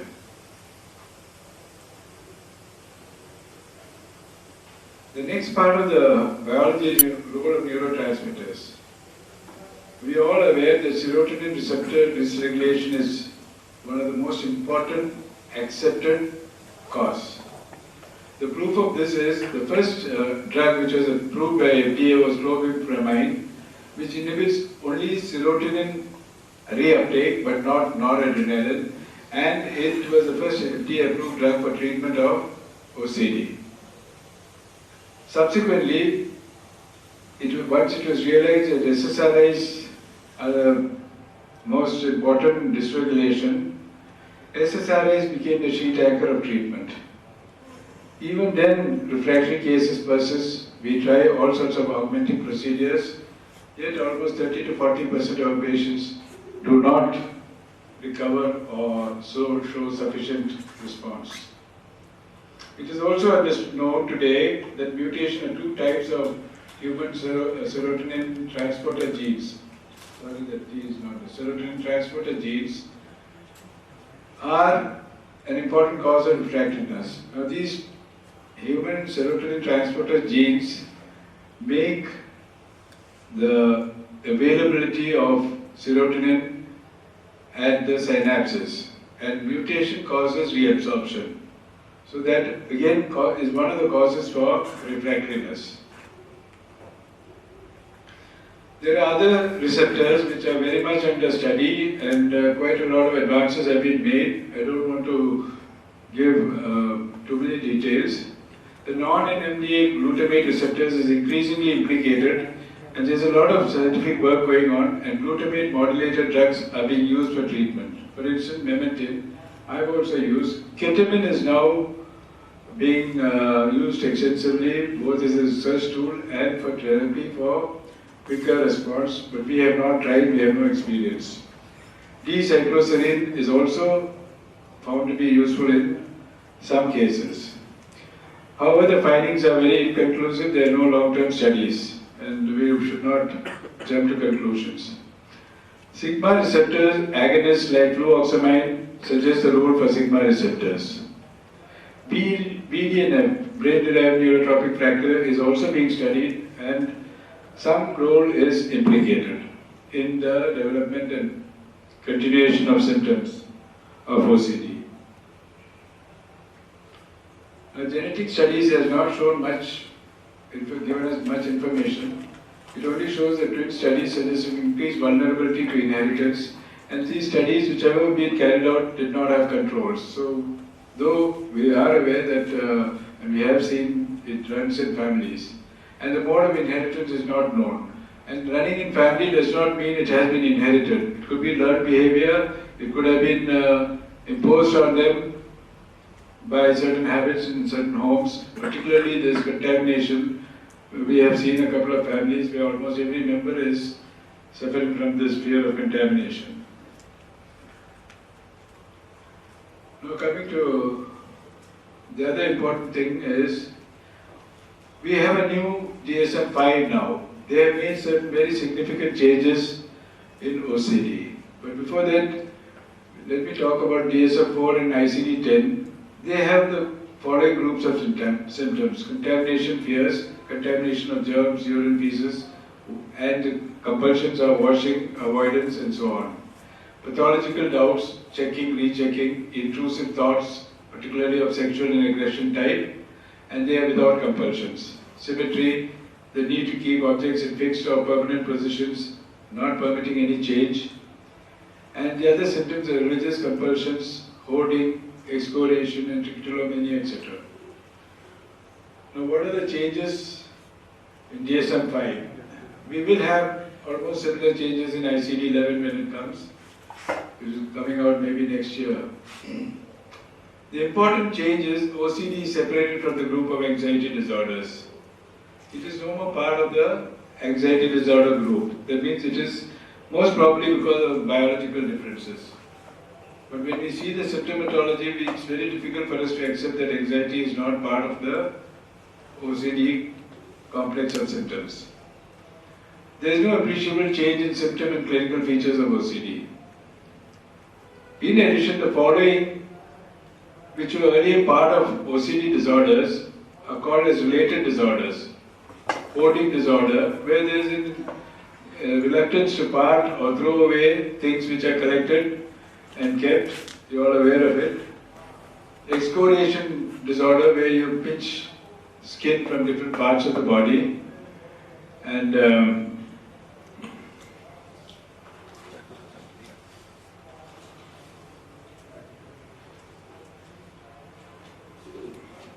there are repeated attempts to resist it.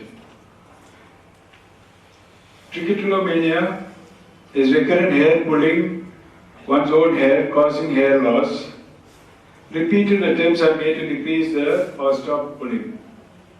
Common sites are the scalp, eyebrows, eyelids, and it is more common among females. One of the important complications of trichotillomania is what surgeons sometimes call trichobazar. Trichobazars are bundles of hair which is swallowed and it leads to intestinal obstruction. First time people come to know of trichotillomania when the surgeon has operated the patient for trichobazar. I have seen 3 or 4 cases like that. And it's a very serious complication if it is not detected in report. Next is body dysmorphic disorder, which was earlier considered to be a part of somatoform disorder. Like trichotillomania was considered a part of impulse control disorder. Body dysmorphic disorder is the patient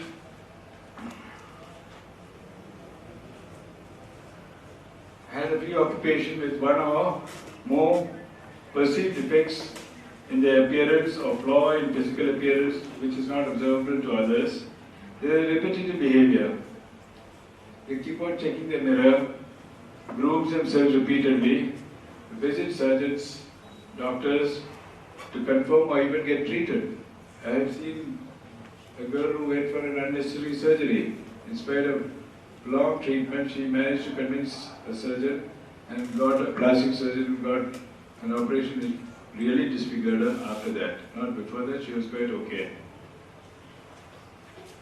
They want repeated reassurance. Of course, many of these patients have other symptoms of OCD, comorbid symptoms we may call it. There may be other comorbid disorders, and it's up to us. If at all we fail in treatment of OCD, it is to some extent due to our failure to identify comorbid conditions. They may have a lot of social anxiety, depressed mood, and low self-esteem. Substance or medication-induced disorder will be diagnosed only after you have ruled out other functional and of course a good history. Sometimes in the withdrawal state of alcohol or many other substance abuse like cocaine, amphetamine and other stimulants can precipitate or sustain a OCD disorder.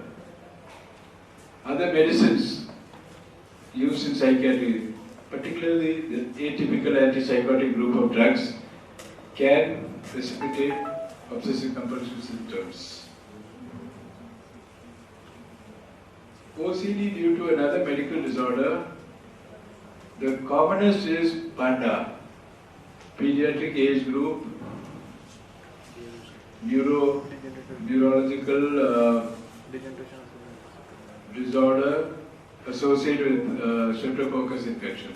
This is seen in children rarely, and it appears suddenly after a hemolytic throat infection, and it comes up overnight. In addition to this, new specifiers have been added. Earlier the specifier was poor insight. We removed that there is no question of poor insight in any patient suffering from OCD or related disorders. Either it's good insight or fair insight. If it is bad, absent insight, then we have to review our diagnosis. Tick-related specifier, which was not there earlier, tick-related specifiers were only for OCD. It is now included for dysmorphic disorder also. Thank you so much for patience, and I hope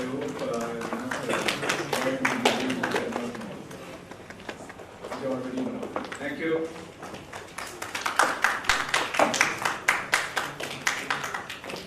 Lightning session. Now I would request Dr. Kumkum to present a memento of thanks and appreciation to Dr. Brigadier Sudarshan.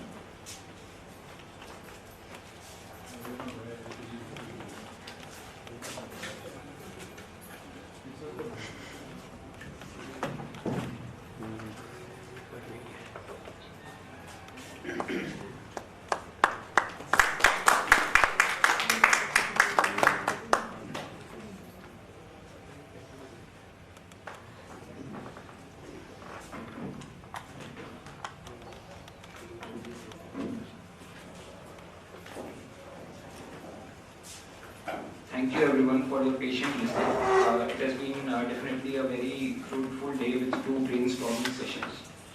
Tomorrow is going to be the last day of this workshop. We hope that we will see you all for the much awaited session by Dr. Tej Bahadur, clinical psychologist, professor and head of Department of Psychology in Banaras Hindu University. I would also like to make one more announcement that certificates will be distributed tomorrow. Thank you.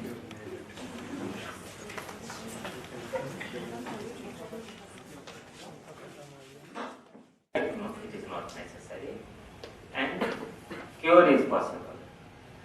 However, the possibility of relapse is also there. But that generally we explain with the real life examples, like if patient has seen any other type of illnesses in the family or relatives, so those things should be used. So that's why I told initially we have to do detailed work. Without detailed work, CBT can. And it's not necessary that if I am doing CBT, I have to do it, but I must go through the file. We need not be judgmental about the patient. That's what sir is trying to say. And then another thing, like even like in addiction. Okay. So basically they are innocent. They have not responsible for such things. They started drinking. Lots of us we drink, but there is a possibility of 40% of alcohol, those who are taking alcohol may become addict, dependent. And we do not know who will become dependent. So in that manner, we are not responsible. So that way, but actions, we are not talking about actions. Okay. We are not talking about actions. So if a patient, for example, bipolar patient, किसी का sir फोड़ दे and हम लोग कहें कि ये innocent है, we are not talking about those actions, but the thought, the aggression he is getting or he is getting high, so he is not basically responsible for this. ऐसा नहीं कि वो उसके पास regulator है, जब चाहे mood को high कर ले, जब चाहे low कर ले. We wish you sir a very speedy recovery. Moving forward on to today's proceedings, I would request Dr. S.P. Gupta to come on stage to chair the session at District Hospital, Agra. May I now request you, sir, to take over the mic. Our privilege to be here. I am really thankful to the organizers, especially Dr. Sudarshan and Dr. Chaudhary, for providing this opportunity to chair this session of important workshop on obsessive compulsive disorder with special focus on CBT. Dr. Sandeep Chaudhary is a renowned psychiatrist. Doesn't need much of his introduction, but I would like to say a few words for Dr. Sandeep Chaudhary. He has done MBBS from Maulana Azad Medical College, Delhi. He did his MD from Lady Harding Medical College, Delhi. Did fellowship in client-centered therapy from California and in narrative therapy from Adelaide, South Australia.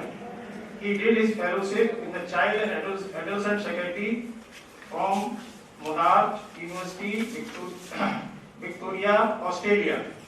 And presently, Dr. Chaudhary is working as a professor in the Department of Psychiatry, Subharti Med Coll, Meerut.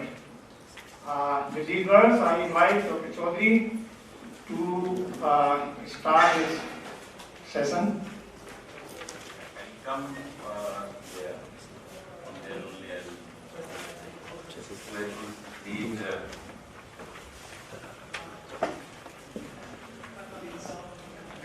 Projector जो है ना आप of नहीं कर सकते हो, वो नहीं है कोई power point.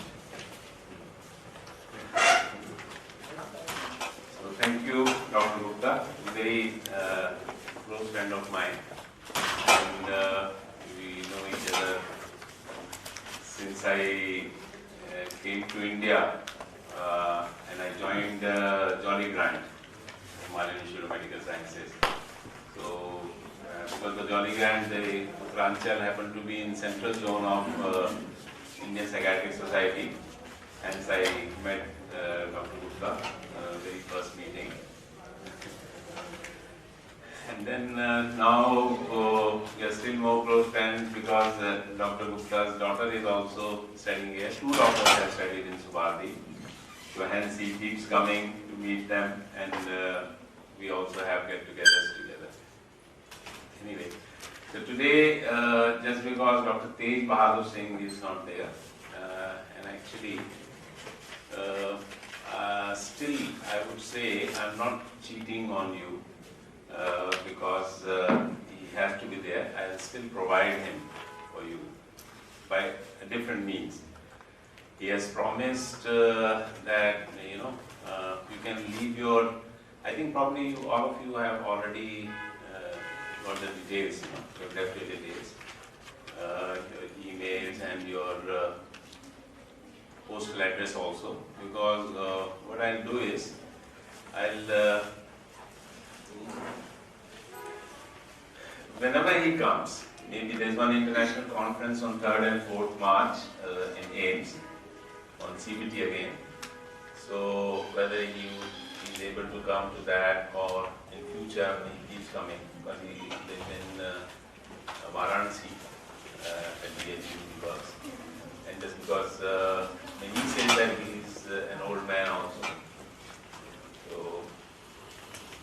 hence, whenever he comes, he has promised that he will come to Subharti and he will deliver a guest lecture on the same topic, and I'll invite all of you. Those of you who could come or who can come, it will be good, but if you can't, then we'll record that session and send the CD to you so that you don't miss. But those who are in local, I would assume that they'll definitely come, because I won't be sending CD to the locals, hence please don't keep all the smiles that you'll be given CD without attending. So locals should be present, because that's also a respect for the teacher, who's in spite of all the hurdles, he's trying to come for you and present his lecture. Anyway, similarly hurdles were there for me also, and I've passed through all the hurdles and still there.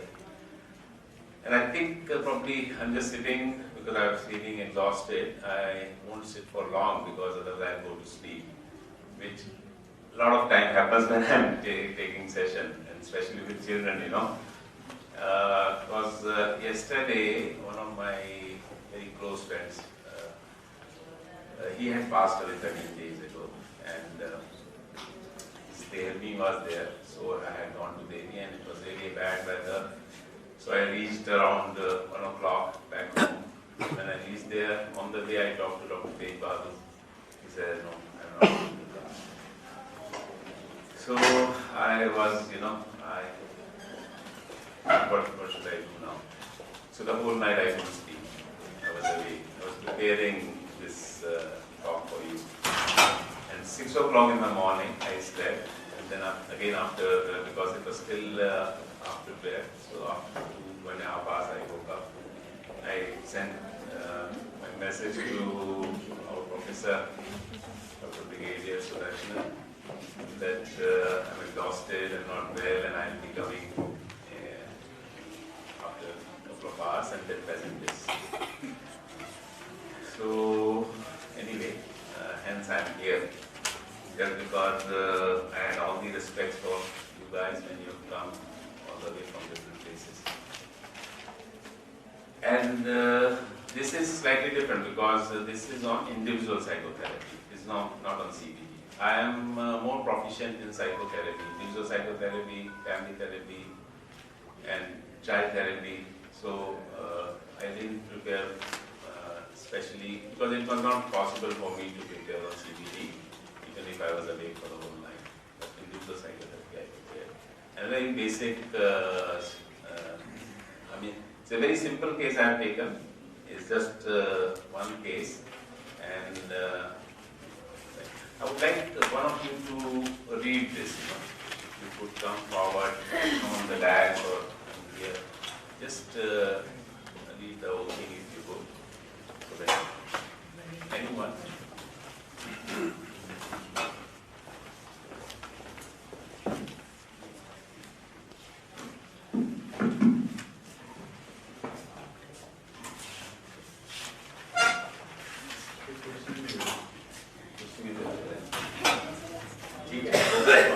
Just a college student, Shirin, who is in her early 20s, traveled to Manali with a young man, Rishi. Rishi talked to Shirin quite intimately during his journey with her. He talked about his life and its troubles. Both these are doctor children. When they reached Manali in holiday resorts, they met Dipali, a Shirin's friend. After a few days, Shirin started to have depression associated with the feeling of self-hatred. After a few hours, she started to have intense jealousy of Dipali, as Rishi was paying more attention to Dipali. Shirin went to her room and broke down into an uncomfortable fit of weeping. The other two, not two other persons staying in the same resort, heard her and went to her room, which was widely open at that time. Shirin was able to pour out her feelings to them. The depression disappeared from then on. Not only in the short term did the holiday go well, but in the long term, Shirin found herself able to relate to groups of people in a new way, no longer as an outsider but a participant.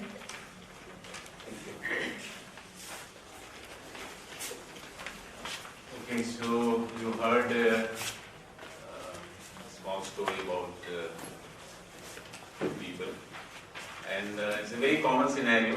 All of you know, triangular, situation. I think this is not something which is unusual. Probably all of you have heard about this. Now I need maybe one person or two persons, your choice, who would note down the points, just to note down few things. You should have your pad so that you can note down things.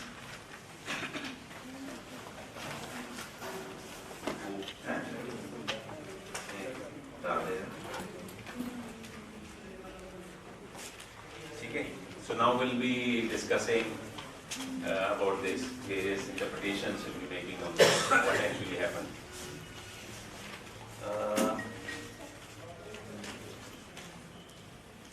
So what type of story is this? You see,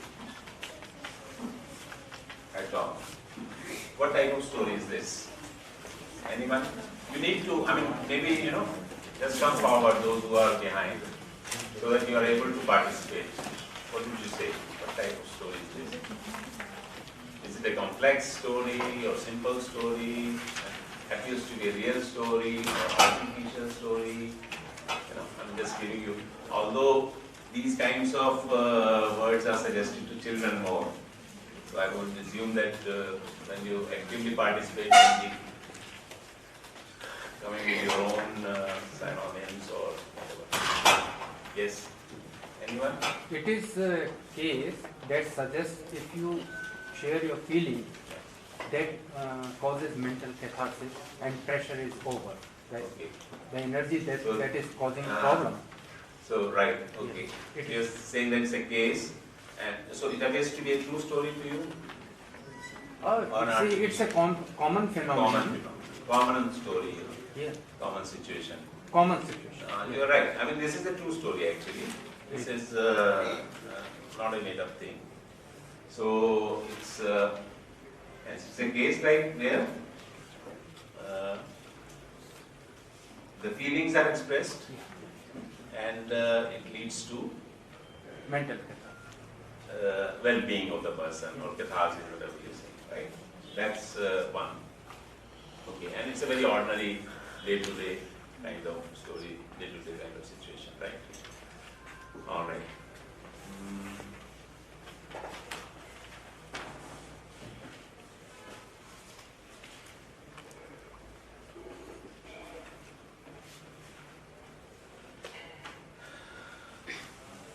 Okay, now say for instance, all of you have heard about psychotherapy. So to learn psychotherapy, what do we need to do? You have heard this story, and say nothing has happened. It's only a person who comes to you, a young girl comes to you, and she reports to you that she is depressed and she has all kinds of those symptoms. So what would you do?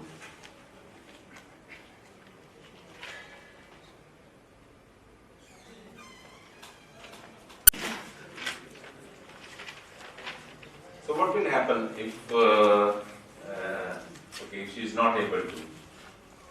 What will happen next? Depression and anxiety, aggression. So what would she do? Huh? Overly active. So what would she do overly active? The inferiority complex. Alright. What else? अपने आप को हाँ मतलब borderline type में बोलते हैं. और any other? वो तो फिर borderline में पहुँचा दिया.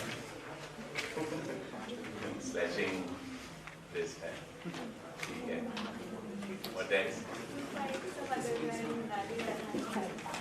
Yeah, that's another good thing. You know, you must note it down. That's a great thing. Then she'll go out, and Manali is a beautiful place, and a lot of boys must be roaming around. She puts on some good perfume. Yeah. And then she brings that boy to the resort and shows this boy, yes, now your girl and this boy, you and this boy compare. Okay. That's how I want you guys to be active. What else?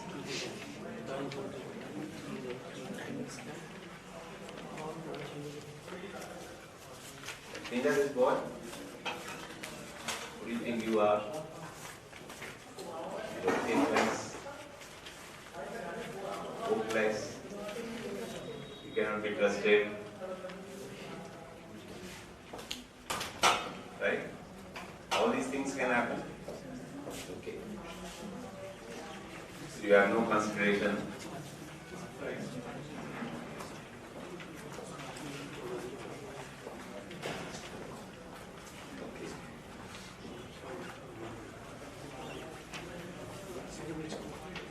So how will you interpret this? Now, say for instance this has happened.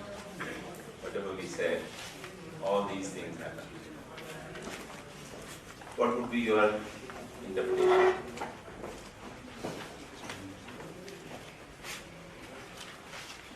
Interpretation is what happened for her. If this happens, then what happens for her?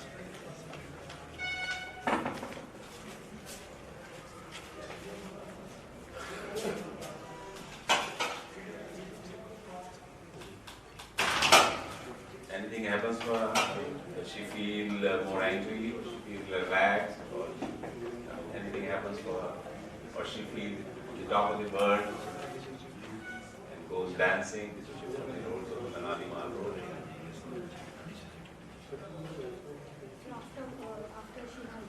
Yeah, when all these things happen, gone for shopping also, she went there and found another boy and just came back and then fingered this man.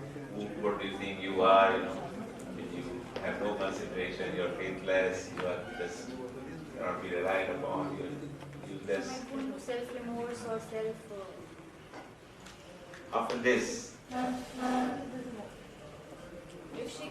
that is not a usual self and she's under stress that she's acting out in this way, then she might have the guilt feeling, self-remorse, all right, yeah, you're right, you're right. That's further reinforce her anger at herself. okay. That's all right. So this is one that she becomes more remorseful and starts hating herself and guilt. Right. Anything else?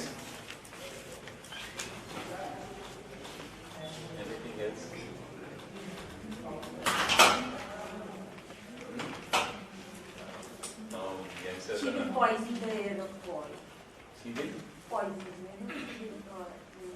She will poison the air of the body. Okay, that's we've done. I mean, she's told everything. It is useless and faithless and No, but she will go to that girl. Go to the partner of that girl. Okay. And then she will talk, nonsense about her. The boy and the girl are together. So when she says she goes there and she told them, she's telling the boy, but the girl is also listening. That's why she was feeling jealous. Anything else?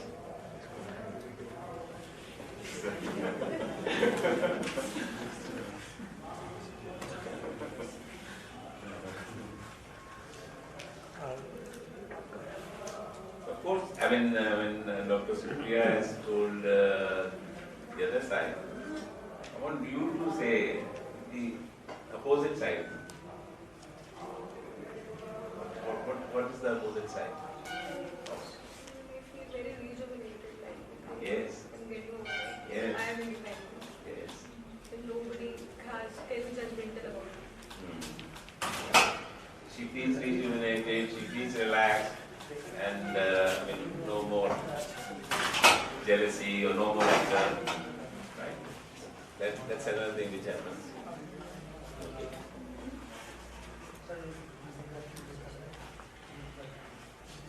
So she just, all the anger gets resolved. But in this case, that didn't happen, right? Rather, what happened was that she developed symptoms. She developed symptoms and she started to feel depressed. So what does it indicate? I mean, so here clearly indicates the two types of behavior, adaptive and maladaptive. So what kind of behavior is this? She develops. Maladaptive. Maladaptive. Yes, certainly. It's maladaptive Yes. behavior. And then next what will happen?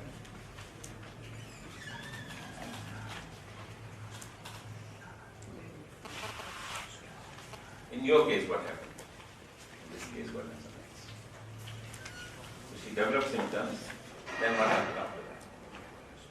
She had an emotional outburst. Yes. And then she talked about it to her friends, who were close, the people involved. All three had a open discussion and then they resolved. Whether open discussion or just, I mean, she... Unburdened herself, whatever she was saying. Yes. That's what happened now. So, it came to what? Came to an adaptive behavior. So, initially, she was into maladaptive behaviors, and then she went into adaptive behaviors. She developed adaptive behavior. When she was able to express her feelings and come out of her anger also. So that was an adaptive behavior. Now we go back to depressive state, depressive feelings, depression. She developed depression, jealousy, and then depression, anxiety. So why did she develop depressive feelings?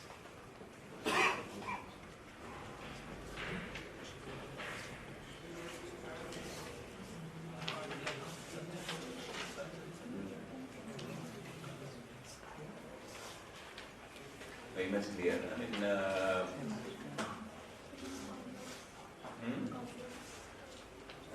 I think as in the medical science, as when people do their MBBS 1, 2, 3, 4, like, and then even in during also, when the examiners they ask, they want the basic things, very.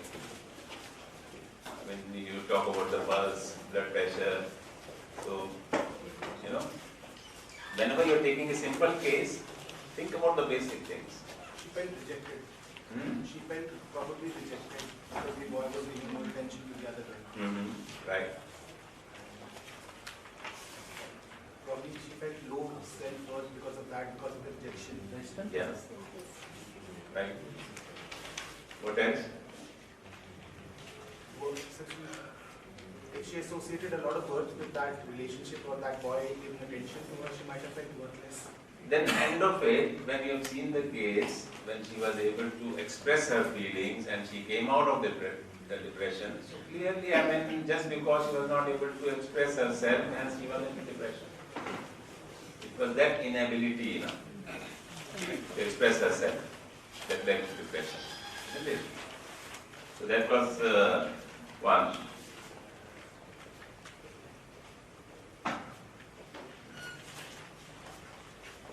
And why did these feelings, like when she was not able to express, how did they start? Again, I mean, looking at the case again and again, it's the simplest case. I'm just trying to let you know that the procedure for the psychotherapy is very, simple. But not all the cases will be so simple. No. But the procedure is simple. How you do psychotherapy is simple. Only thing is, like the cases they become complex. This is the simplest case so that you can understand. We just going through the whole thing because I want you to understand it. Hence we are going step by step.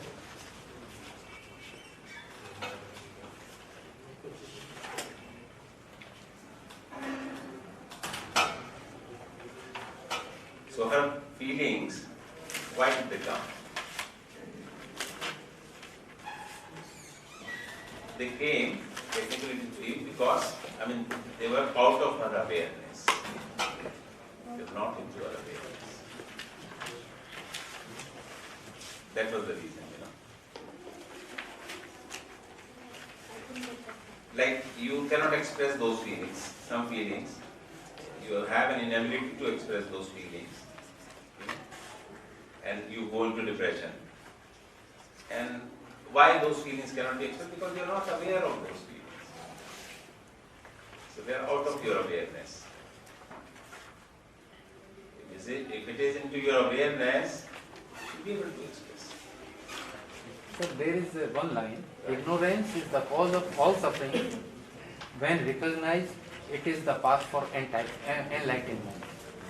It needs conscious sensory recognition or differentiation of sensations and perceptions. What you perceive and what you are feeling. So there are two things. Feeling, you are feeling bad about it, then what you perceive about it. So it was the ignorance, out of ignorance. Out of our awareness. Right? So, and how should we express those feelings? When will she express? When was she? When it comes to our awareness. Yeah. Right? Which is like technically what can you say and what is it when it comes to our awareness? So what technically, can you give it a name? Can you give it a name? Insight. This is insight. Right.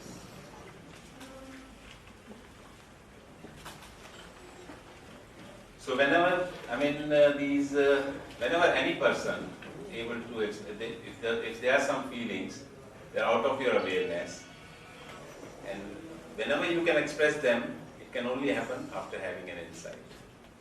That yes, they were out of your awareness, now they have come to your awareness.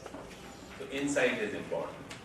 And this individual psychotherapy which we are talking about the psychodynamic process.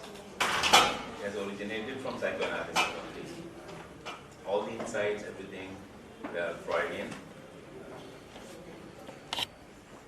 And I think probably you must be knowing the procedure is called psychodynamic and the therapy is called dynamics psychotherapy. Right?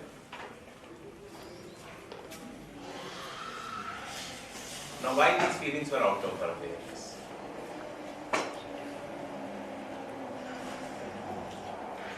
Yes.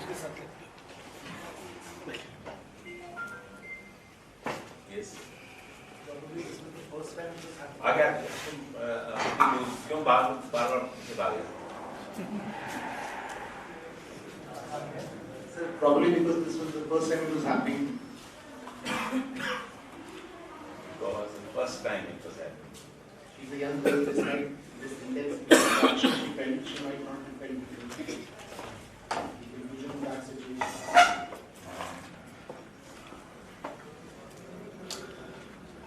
Can it be like this? In medical terms, it could be that most of our thoughts or feelings are automatic. We're not mostly aware of it. When we start focusing our attention on a particular stage of mind, Others can hear. So that if I'm not able to understand, somebody else can understand. Let me know, So in medical terms, if you're talking, then she's not aware of this because probably most of our thoughts or feelings are very automatic. We don't create them; they just happen, and we're not consciously thinking about them. But if we redirect our focus or redirect our attention to that particular thought or feeling, then we become aware. Then they start listening to us.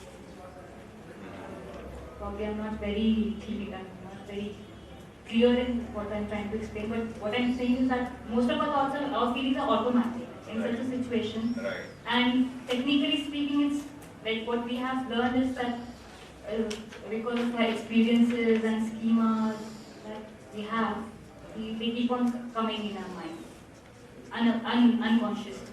So that's why we are not aware of it. Actually, what doctor is trying to explain, most of the times we see, we don't look. We listen, we hear, but we don't listen. Two things are because awareness, then integration. There are a lot of processes going on in the brain. So these processes, they do suffer. Body shuts down when we are under stress and we are not able to interpret and correlate the things at mental. Any laws actually, any kind of laws bring back our defective schemas again back of the mind which we have learned in our childhood and all this. Any kind of laws bring things back to our defective types of schemas that we have learned during our childhood and through the society. So the person keeps on pondering about that and it leads more suffering to the person. Right, okay. This is more close to which I could understand with my thick brain. So that is there. So it's like something happens during the childhood, and this also becomes a process, right? Like, so it is a learned thing from the childhood, right? Something happens during the childhood.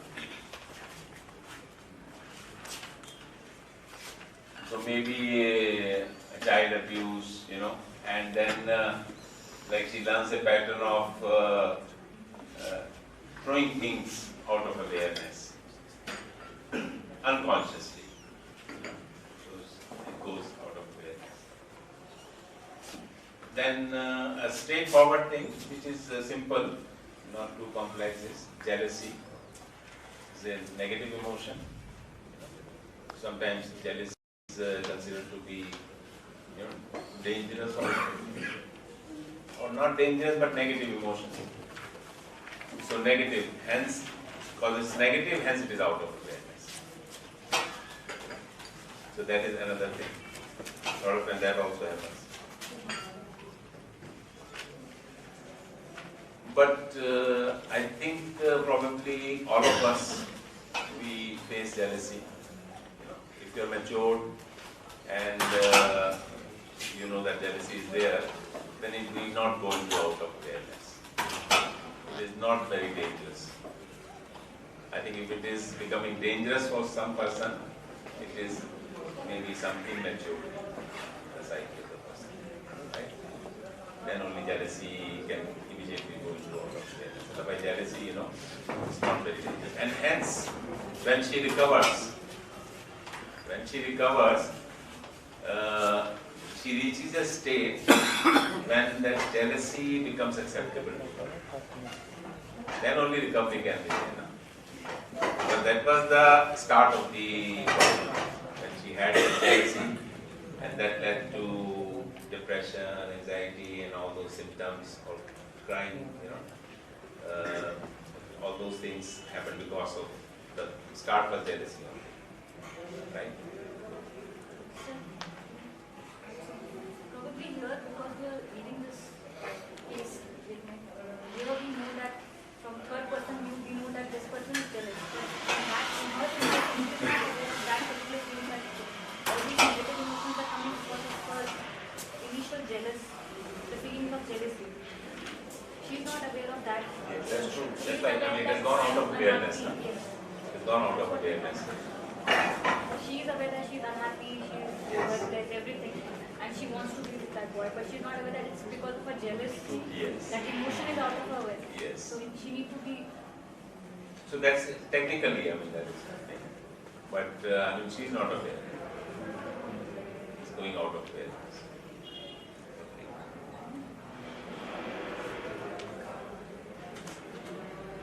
Anything else on this? Then there is an element of self-hatred also. That also. So negative emotions do work on a continuum. It is anxiety, anger, hatred, and depression. So it is a continuum. At one point of time, at what stage she is, with what negative emotion she is suffering, whether self-hatred, whether anger, anxiety, or depression. Depression is the withdrawal. When anger is there, she can do anything damaging to her and to anybody. We are just breaking it down. Yeah. So that we can understand each and every part. So it is not a static. So that the process becomes understandable, and we can understand the process, how the psychotherapy is happening. If she is recovering, how it is recovering. It's a very simple. Maybe you are at a level which is higher than a lot of other people. So you can think in terms of those complexities. So that also would be the thing, But I am talking a very simple case, hence I am breaking, so that everyone can understand. That is the reason.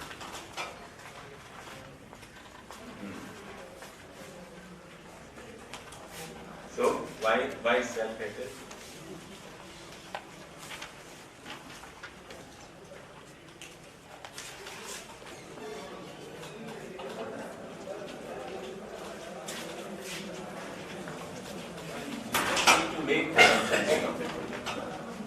Because that's what happens. Simplest, that's what your start of the, as you were saying, that you need to take a good history, good examination. So when we are thinking about these things, it's like, unless you become exploratory on small things, you cannot go back to the roots, or you cannot correct them. Otherwise, these kinds of patients, they do come to us. A lot of times they come to psychiatry OPD. They go to the GPs also. They go everywhere and diagnose depression, given antidepressants. Whereas here we are talking about a common triangular situation. Somebody developed depressive symptoms, or all those kinds of symptoms. And maybe she would have developed some psychotic symptoms also. You never know. She goes into a rage and breaks things like she breaks that not only a simple glass, but dressing table glass, or maybe a TV screen. Maybe then she gets diagnosed as a psychotic, that what is it called? Acute and transient psychotic disorder. So that could also happen. And then she's given antipsychotics. But we are not going on those lines. We are talking about psychotherapy. So we are saying that, it is just expression that she was able to express, and then she came out of this. No need of antidepressants.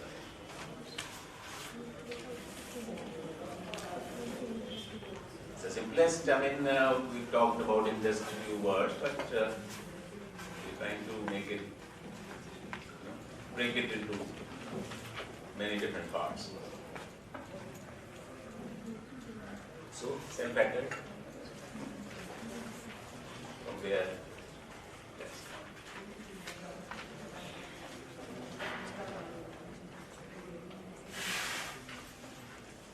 What would be the simplest explanation for self-pattern? So the boy has even started giving attention to the other person. So the boy has started giving attention to the other girl. She has started developing some kind of feeling of hatred. That is written there. Like childhood experiences. So probably in childhood she suffered some, she has been comparing herself to somebody and found that she's the younger sibling. Usually more attention is given to the elder sibling, the second or these small little things Right. also So that is there. probably she didn't get, or she's been compared to her sibling, she's not that good in her academics, her elder or the younger siblings more. So she's always been compared and always been found to be less as compared to other persons. So that can also lead to self-hatred. So this is like you have gone into some depth because you are a well qualified psychiatrist, you have been into practice for a few years. But I mean, otherwise, more simple than this, associated with depression, self-hatred, it's a very common symptom. Guilty, self-hatred, these are common symptoms with depression. But that's a superficial explanation. If you go into some depth, then this reasoning can come, right?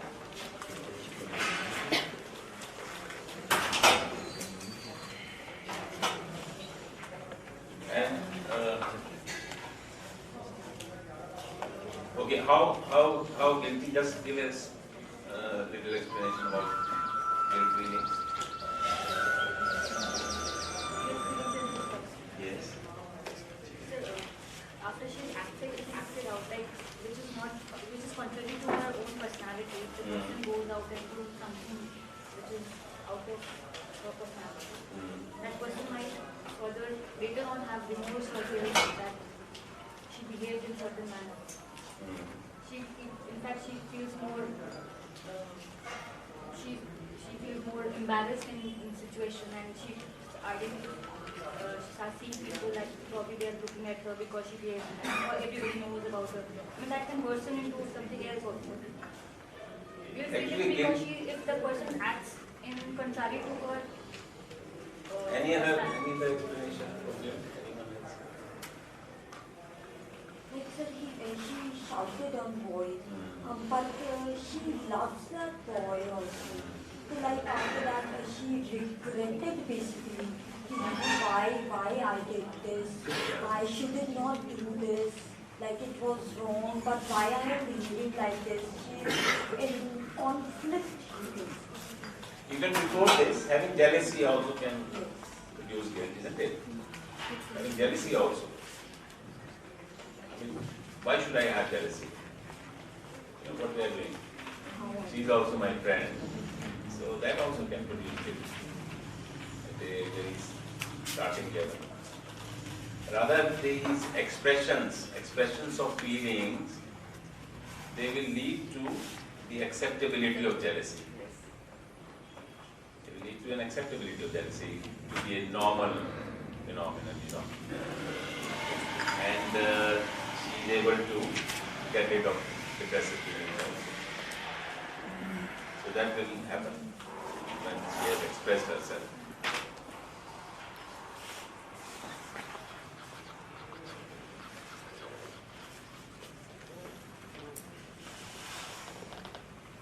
Okay.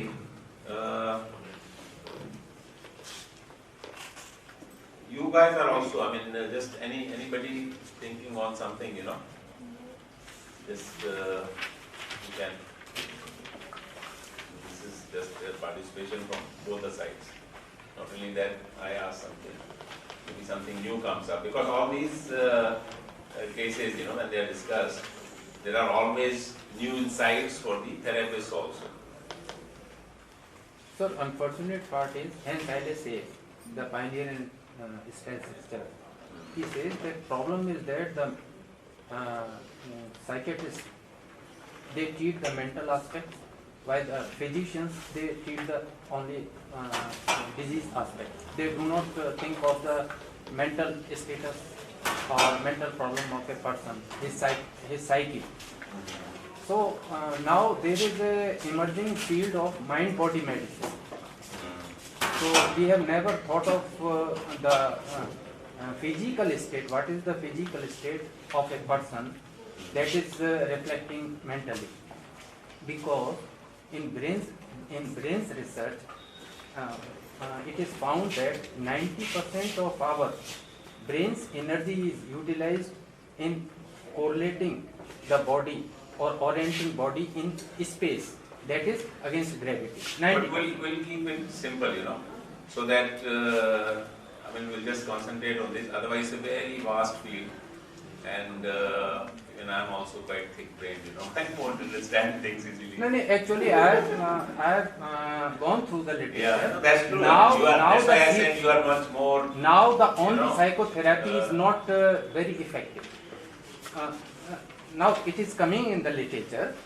You must have gone through that only the psychotherapy is not that much efficacy. It does not carry that much efficacy as it used to be thought of in the past, previously.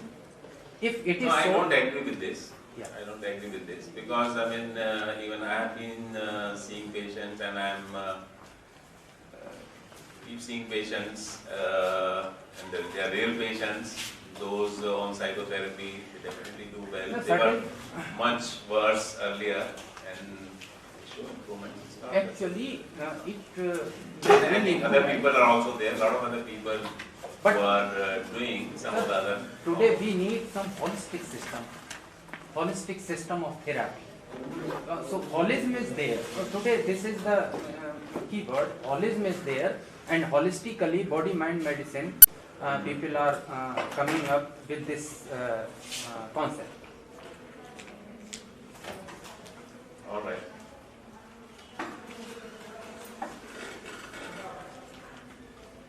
With psychotherapy, relaxation therapy is very, very important. What has happened for her? If you want to go through that part, what happens after she recovers? She expresses her feelings, she recovers, makes a recovery, her depression is gone, and afterwards, what is there for that? Why is there not doing so? I have lost my. Yes. Yeah. So, like the last you can read, the depression disappeared from then on. Not only in the short term, the holiday go well, but in long term, she found herself able to relate to groups of people in a new way, no longer as an outsider, but as a participant. So how she was able to do that? How did that happen? It's just in a group of people. I think probably you'll be able to imagine. Group of people means there are more chances of jealousy. There are more people. Say more girls, more boys, there are more chances of jealousy. So once she recovers, if in a group of people she is able to stay well, that means she is able to manage her jealousy. So that's how her recovery has happened, right?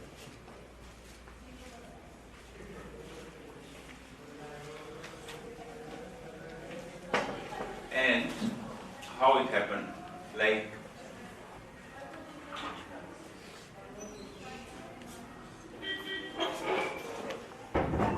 it was like Shirin went to her room, broke down into uncontrollable fit of weeping. The other two heard her and went to her room, which was widely open at that time. She was able to pour out her feelings to them. Right? Something here is not mentioned. It's like, when they ask, when they reach there and they ask her, then she says, she cannot stop. It's uncontrollable. She's not able to control herself when she was weeping, shouting. So, they said that you're disturbing all others. What is happening? What happened? So she said that I'm not able to control myself. Right? And that uncontrollable thing, do you think it was really uncontrollable or something else also can be thought for this?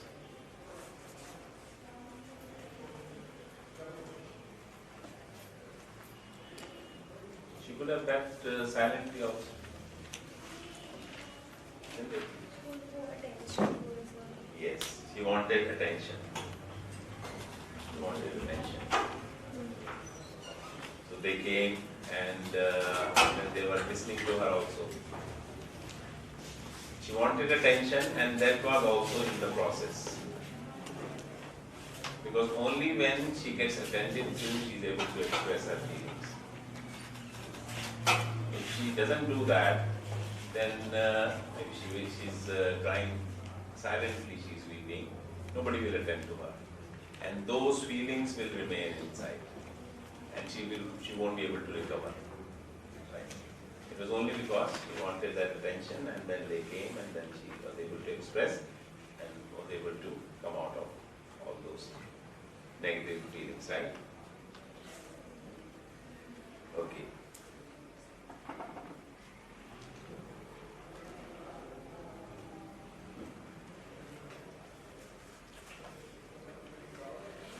About the constitutional things, or we didn't. You tell me. It could be constitutional also. As you know very well about depression, it runs in the family. So it could be a constitutional thing. That maybe, there was something in her genes so that she was much more sensitive towards emotions of jealousy. Otherwise, as a lot of other people, they're not sensitive. So they don't go into depression with the feelings of jealousy. Right? So that constitutional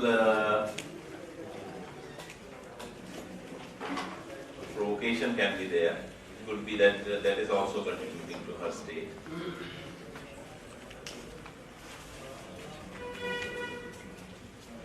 And a lot of time,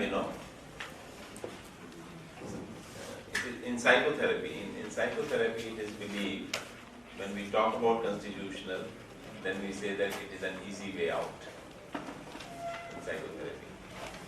In psychotherapy it is believed that you're talking about the nature, right, constitutional. Why not talk about nurture? Nurture is also equally important. So that we talk about. Something happened during our childhood, and then those childhood traumas get into this kind of problem, right?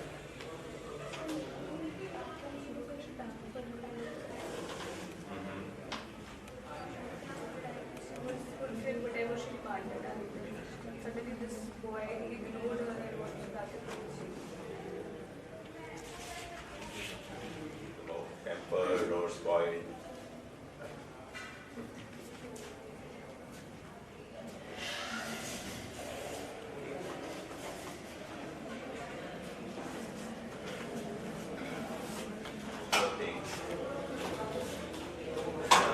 Let's think about some conclusions.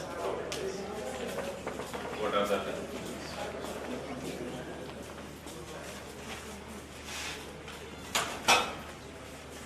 Can anybody talk about some conclusion out of this discussion?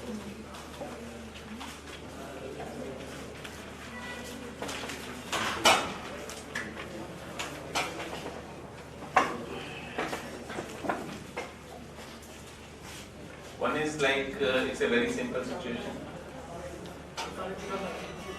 And we made it more complex by breaking it down into different parts. So, and this is very important in psychotherapy. Like, each and every simple situation is broken down into extraordinary complexity. So this is not an ordinary complexity we are trying to take up. And we are seeing this, maybe this kind of situation takes place and goes on for so many sessions, not that in one session, we are discussing in just one go. So that is one. Never believe that the psychotherapy is so simple like it happened here. We have taken a case. It could be really very complex. Okay. Any other? We have not thought out the duration of these symptoms. So when we say the girl went into a depressive state, she went into jealousy. The duration was very important. The duration is very short-lived. Yes, sir. Then we need not go into connections of psychotherapy. Here we have just taken a simple situation, and definitely with this duration, we cannot even diagnose as depression. They're just feelings, depression, depressive feelings. It's a situational issue. Whether there is any intervention required at all, if the duration is not significant. And actually intervention just happened. It happened. Resolved by itself. Resolved by itself. And with that resolving, she learned. So, if you look at this, the therapist is nowhere in the picture. It's a self-limiting. Yes, self-limiting, and like the person himself or herself becomes the therapist. The girl is very resilient. She found the solution by herself. Most of the people do it themselves. Yes.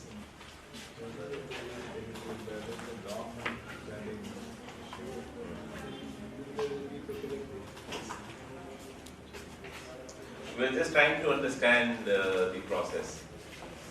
That's why I brought this case. This is the procedure. Okay. So, any other conclusion? Another conclusion I tell you is that the therapist, although here it's not much concern, but you can see the kind of situation it is, real life situation, and then those relational complexities or issues. So it's like the therapist, one important characteristic for the therapist, if there was if it goes on and it becomes a case of depression, and then the therapist is actually required, and then you're like when, as you're saying that you're taking a history, and then 2 weeks or 3 weeks have happened, and she has come back with those kinds of symptoms, then definitely an intervention will be required. So at that time, one of the very important characteristics of the therapist is knowledge of the people, in psychodynamic, people's knowledge is very important. About the life situations, how what people do in different situations. So that is very important. So it's like a psychotherapist, without having knowledge about people, you cannot proceed. A lot of times, a person who's writing medication, even without the knowledge of the people, like a lot of physicians, they'll do. They won't go into any kind of this complexity. Even they won't think about those 2 weeks or 3 weeks in duration also. And a lot of times it happens with, I think with us also, when we see that those depressive feelings are intense, and even if they don't fulfill the criteria for 2 weeks, and they are really intense and suicidal thoughts are there or something is happening, then we will give antidepressants. Irrelevant, because I'm not the used to give immediately. So you medicine for a short time. And maybe, even if when we are seeing the severity, and although, say for instance, person doesn't come out with suicidal ideas, But who knows if goes back and develops suicidal ideas and commits also. You never know. That is there. Okay.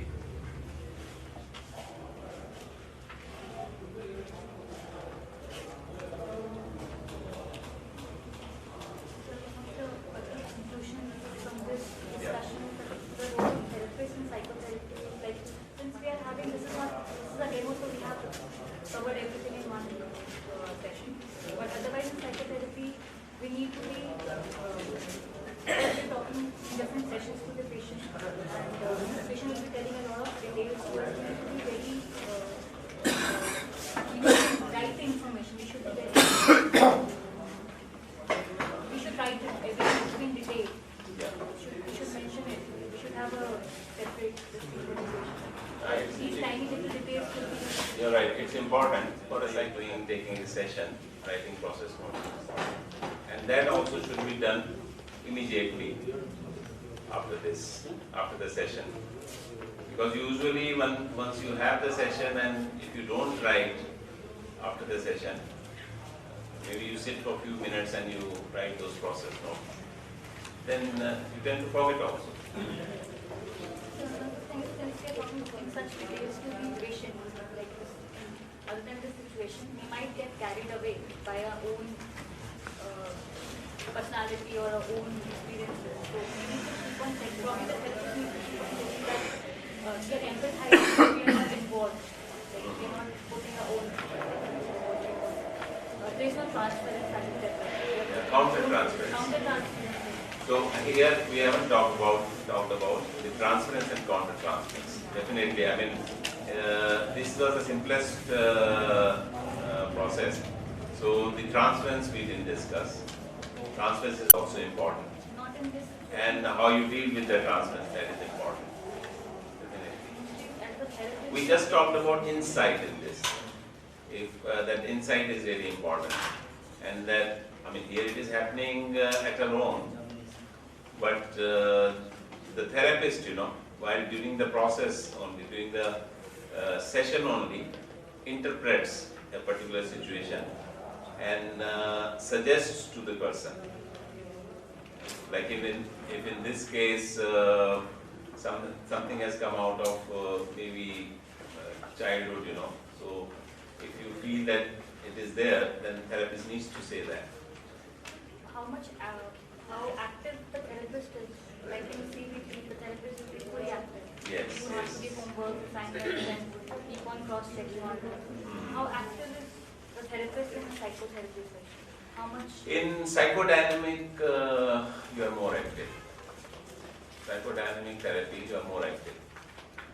So we can have our own interpretation, whatever the patient. More active means, I mean, like while there are rules for giving interpretations in psychoanalysis, and it's like it is a very slow process. Psychoanalysis, usually the interpretations, either they are avoided or they are given in bits and pieces, Whereas in psychodynamic psychotherapy, interpretations are allowed. So if you have understood something, then interpretation should be given.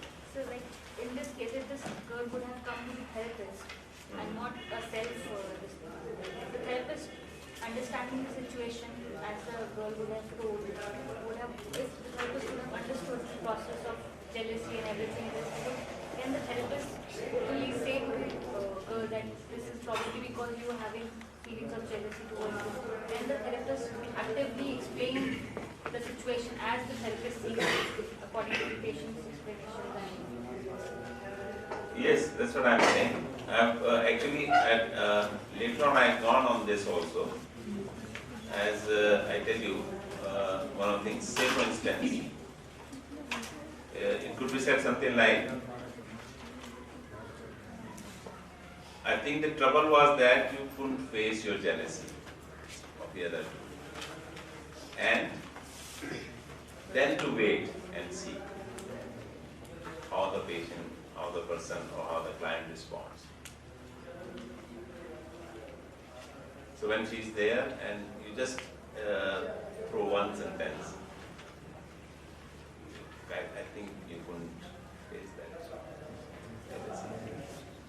it is given, you know, that is there. That happens. This is also called giving the insight. Therapist always assists the patient or the client in providing insight. The insight is the only thing. Once the insight is there, then the person will be able to come out of the problem. So helping the person, helping the client to develop insight. And there are few aims also of giving insight, you know. One is to enable the patient to face what he or she really feels, to realize that it is not as painful or as dangerous as she thinks. Then to work it through in a relationship and finally to be able to use her real feelings within the relationships in a constructive way, thus changing maladaptive into adaptive behavior, which is spontaneously happening.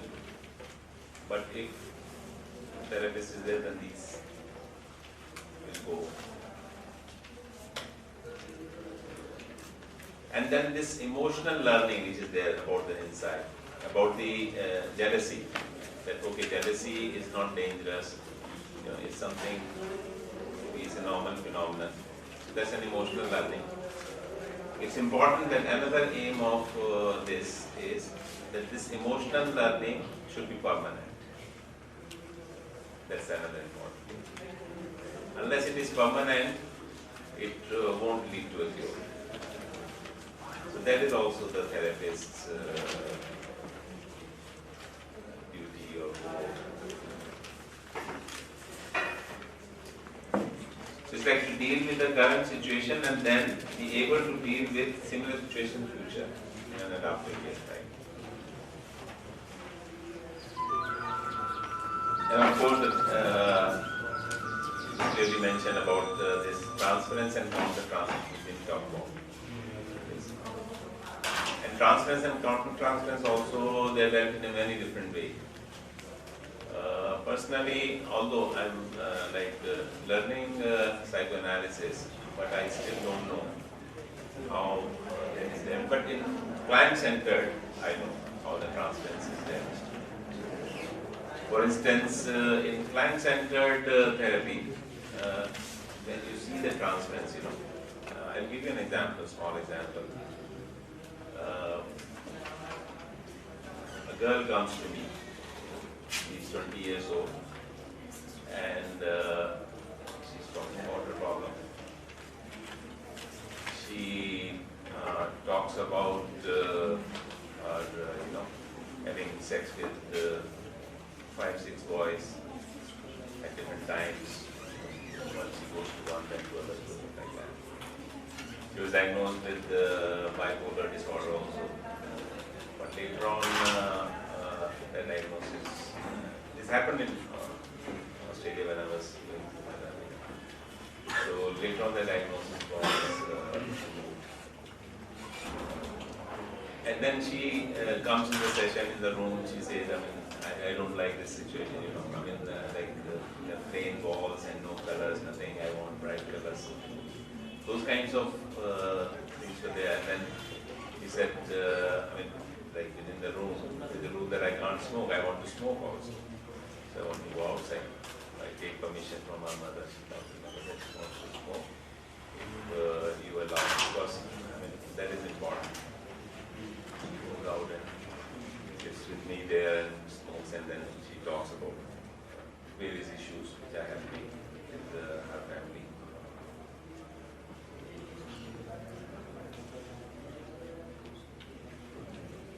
Wait, what I was talking earlier?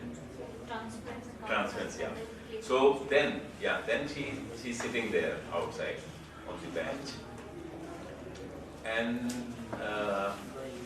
I'm listening to her. So it's like I'm not being judgmental on any of them. I talk about having sex with so many boys. I don't say anything. I don't show any expression that this is something wrong she's doing.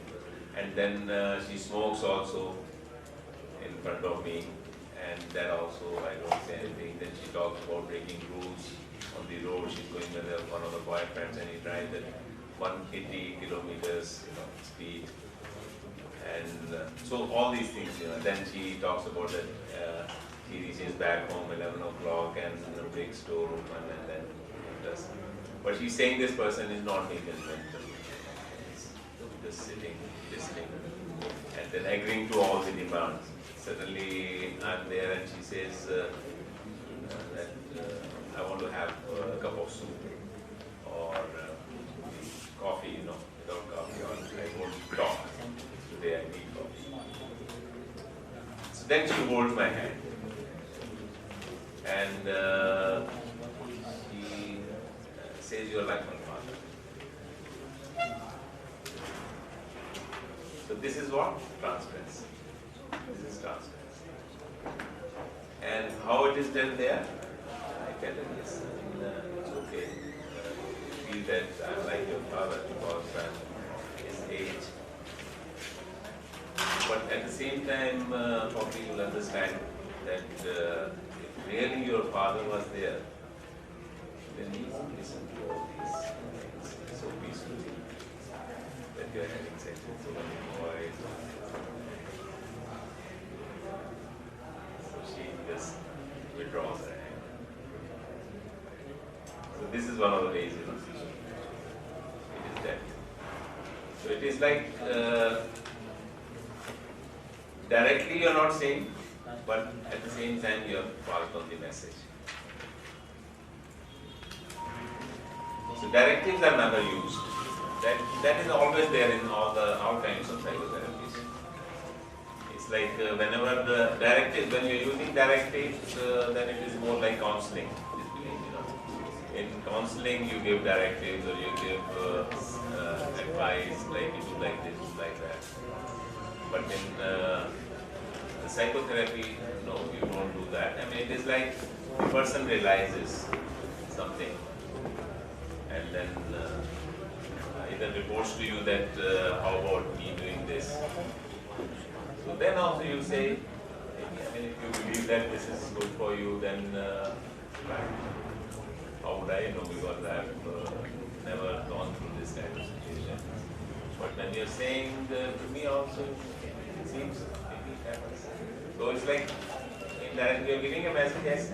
I mean, you're going in the right direction, but at the same time you're not giving a directive, yes, you go and do it.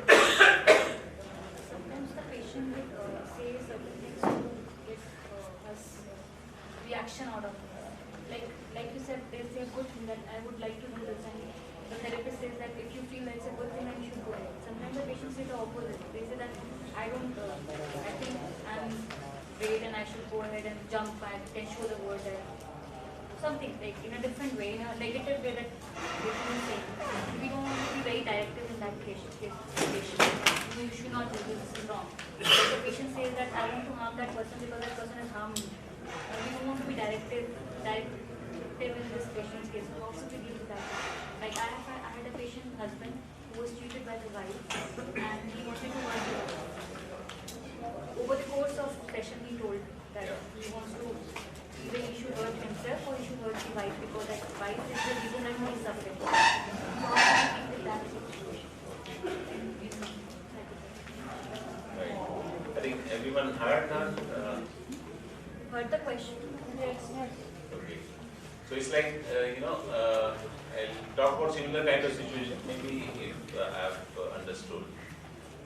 It's like you're seeing a person who has those kinds of negative actions, right? Maybe beating his wife, or maybe a person who talks about that, he comes to a session and says that yesterday I went there and murdered this person. So it's like those kinds of things. Or I raped a girl, and then, yeah, I did that, and then now I'm in the session. So in client-centered, it is said that here you cannot provide the unconditional positive regard or unconditional love. You have to tell clearly that, see, I have my own standards, and what you are talking about, very sorry, and then I cannot continue with your faculty, and I have to discontinue. So this is the last session because I'm not a policeman, and it's like, and maybe, I mean, law requires you to report also, then you need to report also. As a therapist you won't, but otherwise you need to report also. If somebody has disclosed to you that he has raped somebody and come to you in a session, so then you need to report also. But to that person you say, no, I cannot continue with that. Because these are contradictory to my standards. So here you cannot provide that conditional those kinds of, and similarly, like beating his children, you know, physically abusing children or by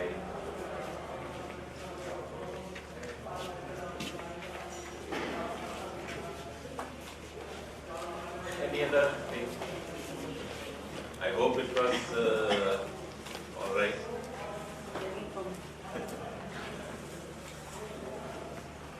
Any other question? Finish with this.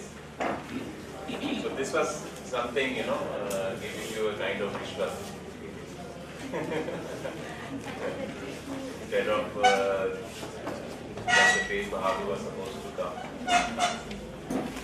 As I told you, promised you, will bring him. And your addresses should be there, those who have registered. Your emails should be there. People who have come from out of the state, they are allowed to have CVs, but not those who are bearers or local. Right. Thank you very much.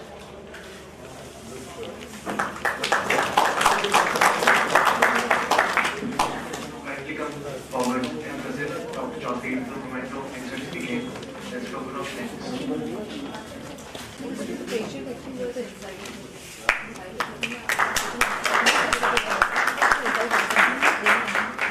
Brigadier Sudarshan to present a memento to chairperson of this session, Dr. S.V. Gupta, for his sample.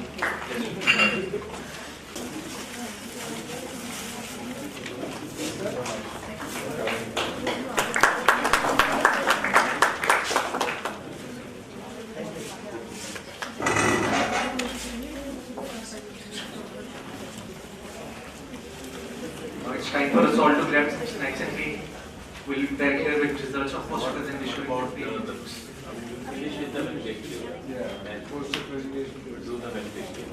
And next, Dr. Brigadier Sudarshan and Dr. S.P. Gupta and other senior dignitaries and dear friends. So we are coming to the close of this session. I don't know whether you have filled those feedback forms or not. It's important if you could, if you haven't filled these, do fill the feedback forms so that we know whether we should continue with anything like this later or we talk about something else, you know. I think probably that form also asks you if anything else you want, you know, other than these kinds of sessions. So this program, it happened because of, I think, all of you only. It could never happen without the participants and even without the people who have helped in organizing the event. I'm thankful to all of you. Whether you are here as a participant or you have helped in organization. I think giving a list, I'll just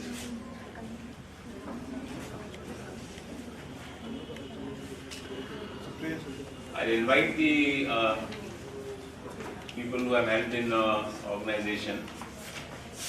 And I can see one is Dr. S.P. Bharti, who's there. He was the treasurer with us. He helped in getting a lot of registrations. If you could come forward.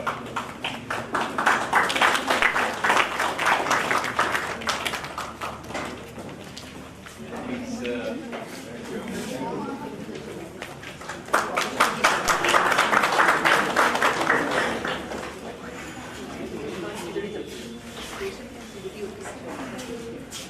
then Supriya, she doesn't matter. Those who are there, Supriya, our joint secretary. And then we have Mrs. Seema Sharma. She's the clinical psychologist. With us, she is also the joint secretary. Actually, without them, these things were not possible. Even yesterday also, I had to be absent for the whole day, and things were well managed. And then we have our Dr. Priyanka, yes, she's hiding behind the scene, our associated secretary. Actually, Dr. Supriya was not well for a short period, and then it was good, I was in a soup and I was having difficulties. Suddenly Dr. Priyanka, herself she became active, and that was really great, because otherwise it wasn't possible to. Okay. Then we have people from state management. Jay Mehar Singh, he is again absent now. Well, you know why Jay goes absent from our session so frequently, Because his name was there on the top, so I had to. Good. Anshul has done a lot of work. Then we have Nashar.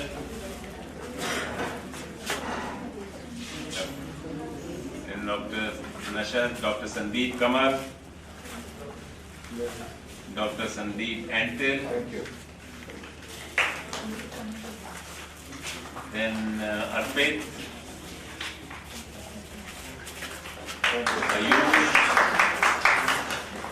Sir, Ayush.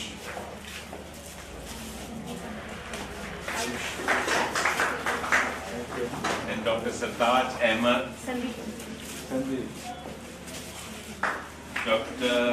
Manoj Tripathi is also not there. Dr. Meenakshi. Dr.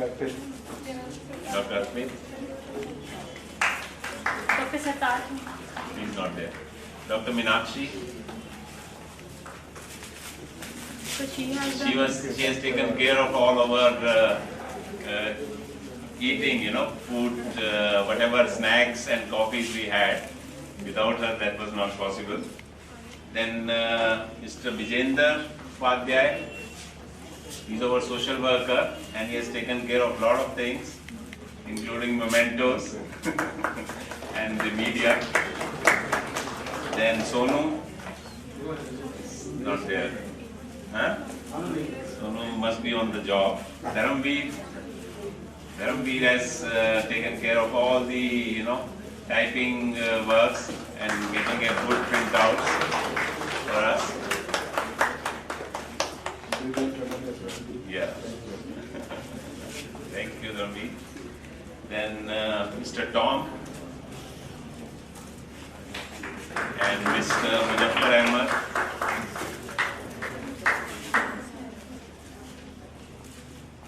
They are from nursing college, our teachers, and really helped us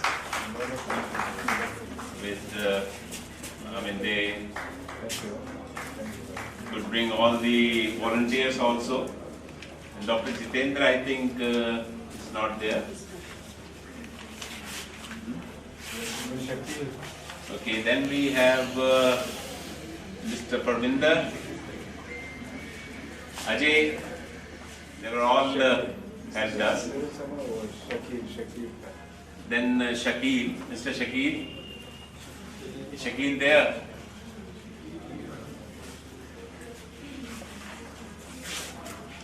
Anybody else who's here and was there in the organizing and, I didn't name because, okay, maintaining this hall.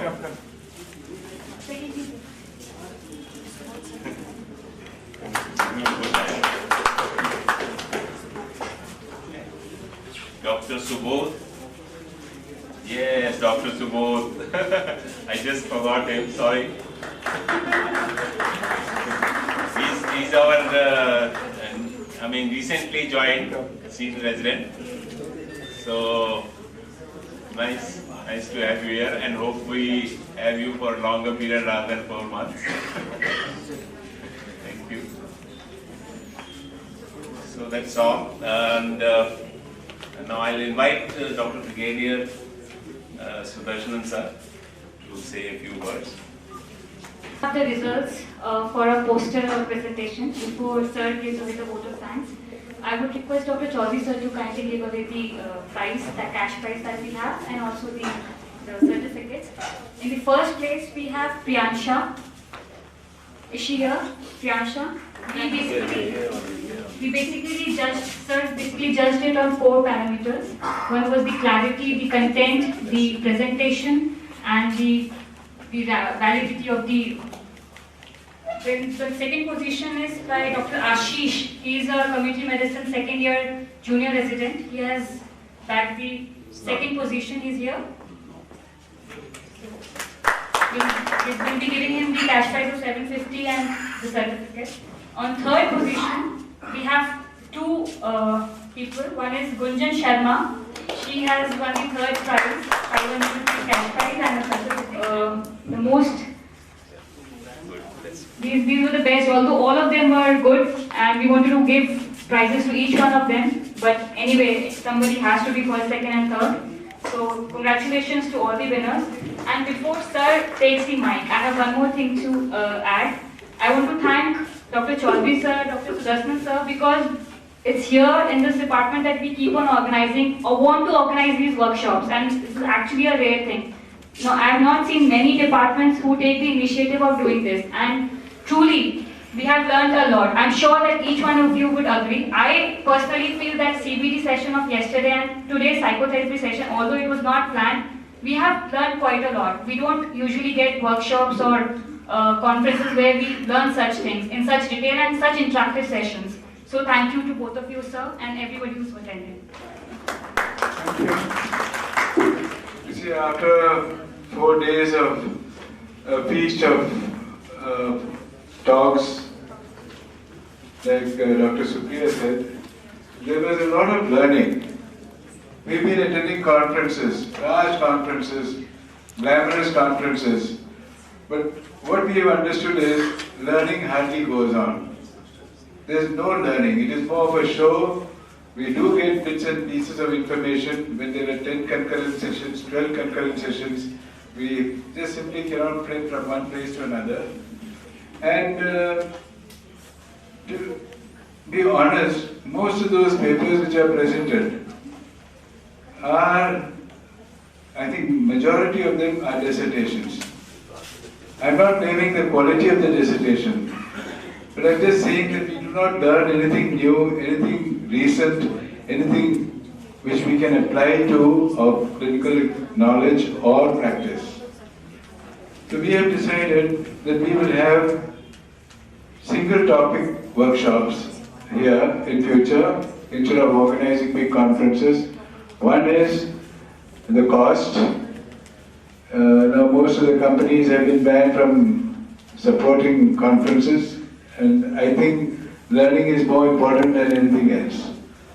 We have 7 postgraduates and 5 faculty. Apart, I think we may have to work hard, but we'll certainly organize these sort of workshops topic-wise every 2 or 3 months, and we'll give wider publicity for more participation, and I think that will be more useful skill teaching, micro-skill history taking by Dr. Sahai was something which I think was so informative that I must confess, I myself never attended a class on those micro skills. Never in my training period, nor otherwise. We hardly had any psychology teaching. The CBT, the performance of Dr. Gauri Shankar, was a very eye-opening experience for, I think, all of us. We talk about CBT, we know bits and pieces, but his demonstration, I'm sure none of us would have attended anywhere, and it has given us a good idea, though I'm sure none of us will be able to practice it the way he was practicing it. More training, repeated such workshops will be held and we will gain. And today Dr. Chaudhary, at a very short notice, extremely short notice, I was wondering what is he up to. He didn't tell us that he didn't sleep, but he came out with a wonderful presentation of psychotherapy, individualized psychotherapy. It is very interesting, the way he presented it, and I'm sure you've all gained. We really miss Dr. Tej Bahadur Singh, and I'm sure we will be getting him, as Dr. Chaudhary mentioned, and at the earliest. And we will welcome your suggestions anytime. In case you've not thought of anything, you just mail us, give us a ring, and we will definitely consider it. And I want to compliment all my department staff, Dr. Chaudhary. Particularly, he deserves a standing ovation because he did a human job.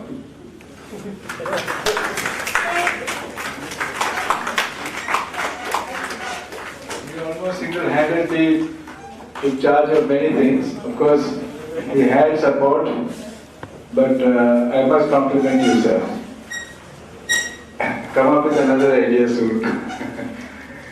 And I must thank all the faculty members, other paramedical staff, and our departmental staff for being ever cooperative and helping us, and above all, the college management and the principal for going out of the way. They want to support that we get in this college. I don't think any management gives to any other private college. We just have to request and it's done. I profoundly thank the management and the principal, Dr. Mukti Bhatnagar, Dr. Astana, for giving us enormous support. Anytime we approached them, there was never a no to us, and we are always grateful to them. Thanks you all, sir. And thank you for your participation. We hope that we'll be, the more participation, more encouraged we are to do more. Thank you very much.